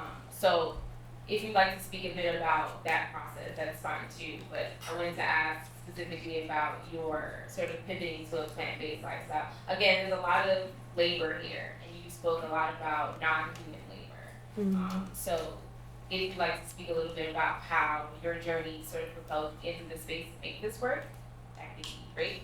And then also the tension that arises from focusing on non-human labor when there's also human labor that is equally as, I guess, despicable in the context of our food industry. Yes, I can answer that. Yeah, I don't know, like, the conversation around mental health, I guess, like, because the question you asked me was a little different, so I'm, like, kind of rooting, like, thinking about that. But I think, like, the works I've made in the thesis show, that are in the show, are, like, a little different than, like, the works I was doing throughout the 2 years, and it's kind of been trying to, like, approach this topic of, like, animal exploitation and, like, how to approach this topic. I think the conversation around mental health for, like, farm and migrant workers and the animal is seen in some of, like, my previous works, but not specifically in, like, the thesis show works. But the works in the show extend beyond labor and agriculture and talk about interspecies relationships of humans. So the video, the roadkill video, is kind of like this 2-hour video of a road trip across the country, like from New Jersey to San Francisco. And in it, I'm like documenting the bodies that are kind of just discarded on the side of the road. And kind of speaking toward human domination over animals and of expansion and colonialism's impact on everyone. The non-human victims are an example of that impact, but I hope that the work provokes like a deeper thought about why our efficient domination of landscape doesn't consider lives that are valuable to the market. Yeah. And the mechanization of organic beings is a foundational tool for capitalism's or capitalist exploitation of both human and non-human.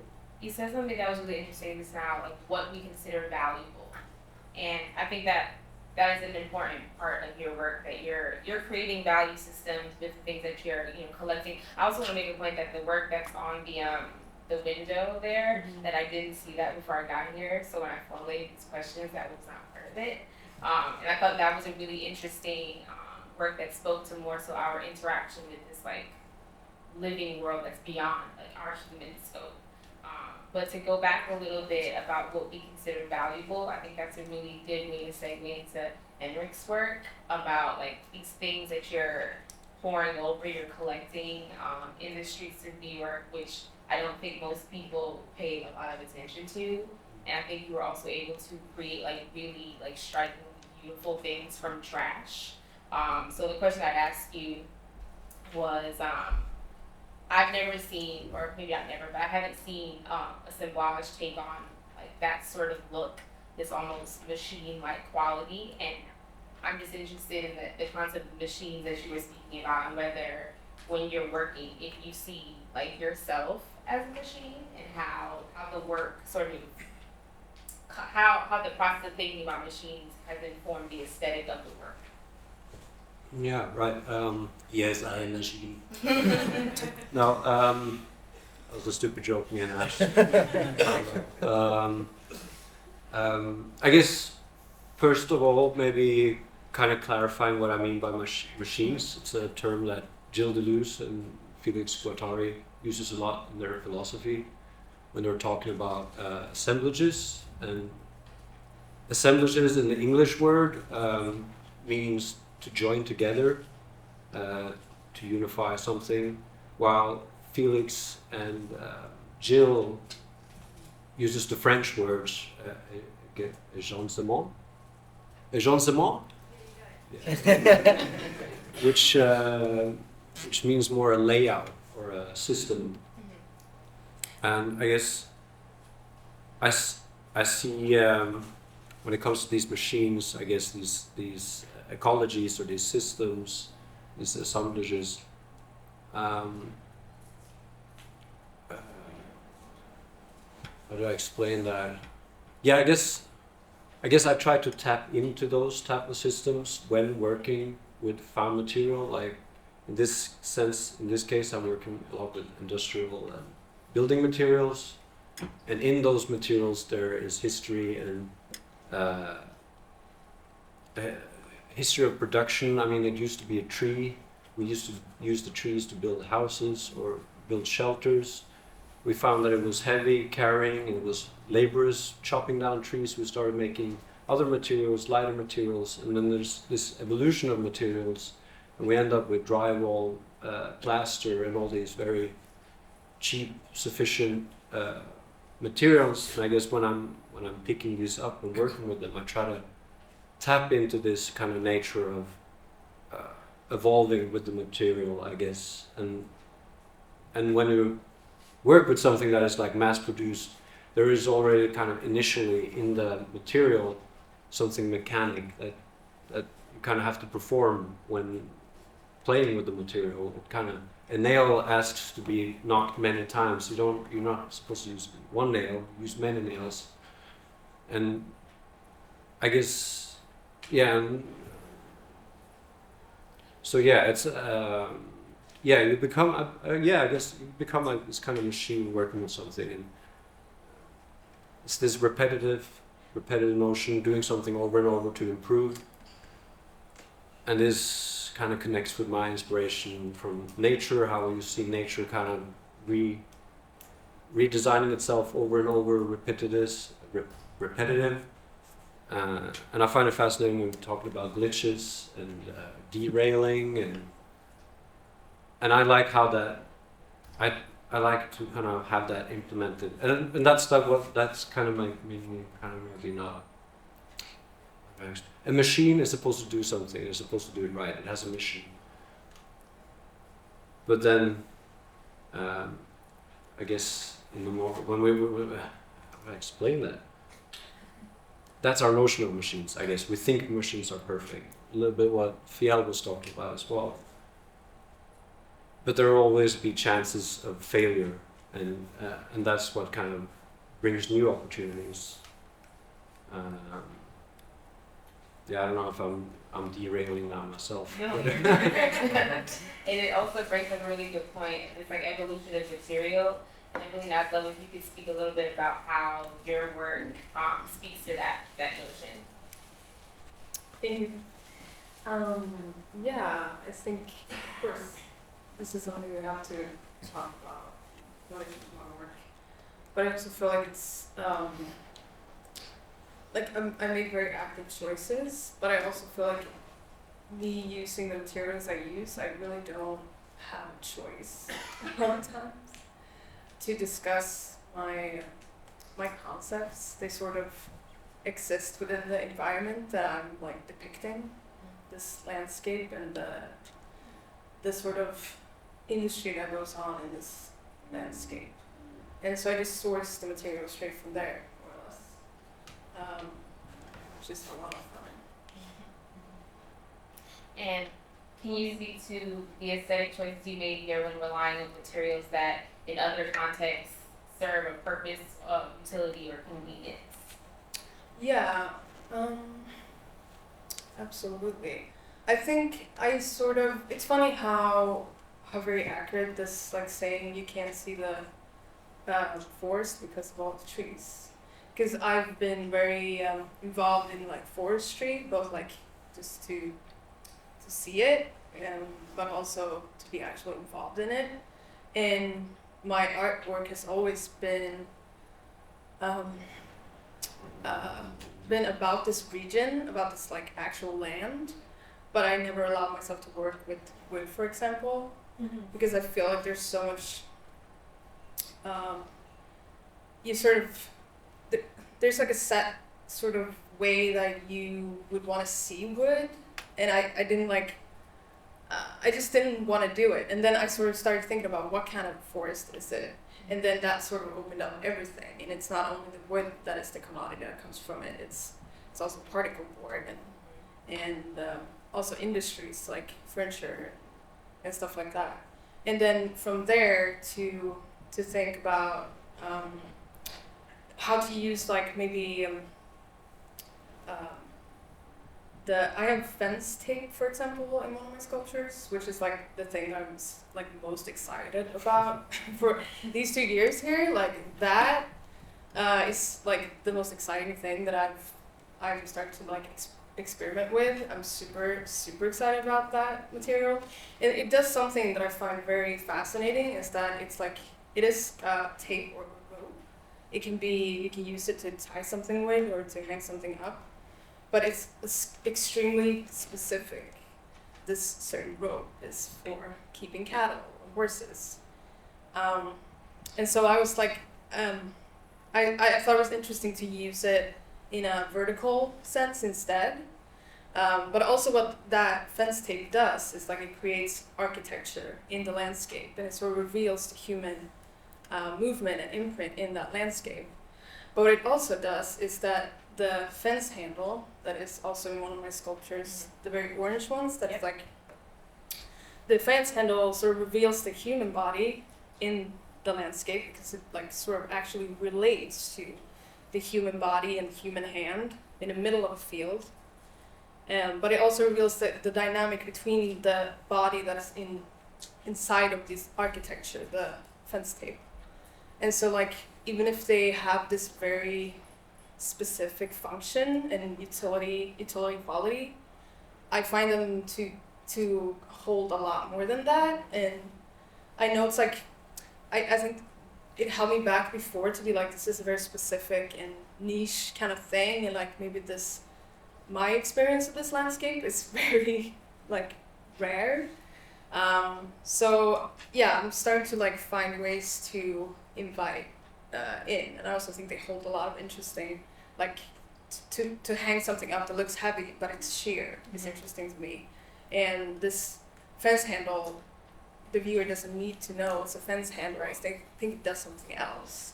Yes, it looks very sculptural. Like I have to go back and read your sort of GM list, and I'm still like, which part is the fence handle? Yeah. Because I also haven't really thought about what a fence handle could Exactly mean, you know? Yeah. I think that was a really interesting part of your work too was that the materials were so, in a lot of ways, foreign to me. But then there was also like IKEA furniture that I absolutely loved.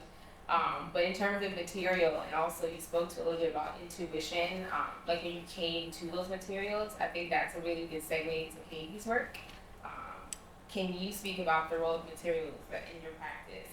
I love that you listed labor as a medium in the work. And I'll just ask the second question too. In terms of that intuition, you spoke a lot beautifully about the push and the pull of what it means to sculpt, but the work itself seems so, mathematical almost, and like less intuitive than I expected to sort of encounter.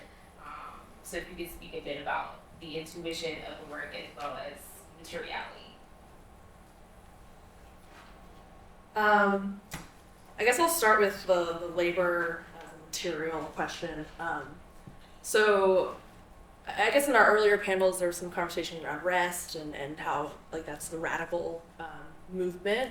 But I guess I kind of go into this like a different way for myself, and like there's also joyous labor can happen.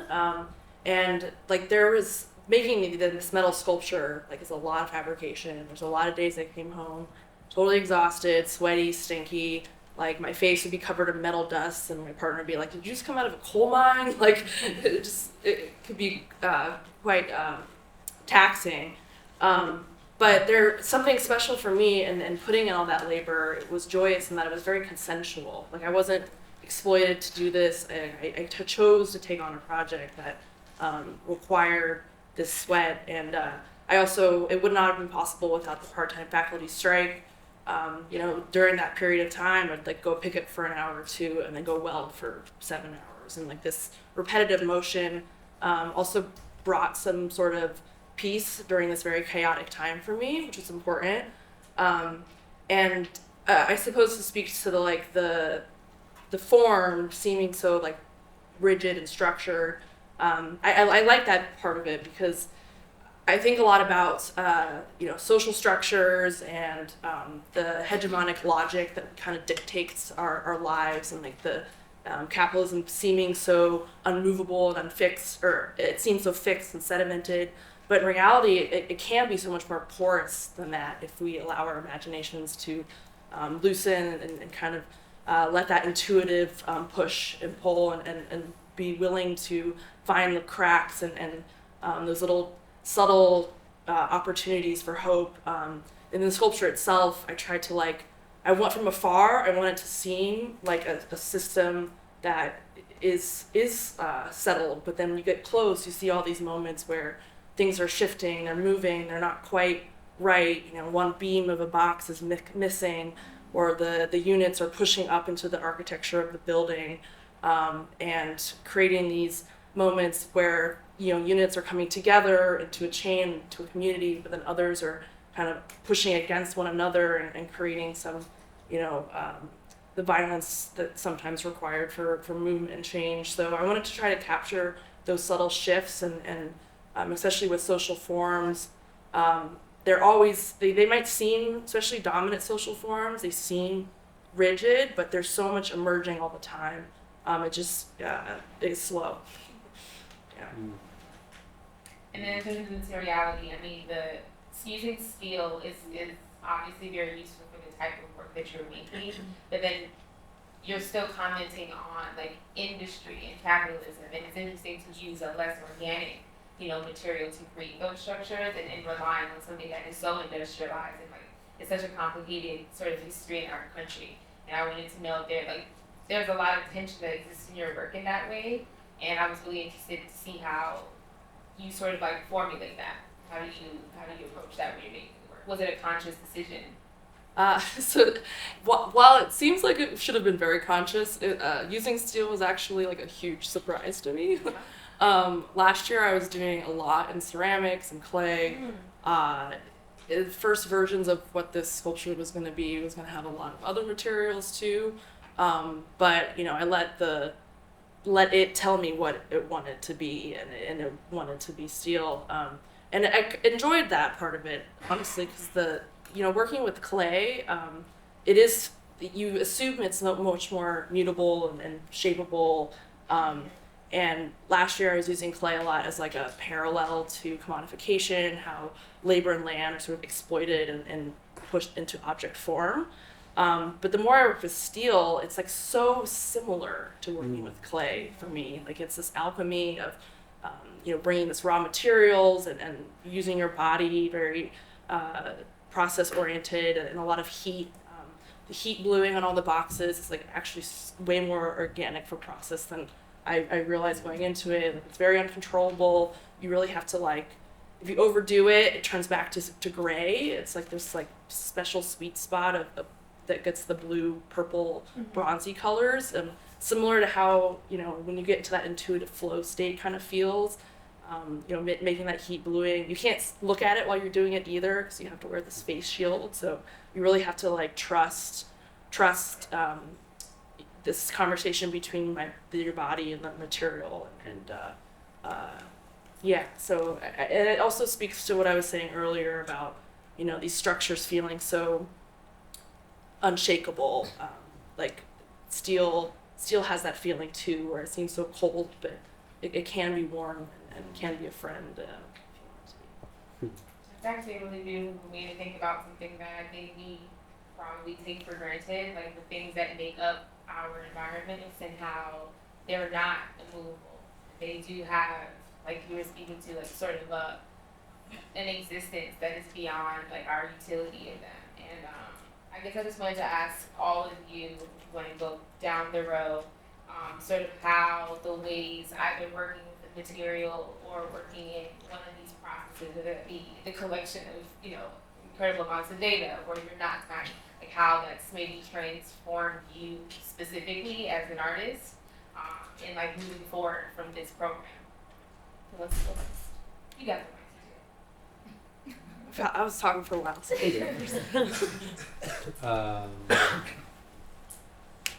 Again, we were sort of talking about this before, how are you moving forward from this program, having been transformed in some way by either the use of the materials that you were utilizing or a process that you came upon? You were moving, an entirely different material a few months ago. So how is the process and this process of going through this program maybe transformed you? Right. Yeah. I guess. Yeah, I've always been working with various materials and processes and techniques. I guess it's not until coming here, doing an art. I had a background in graphic design, and it was a kind of a cold approach to how materials act. And then, while coming here, you kind of get this more lively approach. And it's also made me realize, and this is kind of maybe the drawback mostly, is that we're encountering all these different materials. You also encounter the people who are in proximity to those materials. Like I was working with air conditioners, and I naturally had to talk to scrappers, metal workers, the people who I've never had an air conditioner before, but I seeked out people who was using air conditioners. So what I'm trying to get at is I've realized how you're not like Ashleigh, we're not stuck in our studios all by ourselves, because through our kind of interaction with the material, we're also kind of interacting with other people, and I think I want to continue with that and use that, not be by myself, because we're kind of, I don't know, it sounded more beautiful in my head. No, that's a great well, continue connecting. Sure. So those of you that know me, I have a very hot and cold relationship with painting. I don't really consider myself a painter only, but for the show I have paintings. And usually when I finish one, I'm oh, I have to retire from painting, and then I don't do another one for a year. But so I also I do a lot of teaching art. And sometimes, a lot of times, when I am teaching painting and introducing it as a new medium, it's a hard one for students to enter into, and it's big and slow and heavy, and you have to plan things, and everything takes forever. It's expensive, but one of my go-tos is I say when people come to me and they're oh no, I don't know what I'm gonna do for this project. How do I start? One of my go-tos is like people have been mixing around and smearing colored mud for like thousands of years. So, and everything that you could ever possibly paint has already been painted before. So just paint something. And for me, that's kind of like where it clicks, and that's like where like the creativity opens up for me. Yeah, I think post-school, I don't know how much painting I'll be doing because there's the whole studio moving. So that I think I'll have to do some thinking through. But yeah, and another thing I love about painting too is I think like the show has been refreshing for me because I think a lot of people that aren't just like thinking about art all the time and don't have like the literacy, the same literacy skills that we have in terms of like engaging with other mediums like performance or whatever it is. There's something about painting that just like attracts people from all over to like come and look at your art and engage with it and actually talk about it, which is another thing I love about painting.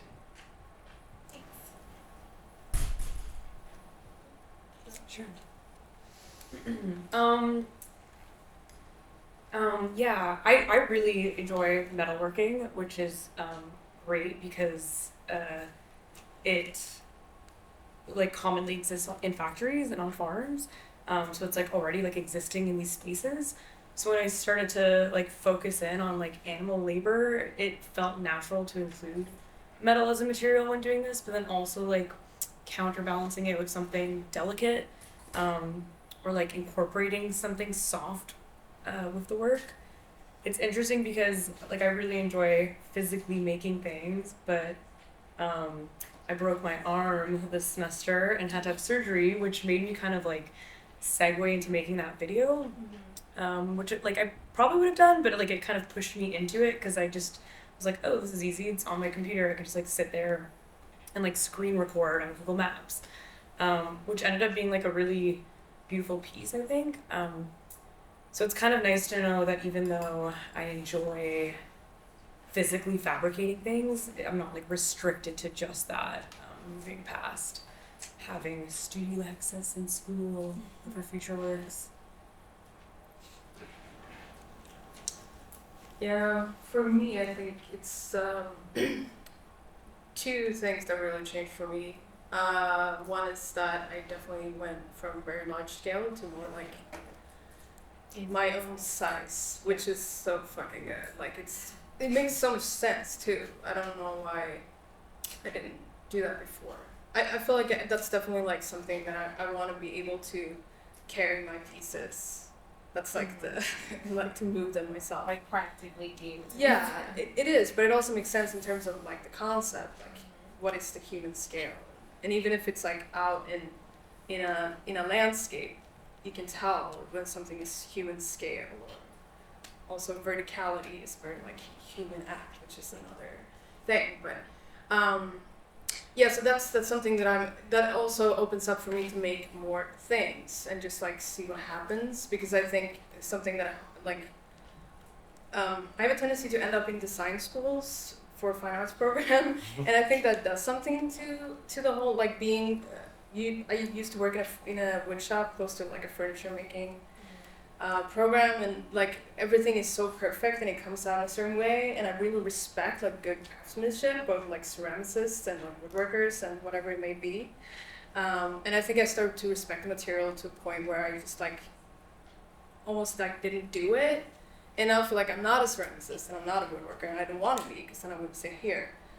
There's something else there, and so I sort of just allow myself to work a little faster, because I also see that I don't have the resources right now to put like all my work into one piece for like 6 months. That's not.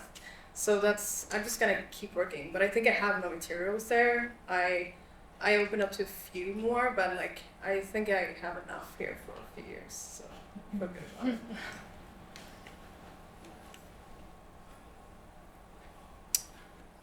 it.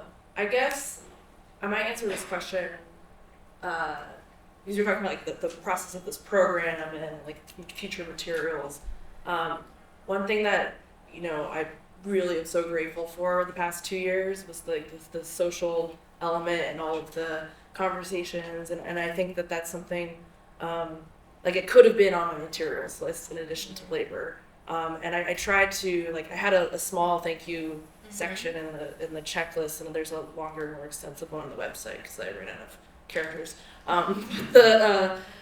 You know, that how to bring and try to reveal just the way that I'm sort of trying to reveal the fluidity and this like fixed, the porousness of things that seem so sedimented, like bringing the collective more into the work is something that I would like to explore. And yeah, like this work, I really, I wanted to use the word labor in the materials too, just as a nod to like, not just my labor, but everyone else's labor that was a part of this process. Everything from, you know, the freight elevator person helping me bring in steel to my physical therapists and professors and classmates. Like, I feel like there's so many elements to making artwork where it's not just like an individual artist genius making things. There's so many more inputs than that. And the art world likes to obfuscate that and kind of hide it, and I'd like to you know, reveal that more and show just how social art and making and fabricating could be.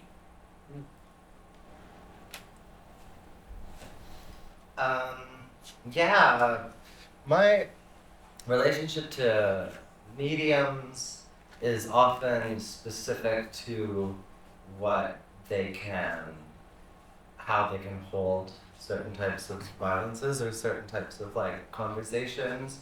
And I think one thing that was specific about this project compared to others is like I've always done works about supply chains and logistics and specifically violence, but never something that was so on the nosedly, this was a situation that happened to one person that is like, and that was really difficult to hold on to, because even a lot of times when my previous works are about specific people, it's always like just someone within a larger system, but not like the way that this story somehow sets up. It's like there's like a subject who's experiencing like such an extreme form of violence, and that was a very difficult like thing for me to figure out how to make art with, because I think when I did the research and shot the footage from the shore, I was like, this is right next to my house, and I work with the International Transport Workers Federation, and they're the ones who are involved in this, and I'm like, this just makes sense that I have to go there and I have to do this. Like, I kind of just like went and started doing research and recording even before I like thought that I would make a project about it, and then once I had all that footage, I felt really burdened, because I'm like, no, this is documentary, that is bad.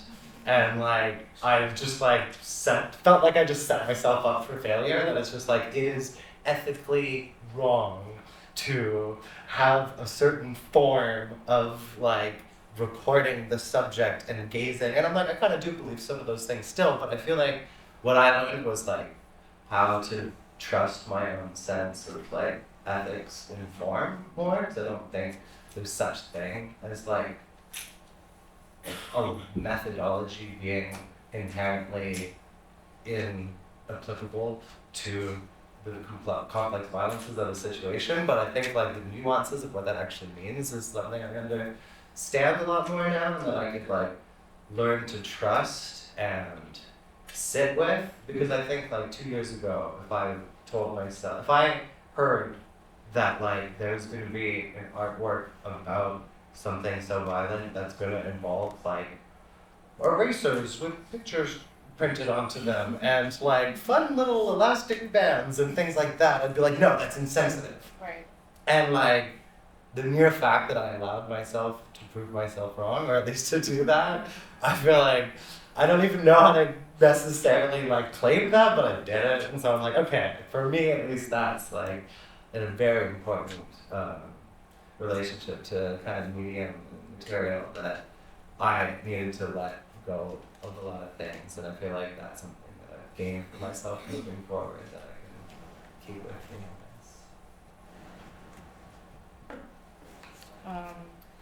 I love my materials. They're my good friends, and we learn from each other. I think the first thing is like the portability of them, because like like make work at home and I bring them to the studio. I remember the first day of install, like Andrea was like, "Are you ready?" And I showed her my duffel bag. I said, "Yes." And I think the flexibility of the material is something that's really inspiring to me. And also I really like how accessible they are, because like I can do it like whenever, wherever, and I don't have to have access to any shops. So that's something I really cherish with my material. And they're modest. That's also good. And I don't want to like do like, you had a question about the color. Long story short, I want to honor the original state of that. I feel like the rawness of the material would highlight the gesture and traces of things. So that's what I like about that. And also like about vulnerability, because I love my work so much, and it's hard for me to see them getting damaged or hurt. And I remember when I was looking at my paper clay on the thesis floor, I was like, I hope nobody will step on it. What if they step on it? And I was like sitting on the bench watching people. And then I told her to say, Shani, you have to let it go. And she was like, you made them, you can make them again, and you will do something different. And I think that's a very good lesson. Yeah. Thank you. Yeah, so give yourself a round of applause. You mentioned, Katie, that in previous panels that there was like a great deal of attention applied to rest and care, and I think that is here, like in a really interesting way. Like it's really aptly named abstract and something like that. That's a really beautiful way to sort of see the wholeness of all your practices. That whether the care is for yourself or another thing, or just thinking about like your relationship to another. I think that's a really lovely way to tie all of your works together. And thank you for letting me sort of bring that out a bit here.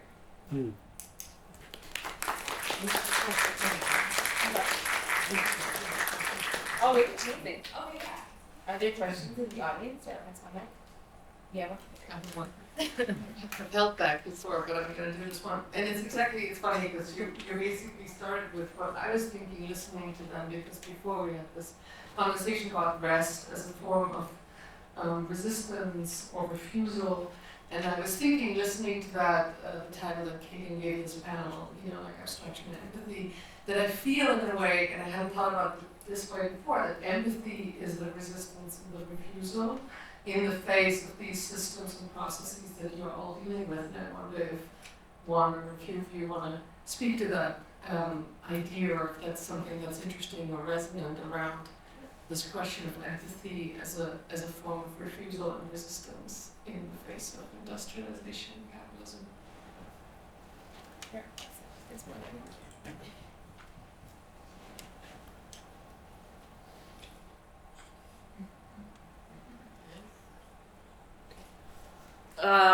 So I guess when I think of the word empathy, like it sort of requires this like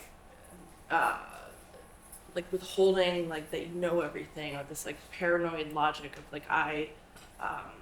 you can see the world through someone else's lens, I suppose. And with this project, I'm a workaholic kind of naturally, so like having to try to like unlearn the capitalist Kool-Aid I've been given for so long. Like thinking about the words and phrases that I used in some of the boxes that were like sandblasted on. In earlier versions of phrases I was going to use, like I was trying to be more like economics is religion, and like very like direct and like almost prescriptive. And this work I had to loosen that tendency and have more empathy with language, with words, and try to find phrases that had more room to breathe and could allow that space for a conversation to actually happen, rather than just describing a future or letting the gray space in. If I can use that term again. Nice. I think it's super important to be empathetic. And I think when I started making work around animal exploitation, like as somebody who doesn't consume animal products, it's not really about like not consuming, like being vegan or vegetarian, but just like boycotting these systems that exist. And I try to and like hopefully accomplish being careful without to like not be judgmental of what other people decide to do, but hopefully like create a space for them to like reconsider or consider things from like an alternative perspective that could lead to like building or creating like a pathway to empathy for non-human beings. Yeah, I think for me, like, that's a hard question for me because I feel like a lot of my practice and a lot of just the things I encounter have to do with sort of like how empathy can be weaponized, I guess. And I'm sort of thinking in terms of like my artwork and sort of like the Asian American label, it's sort of like built around this idea of like belonging and inclusion. And I think like today's institutions have like very effectively co-opted things like belonging and empathy as a way to, as sort of a mask to sort of continue their endeavors that they're already on. So that's like a really hard thing for me to reconcile with, especially like I think in the end, like that's what we all, myself included, like we're all craving that. We all crave like community and being together and sort of like more imaginative solutions, I think.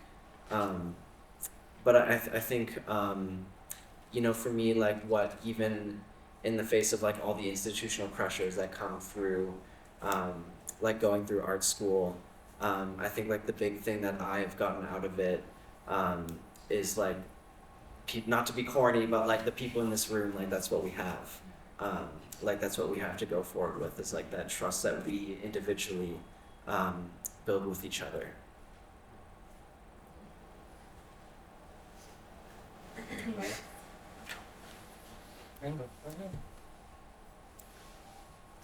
I really like Noah's point, and I think that's also something I kind of vibe with in a lot of ways, and I think, if anything, I've been rethinking empathy a lot in ways that I've almost found it more empathetic to be less empathetic somehow in the project, or at least with this work. Like, if I made the work, like, oh, look how sad this is, I feel like that would be less empathetic in some weird way. And so I think like actually understanding what that means to me has been really important. And I guess also I'm inspired by the fact that like no matter what, none of my own capacities for empathy will ever amount to the empathy that I'm witnessing within the things I'm talking about, because like my empathy for workers in the supply chain will never be as strong as workers' empathy for each other within their actual like mutual solidarity.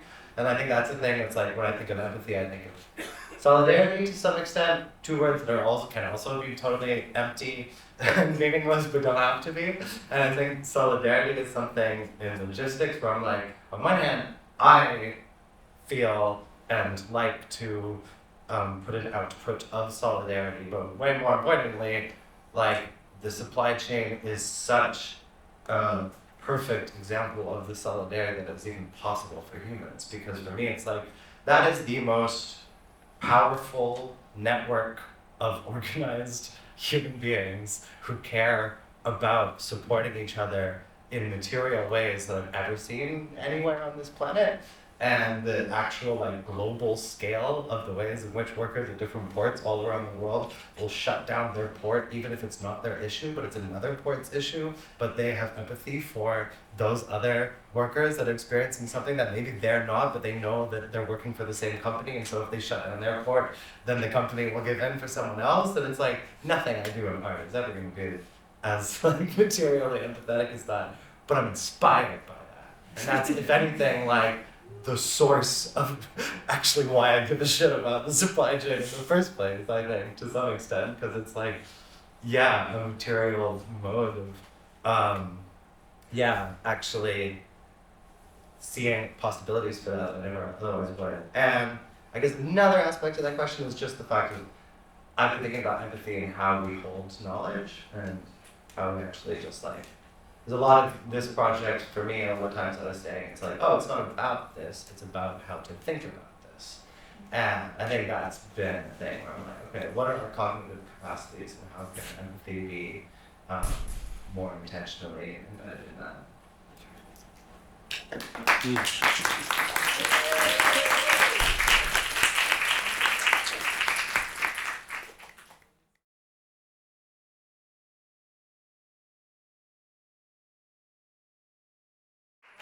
It's been so much fun, so much pleasure to hear all talk about your work for me.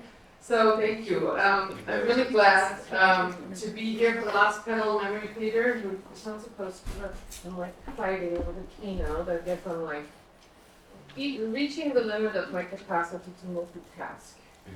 All right, so Jennifer Pernolo is an interdisciplinary media scholar based in New York. Her writings on film, photography, and media have appeared in Screen, Film Quarterly, the edited volume of Screen Space Reconfigured, the Filmos magazine, and elsewhere. She's an assistant professor in film and screen studies at Pace University and a visiting critic at the Yale School of Art, and a visiting scholar with the Asian Pacific American Institute at NYU. She serves on the editorial board of Resolution, a journal of digital aesthetics. In her current research explores the history and aesthetics of simulation as it intersects with the emergence of the figure of the user in contemporary art, cinema, and computation culture. So I'm really thankful that you could make time to moderate our memory theater panel with Alia Adwani, Luke McCroskey, Henning-Olsen, Natalie Persson, Pauline Rossignol, and Fani Shaheen. So I'm really glad and looking forward to hearing you all talk about your work. And over to you. Thank you. So thank you for having me to this finale of this thesis panel day. I first want to congratulate each of you on your amazing piece of work. We're completing it, and I'm very happy to have had a chance to see it and to be in conversation today. So this panel is called Memory Theater, and I wanted to begin the conversation by thinking about the theater part of that title. So my own background is primarily in film media and I think of the theater. I think on the left hand of a stage or a screen. So this kind of archetypal situation, performance, and projection, specifically designed to address audience, assembly, or spectators, or perceptual subjects.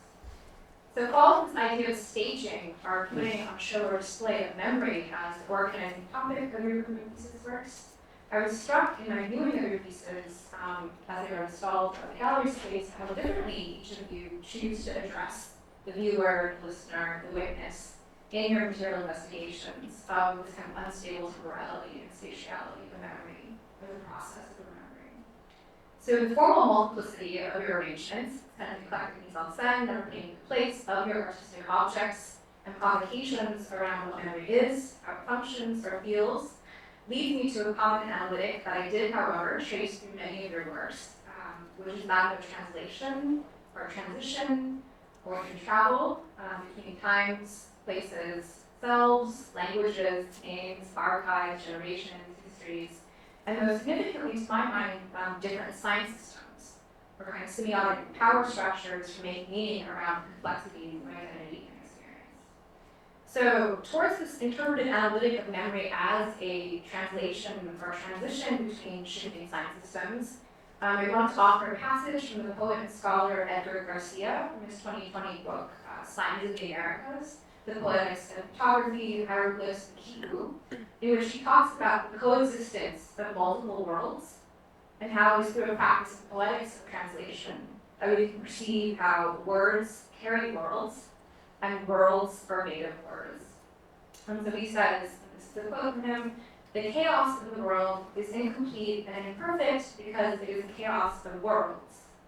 And each world has its own structures, forms, rhythms, and orders by which it organizes and gives meaning to chaos." So in other words, there's chaos in the world because there's more than one world, more than one language or signifying lens that exists to make sense of those worlds.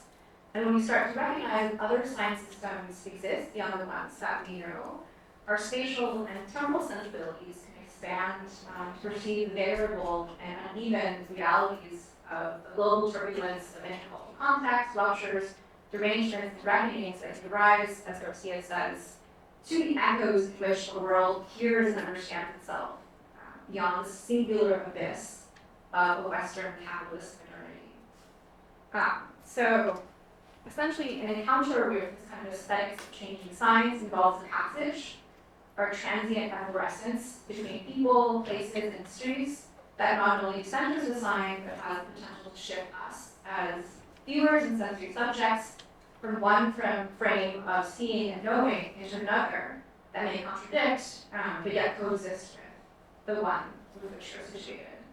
So that's all kind of to say that this is what I take that your works are doing, essentially. They're synthesizing this kind of chaos of worlds and words and systems in order to produce changing signs or to embody memory via the diverse media that we use as a signifier of transition and translation that you kind of give shape, form, or narrative to within this kind of mutational iconography. So to start off the discussion, I'm interested to hear more about how each of you approach this problem of giving form to memory in your work, or basically how you stage it. So if memory does have this kind of liminal quality of existing somewhere between the past and the present, between cultures, between languages, between sites, what is the logic behind your material choices? So whether that be in terms of media you use or motifs for anchoring a central present for us as viewers and subjects in your exploration or evocation of what's past or what is absent. Just kicking off that.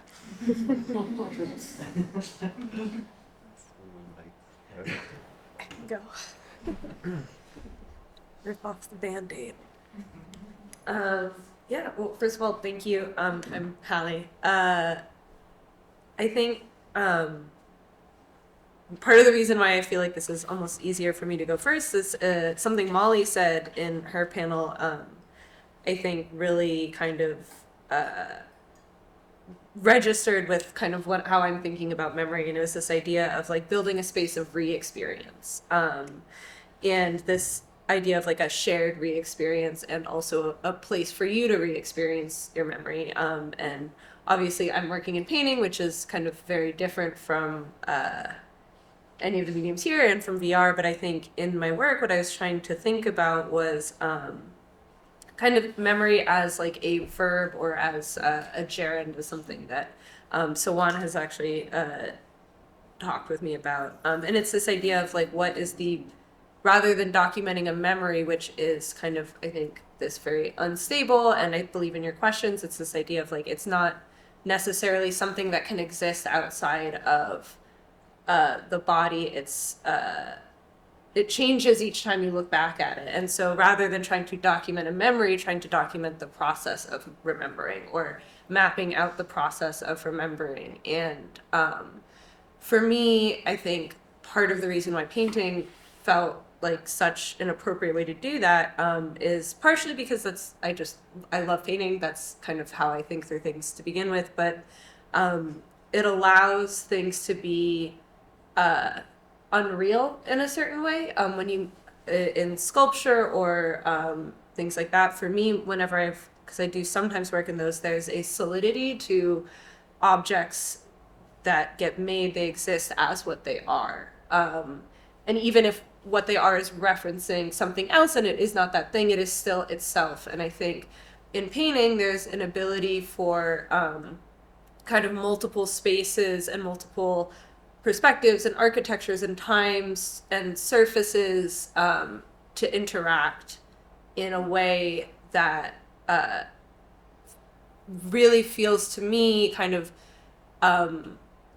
it functions in the same way that like memory does. And the way what you're saying is memory is kind of looking at the past, but it is located in the present, and that kind of ability for multiple times and places to exist at the same time is something that feels very possible in painting. And kind of, this idea of kind of the portals that they can be, and to have also many exist together.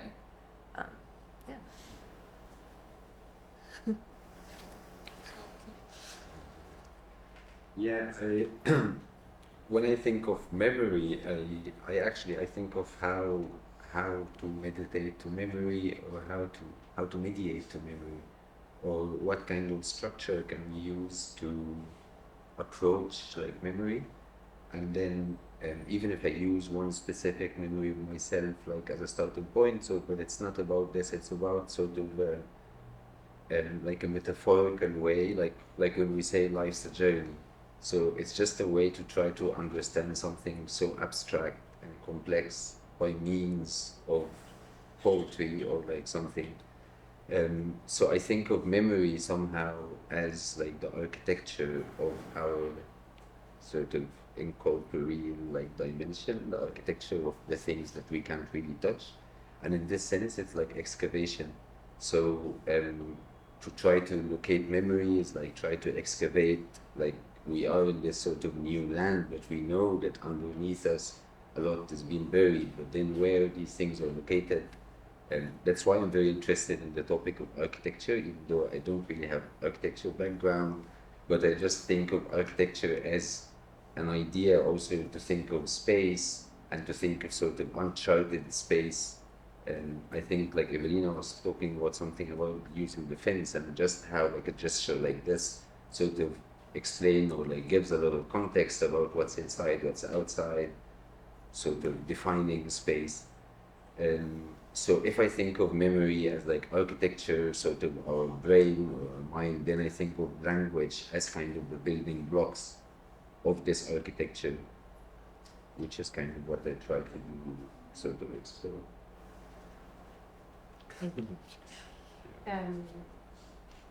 Yeah, thinking of materiality in memory for the work, I think I've been trying to put them in conversation with one another so we can serve each other and complement one another in the work. I'm thinking just of the material used for the projection and the screen. So the screen is made out of tea bags that were used as kind of a ritual to begin interviews with various family members. And so through the materiality, then the projected image on the material, at least the goal of it was to kind of create, to stage a space, to create a space where memory and the past can become present within the space and be activated through the material choice.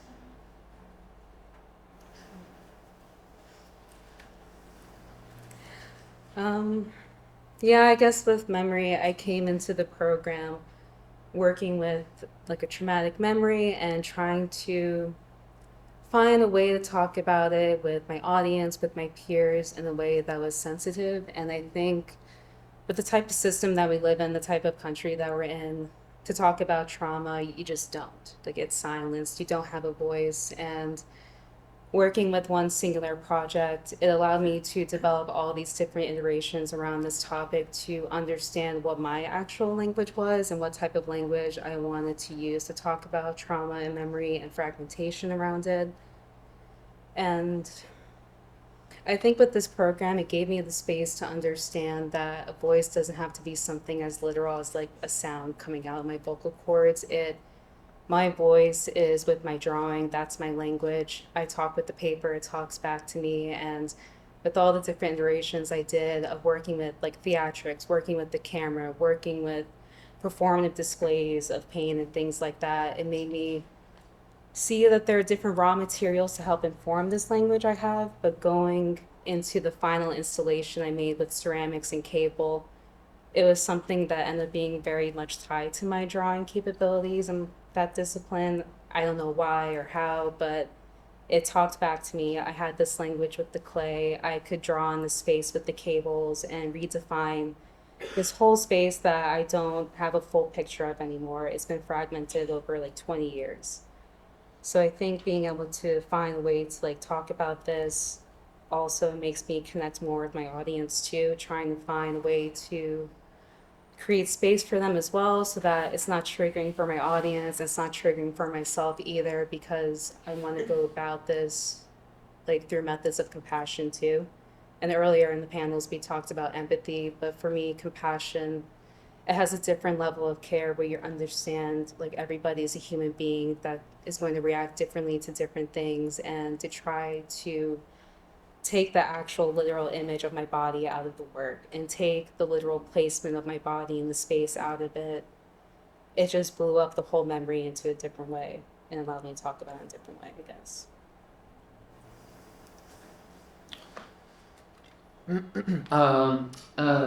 Yeah, how are you giving form to memory? I think the short answer for my work is, or specifically for the thesis work, I'm not giving form to it. I think I'm specifically trying to do maybe not the opposite, but resist giving form to memory. The thesis work refers to work that I was doing in the studio throughout the academic year. The premise was to try to love the studio like a cherished friend, and the work manifested both as my own observations through drawing and video and a couple other mediums, and then as performances when folks were required to be in the studio for critiques and reviews and things like that. The piece in the gallery acknowledges that people had an experience, that the place or the moment of their encounter was the work, but and of course, if the moment of encounter was the work, then that is transformed into memory after the encounter has ended, and I got rid of all the work, destroyed it, all the material pieces, and all the performances have ended, which sort of doubles down on the memory as the ongoing medium of the work. But it was important to me to maintain the living memory as a sacred space of real encounter, rather than reducing it to a narrative about the experience of the work or to documentation. So the piece in the gallery, the text in the gallery, is a window that you look through and see the glow, the shapeless glow of living memory on the other side. And then there's the bench, which is not really about memory at all, but it's just an offering of hospitality.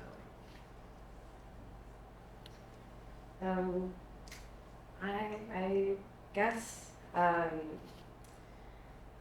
kind of stuck on what you were actually saying at the beginning, which is this idea of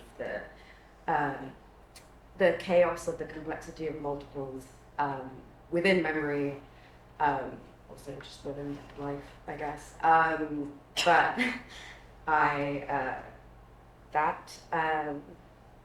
I guess is very much embedded within my work, and the existence of memory comes from those multiples in the forms and patterns that I'm referencing, that are kind of taken from the memory of a material culture that I'm no longer with, but in the same kind of way that memory allows for that kind of chaotic coexistence, that those forms are coexisting also with sort of like symbols and patterns from my present, specifically graffiti from bathrooms and walls. And yeah, I guess in that kind of coexistence there is this like fragmentation, and I guess the memory is more so in the idea of the process, and this kind of like building up or breaking down of these things, and the fragmentation that it creates in the coexistence of these things.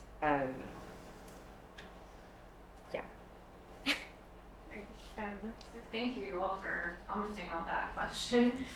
So while we were talking, I was thinking that there is kind of a formal through line through all your work and different methods, which is how you work in like series and repetitions and accumulations, right? So there is a temporal, I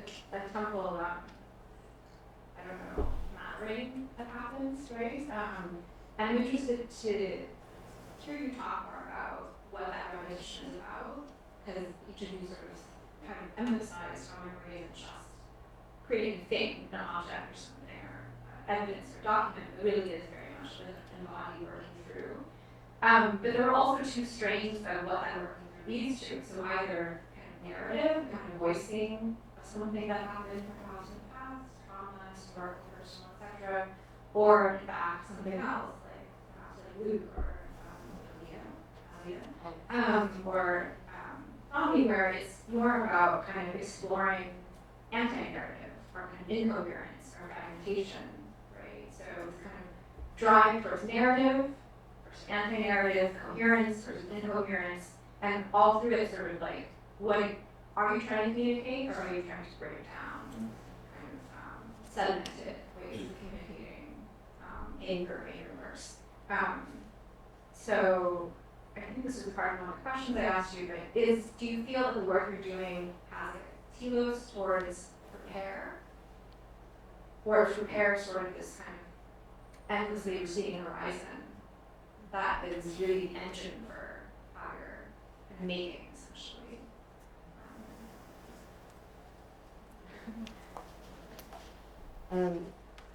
Yeah, I think my work, I think, kind of lives in that weird, like, in-between space, and so illegibility is kind of part of that, and that's what I play with and work with in the work. And so it's not so much about repair, I guess. It's about an inability to repair, and then the kind of repair that accepting that becomes.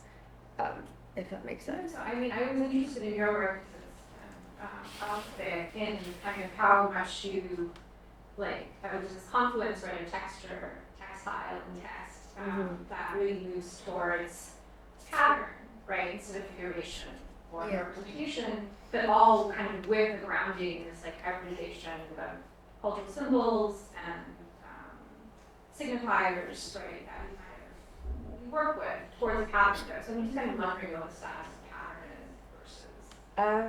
I think pattern, the way that I use pattern is kind of more akin to the idea of like a symbolic language. So specifically it's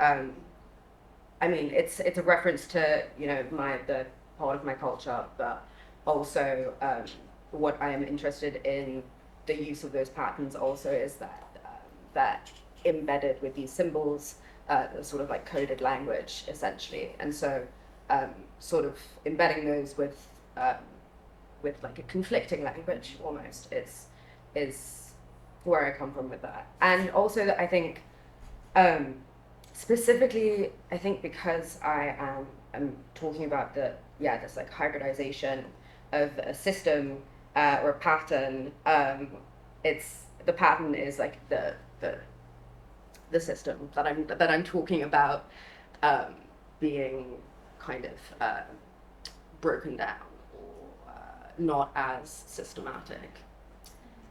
No, I mean just through personal reference in the citation I mentioned earlier, Garcia talks about how the Buddhism and the audience system has a very significant function. Essentially, it's like a real thing, right? It's like a real communication system in that culture, but to us it just like us.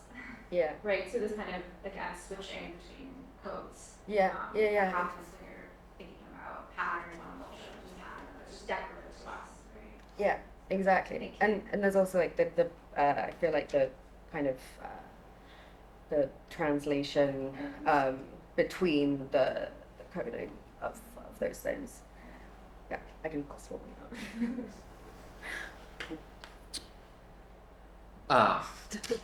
I'll go. I think this answer will address some of the narrative versus incoherence, repetition, tell us toward repair. It's kind of a few things floating around in there, but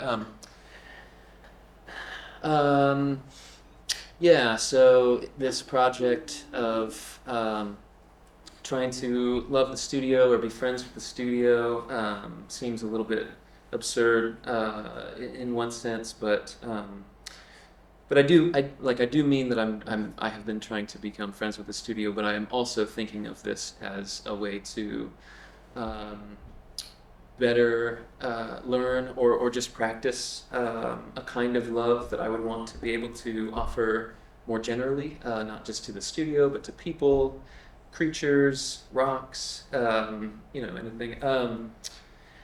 And in thinking about this, I think I choose loving the studio because it's just it's the condition that's provided. It's the first field of encounter as somebody in grad school. And one of the ways that I'm thinking about trying to love the space of the studio, thinking about the sort of conceptual narrative about the studio, that it's a site of productivity, a kind of factory, or a kind of laboratory, or perhaps a hermitage, et cetera, lots of different ways the studio can be thought of. But these kinds of concepts are about like the studio, but not about my studio, which is these really specific walls with these really specific nail holes and this dumb column that takes up one of the corners and has these nails in it, and then this like price tag sticker that looks like somebody took off of a box of sandwich. It's $8.49, I believe. So I guess the column is for sale if anybody's interested.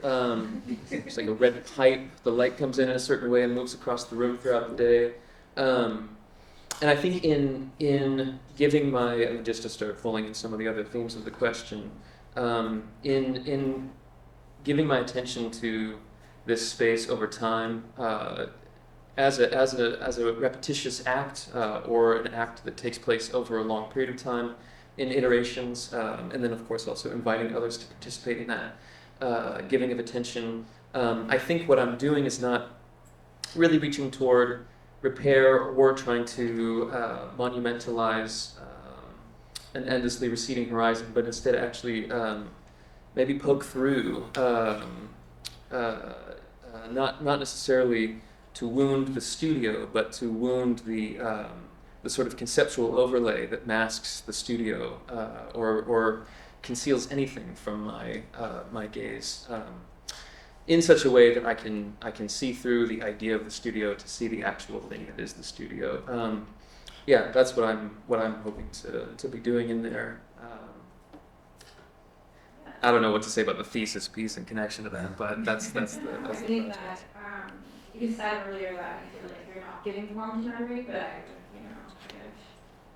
that kind of negation of the studio as a site of production, right? As a factory, laboratory, as a site for artists, as whatever, writers, scientists, magicians, entrepreneurs, etc., is in fact reaching towards, in some ways, or converting the studio into, as we say, threshold or sheltering for freedom, a type of freedom, kind of partial freedom, right, or impermanence and completeness. In the right that you shared, you said something like, nothing is for anything else, and nothing is here to be used by us. And so I like this idea of nothing, essentially, this kind of negation of something, as in fact, a giving, right? This giving of nothing opens up space and emptiness for memory or experience to unfold, but especially through this like practice of love as a discipline of attention, which is kind of how you are describing the experience of the light, the stickers, the whatever, is your studio.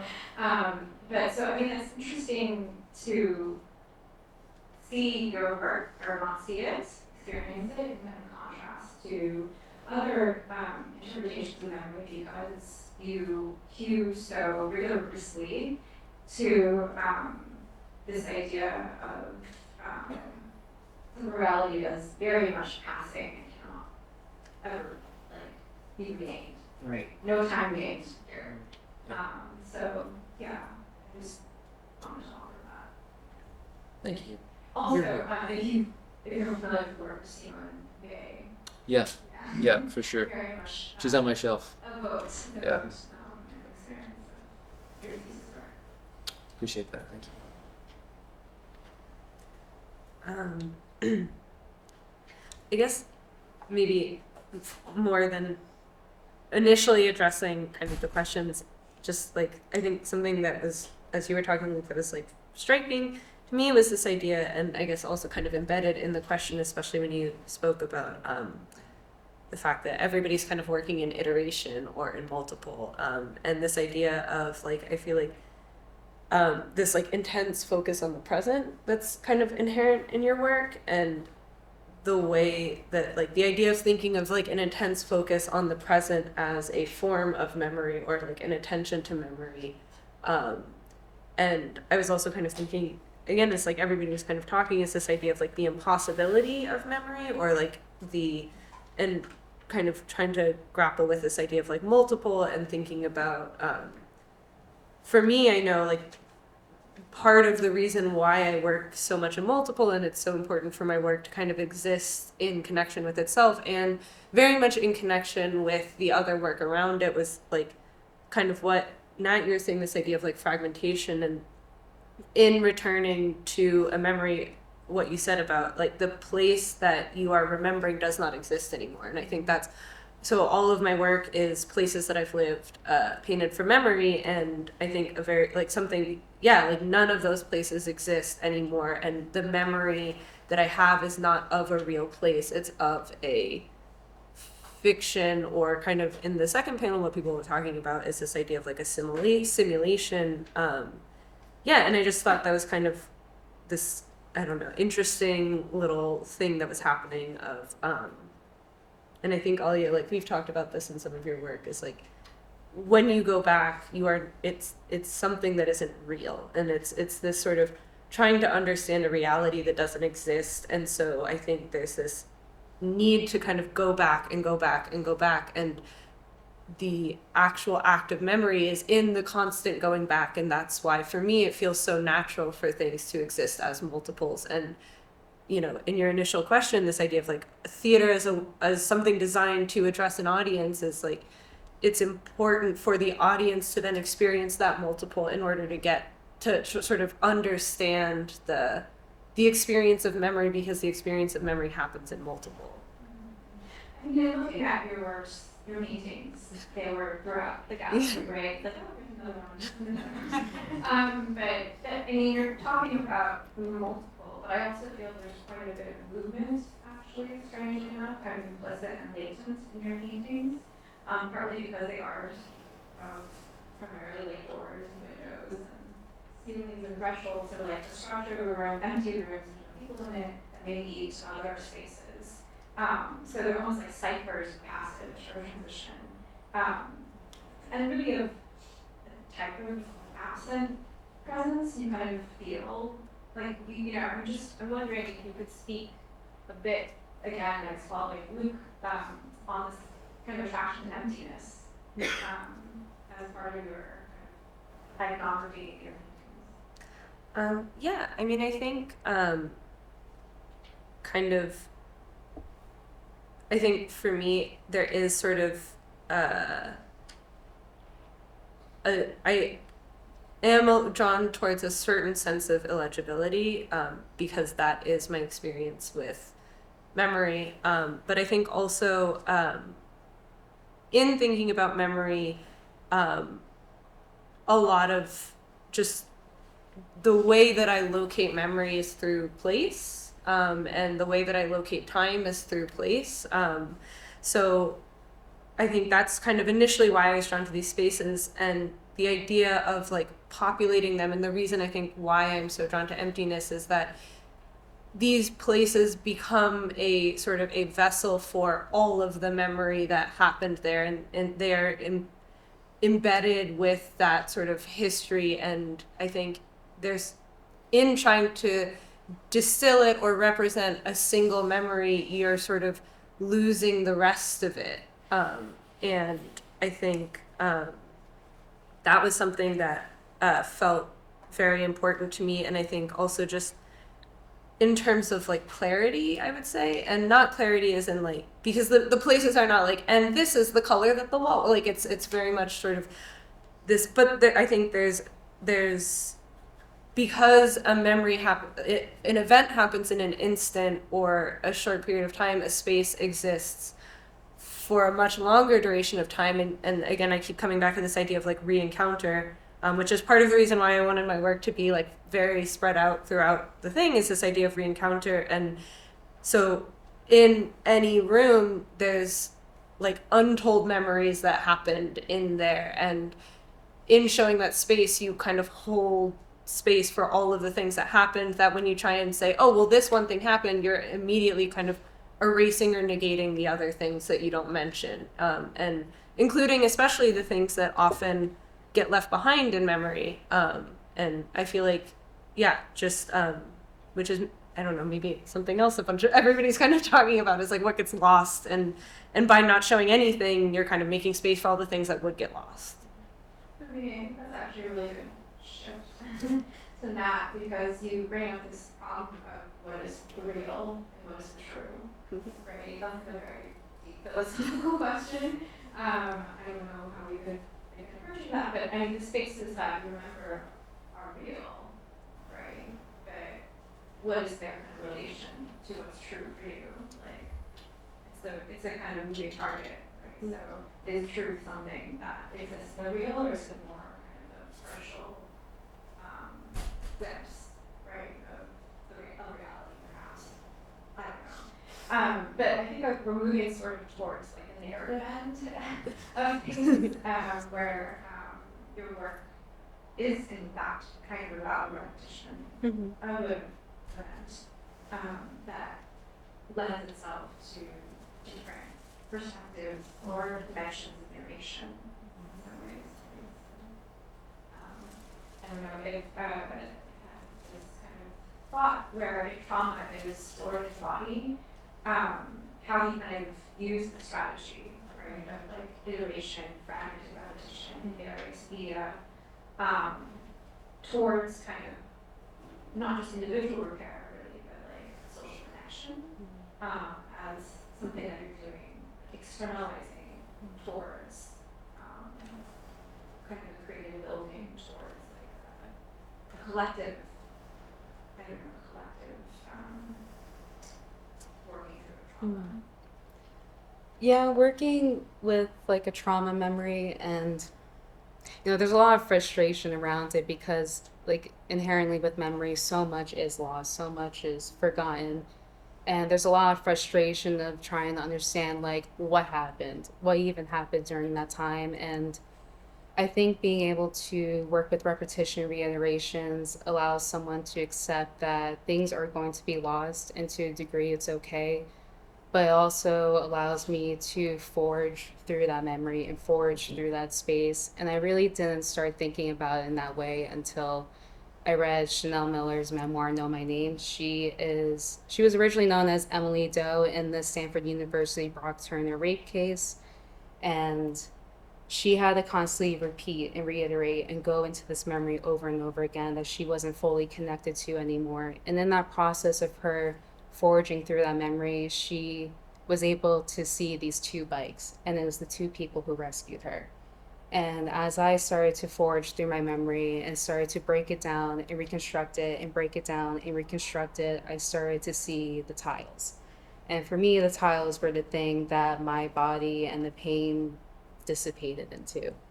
So the pain and the trauma doesn't have to be fully stored in my body anymore, or this idea of like a memory being incomplete. I could start to transfer it into this whole different material and recreate the space and break it down however I needed it to be.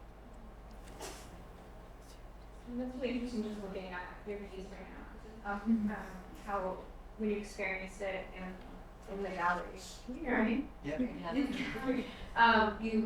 Yeah. You walk around it and perhaps walk in it or through it, and it's not particularly dangerous, but it does feel kind of perilous, right? Because it is slightly immersive,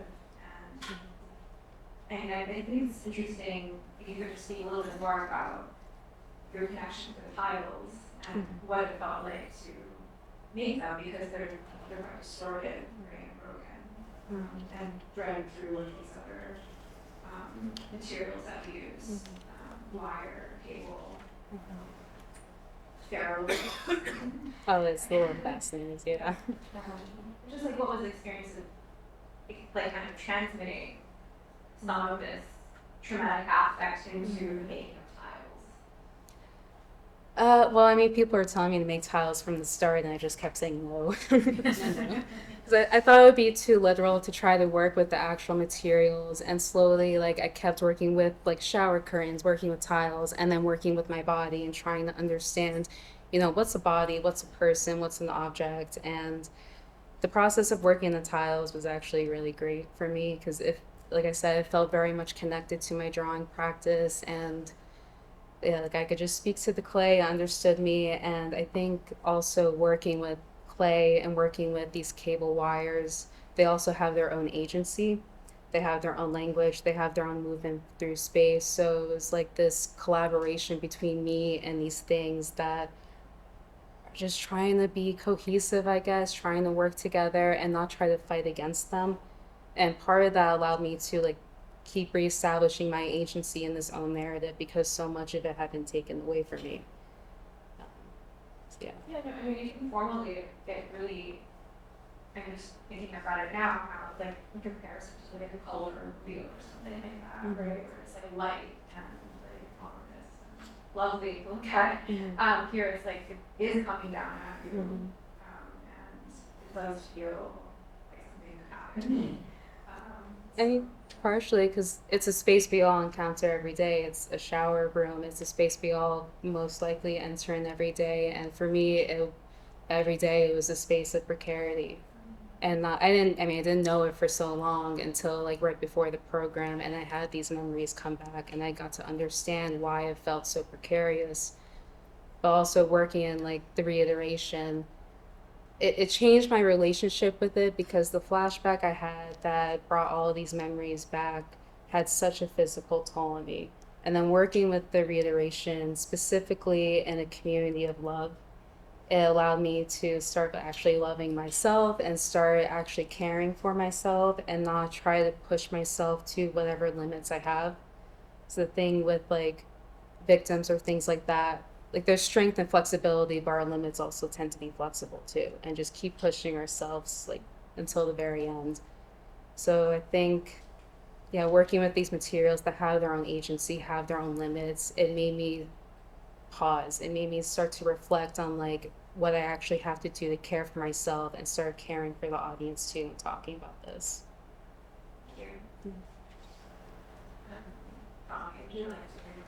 It's nice about the repetition in your work, and particularly, I was very interested in looking, so it's right here, right? In thinking about kind of your interest in different naming systems, and also how you share that you have a very long Egyptian name that I'm thinking our traveling in a Dutch context is reduced to like 2 instances or something like that. And how do you, and if you experience that kind of this transfer between names and languages as erasure of self, or as a kind of multiplication of the self, right? Yeah. Which one that kind of coexists, right, as both yourself. And in your work in particular, it was interesting that I feel like these sculptures, which relate to your co-primary language as 2-year-old in Arabic, are really objects of imbalance and incoherence rather than communication. Yeah, this is actually a very good, like the two things. This is back to the question about communication and incoherence, which explains my work a lot. But this story that you mentioned about my real name, the long version, that in Egypt they have this son of this, son of this, son of this, and it goes up to 5, 6, or 7 names. In the modern Egypt, it used to be longer. And trying to fit in Western context, which they only sort of see you as a first name and last name, with all the problems. And this just small bureaucratic kind of thing is my entry actually to everything that in my work, using the word interculture that you used earlier in the introduction. I wasn't sure if you used interculture clash or interculture something. It was Intercultural contacts. yeah, that's better. Because I think like this tendency to sort of make you fit into a certain kind of thing in order to understand you or see you is mainly what my work is trying to do, is to propose. I mean, this idea of incoherence is my source of frustration always, because, you know, how can I be really understood or imagined in the way that I have sort of that really my own sort of agency, rather than as assimilating or fitting to certain ideas to sort of try to be belonging to them. And in this sense, I see this work, and I see my work in general as this sort of, it has the two kind of direction that it connects. So because I think I'm kind of caught in this crossfire that on the one hand, I have my own critical thoughts to living and producing work in certain context and trying to explain myself, but it's not about what language I choose to explain myself, it's about what kind of historic time that I carry with me that's been refused to sort of even be acknowledged. But on the other hand, I have my own critique to this historic time itself, so this work, but this doesn't actually, is not even a layer here that is considered, because no one can go that far, because actually for people that would look like it's sort of cherishing your own like heritage, which is a very kind of American kind of thing, but it's not, because it is very critical to also how we deal with heritage in a country like Egypt, which is so much stuck in these kind of ideas of like late antiquity. And in this sense, this proposal or proposition of incoherence is something that I actually want to create. Someone was saying earlier in one of the panels about that you only reach orientation through disorientation, and I'm really interested in disorientation. I actually don't like the word orientation. It relates to all these ideas that I'm trying to fight, including Orientalism. But then, like, and in this sense, actually, because I'm trying to propose this illegibility or incoherence, actually I'm using concrete, because, you know, you're always told, like, be concrete, like your language is concrete. I mean, I make a concrete language, but it's not concrete. The title of the work is If You Would Only See the Effort I Need to Speak to You. Yeah. I think it's speaking to your struggle, yeah. Right, that you're articulating here. But also that just like in the formal experience that I wasn't sure what I was looking at, right? But it's almost like bisected phenomes or something, like not even letters, but just like the audible sound of, or it's like kind of the way a child kind of burbles, or whatever the word is that I'm doing. Is it burbling? I'm not sure. But it's kind of stuttering attempt, right, to make language. And it's actually, this is the repetition that what you're talking about, and I like the word Andrea used before about insistence. It's how the child kind of insists in these like things, and through the repetition of these hundreds of times, the child, actually this is the way for a child to get themselves to be heard. And I almost use this strategy in this kind of sense to layer the same thing, and they're phenomena, they're not like, which is that's what I'm saying. The other part that maybe only an Arab audience would get is that this is not any familiar script that anyone knows. It actually is a very problematic script, because it's a very early script that no one knows actually existed. And why it's problematic? Because it's missing all the bounds. It requires huge reconstruction in order to make sense of it, but everyone actually knows exactly what it means. And that actually there's a lot of debate who made the reconstruction and how, but all this is like typically get reduced in this kind of showing experience, which that's why I like this idea of, it's almost like a virus, that it has these different spikes, and it's sort of what kind of DNA it's drawn to.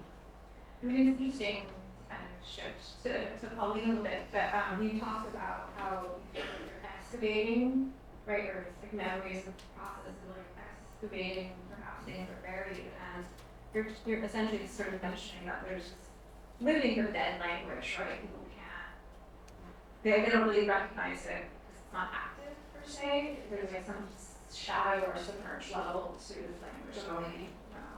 And in some ways, I think McCroskey's Pauline's work, there's kind of affinity between the two in this idea of like translating sort of layers of silences, perhaps, that accumulate, right, within the passage of time. Because in your work, I was very struck by your emphasis on narrative, first of all, but also by its fragility, right? So you have a screen of so many tea bags, right, and bread, and I was curious to hear more about your process, your logic around the fragility of collecting those things, putting those together as a screen, because that also, in some ways, a strange like index, right? That kind of accumulated index of encounters with your family and conversations. Like your work is called Dislocated Conversations, right? And so I'm interested to hear about how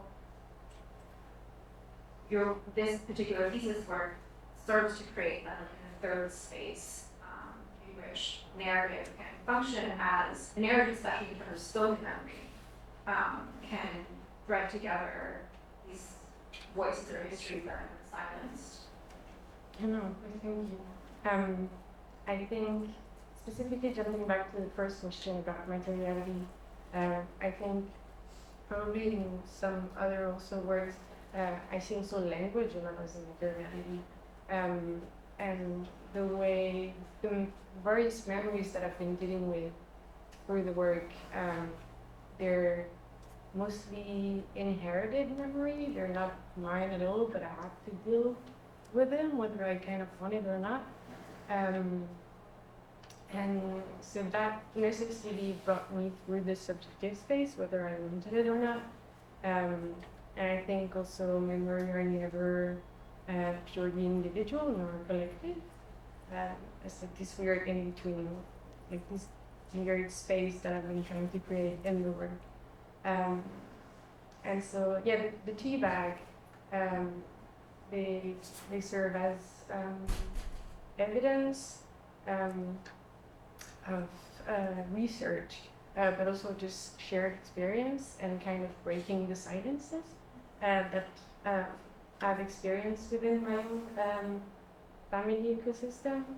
I mean, so since you're speaking about family now, it's actually the first time it's come up a little bit, at least in this particular sense, that you think also about not just individual trauma, historical trauma, but like intergenerational trauma that is very much narrative, right? So thinking about memory as kind of not chosen, really, but very much like inherited. This is like the thing that you have to work with, that's given to you, and it's a question that I kind of had in general about how you think about the inescapable inheritance, essentially, that we each kind of have to deal with, in terms of how that determines or undoes a sense of the self in the present. So I am in some ways asking about your relationship to, or the relationship between memory and identity in your work, or if you think of that relationship. Yeah, definitely. I think through the work I've been kind of an artist as an investigator, as you could say,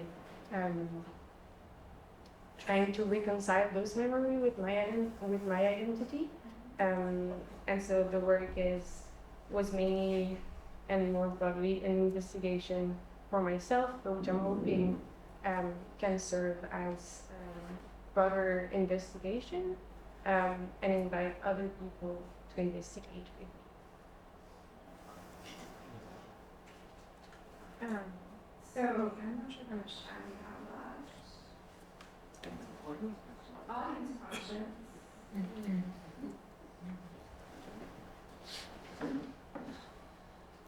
Am I allowed to ask a question?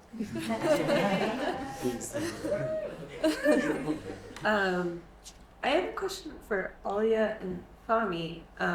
I guess, and something you had said about the knots that kind of appear decorative but are actually signs or They have utilitarian value. Have a utilitarian value, and I guess something I was kind of thinking about in both of your work is like, when does something appear decorative but have utility or the ability to communicate or something like that? But and then I guess then on the flip side, like, when does something appear like symbolic or appear like it has meaning or something but is actually decorative or aesthetic?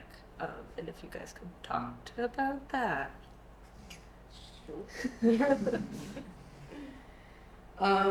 Well, I guess, I mean, it all has meaning, right? But for me, I think like an interesting point in the work that kind of answers or speaks to that question is I'm sort of designing these patterns from my childhood, and I'm like from memory, and I'm using, you know, these kind of geometric forms that resemble what I grew up around, and in the things that I actually grew up around, those things did have meaning, but for me, then I'm using them as this abstract form that is sort of like that I'm not even, the meaning is in just the fact that it's sort of a pattern. And then on the flip side, I'm sort of embedding that with another kind of symbol. But it's I think that I forgot where I was going with that. Nice comment here, actually, thinking about your standing and also Navi's comments about Orientalism, which is in many ways, right, the Western appropriation of many kind of cultural symbols is decorative, right? It reduces essentially down to an aesthetic, right, of just an aesthetic, right, a style, something to be displayed.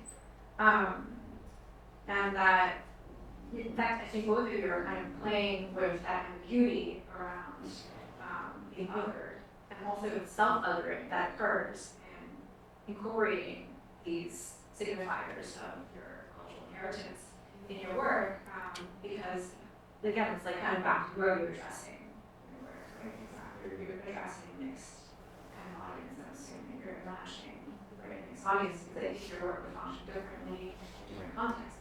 Things you were talking about in European context. So it's an interesting question about, like, not even just code switching, but like how these signs also have cultural semiotic power structures mapped onto them, and they didn't change. Then you don't lose reading them. Yeah. I did kind of remember where I was going. It's been so much fun, so much pleasure. What I was going to say is that I so think thank you. so the really way that glad, I was using those symbols, to be here for the without last panel, the MFA meaning Theater, that maybe they once had, is actually a similar way that is happening even in reaching like, the the limit making of my of these capacity traditional to textiles, multitask. because it is kind of alright, this loss so, of language. That Jennifer really Pernolo is an so interdisciplinary media scholar based I in think New that York. idea Her writings of on film, the photography, loss and of media the have meaning appeared of on the symbol screen from is, quarterly. The edited volume was Screen Space Reconfigured. I guess Those magazine like Elsewhere. memory She's an aspects and assistant also professor in film and screen studies at Pace University and a visiting critic at the Yale School of Art, and a visiting scholar with the Asian Pacific American Institute at NYU. Yeah, for me it's kind of a strategy She serves on the editorial board for like how Resolution of much to Journal of get, Visual Aesthetics. like Her current knowing research that how explores things the that history and look aesthetics of normal to me simulation cannot exotic as it well, intersects with the but emergence sometimes of the within figure how of the much user in I should contemporary give art, that to sort cinema, of draw and you in. computation. I'm not So I'm alienating really too thankful much that you could make time because I to think moderate I had this before our when I was memory sort of theater showing panel very with or Alia, really staying very Alia, anything that could Wang, have Luke this McCroskey, exoticism, Henning-Olsen, eventually Valentín, like Parsons, them. Pauline But then it's Rossignol, about what and level of Kwame accessibility I want So to I'm give really to glad and sort looking of the forward to world. hearing And I your think in this sense, Thank you. it's kind of a balance, like of Thank how you for much I having think me. this is also about Finale of with the decorative this question is Andrade.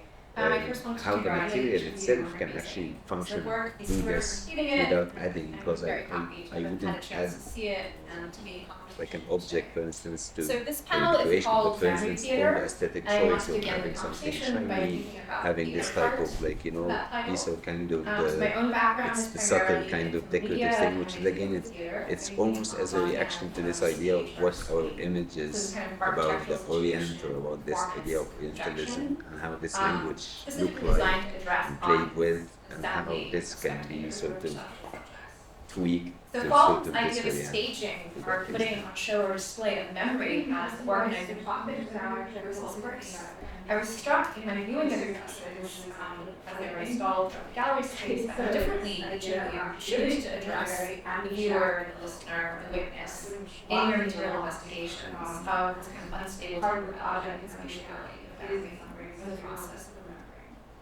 So the formal multiplicity of your arrangements is reflected mise en scène and putting the place of your artistic objects and provocations around what memory is, how it functions or feels, leads me to a common analytic that I did, however, trace through many of your works, which is that of translation or transition or even travel between times, places, selves, languages, names, archives, generations, histories, and those significantly, to my mind, different sign systems, or kind of semiotic power structures to make meaning around complexity of identity and experience.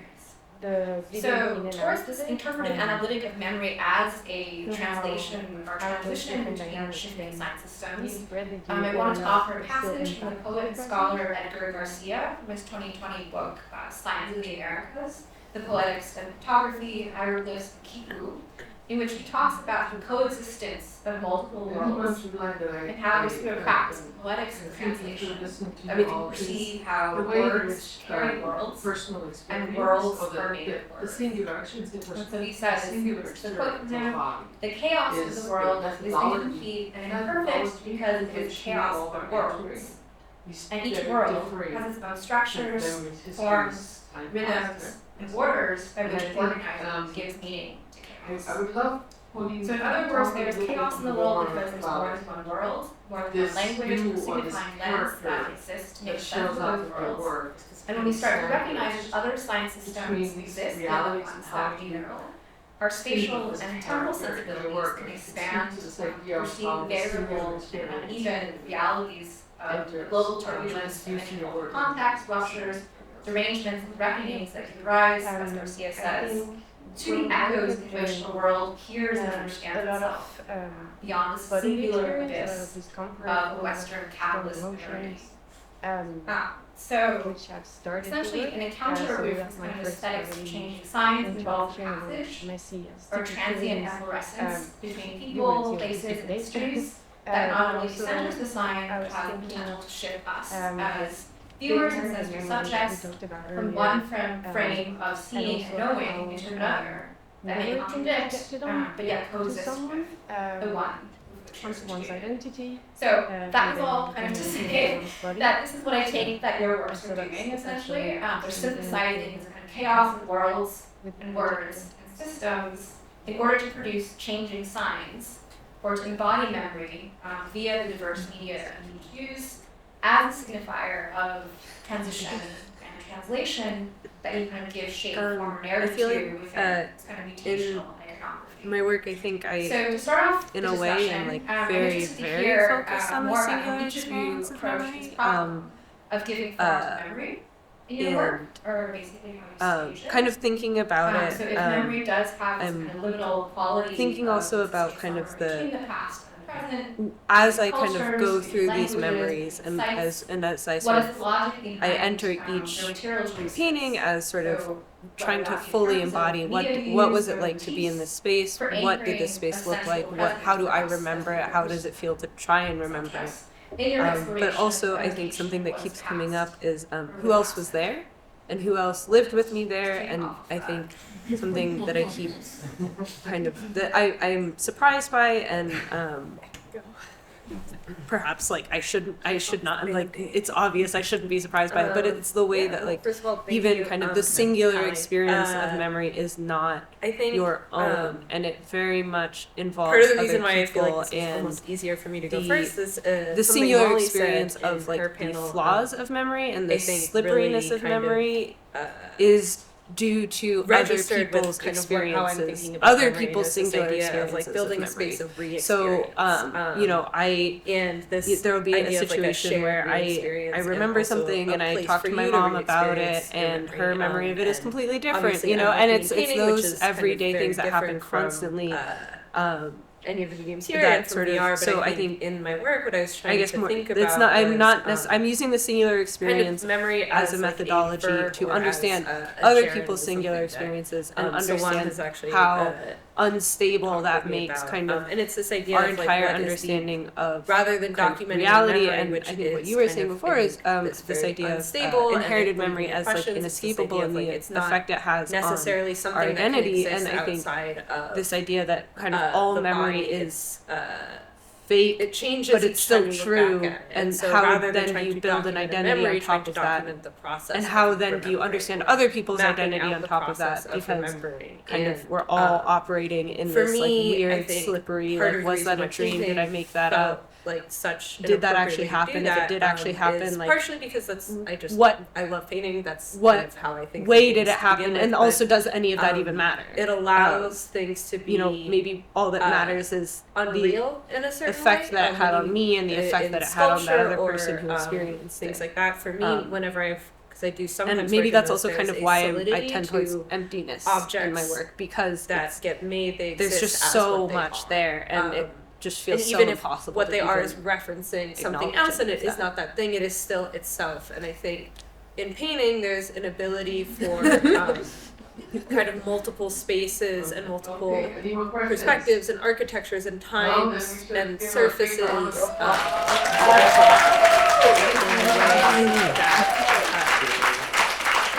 Really feels to me kind of it functions in the same way that memory does, in the way that what you're saying is memory is kind of looking at the past, but it is located in the present, and that kind of ability for multiple times and places to exist at the same time is something that feels very possible in painting.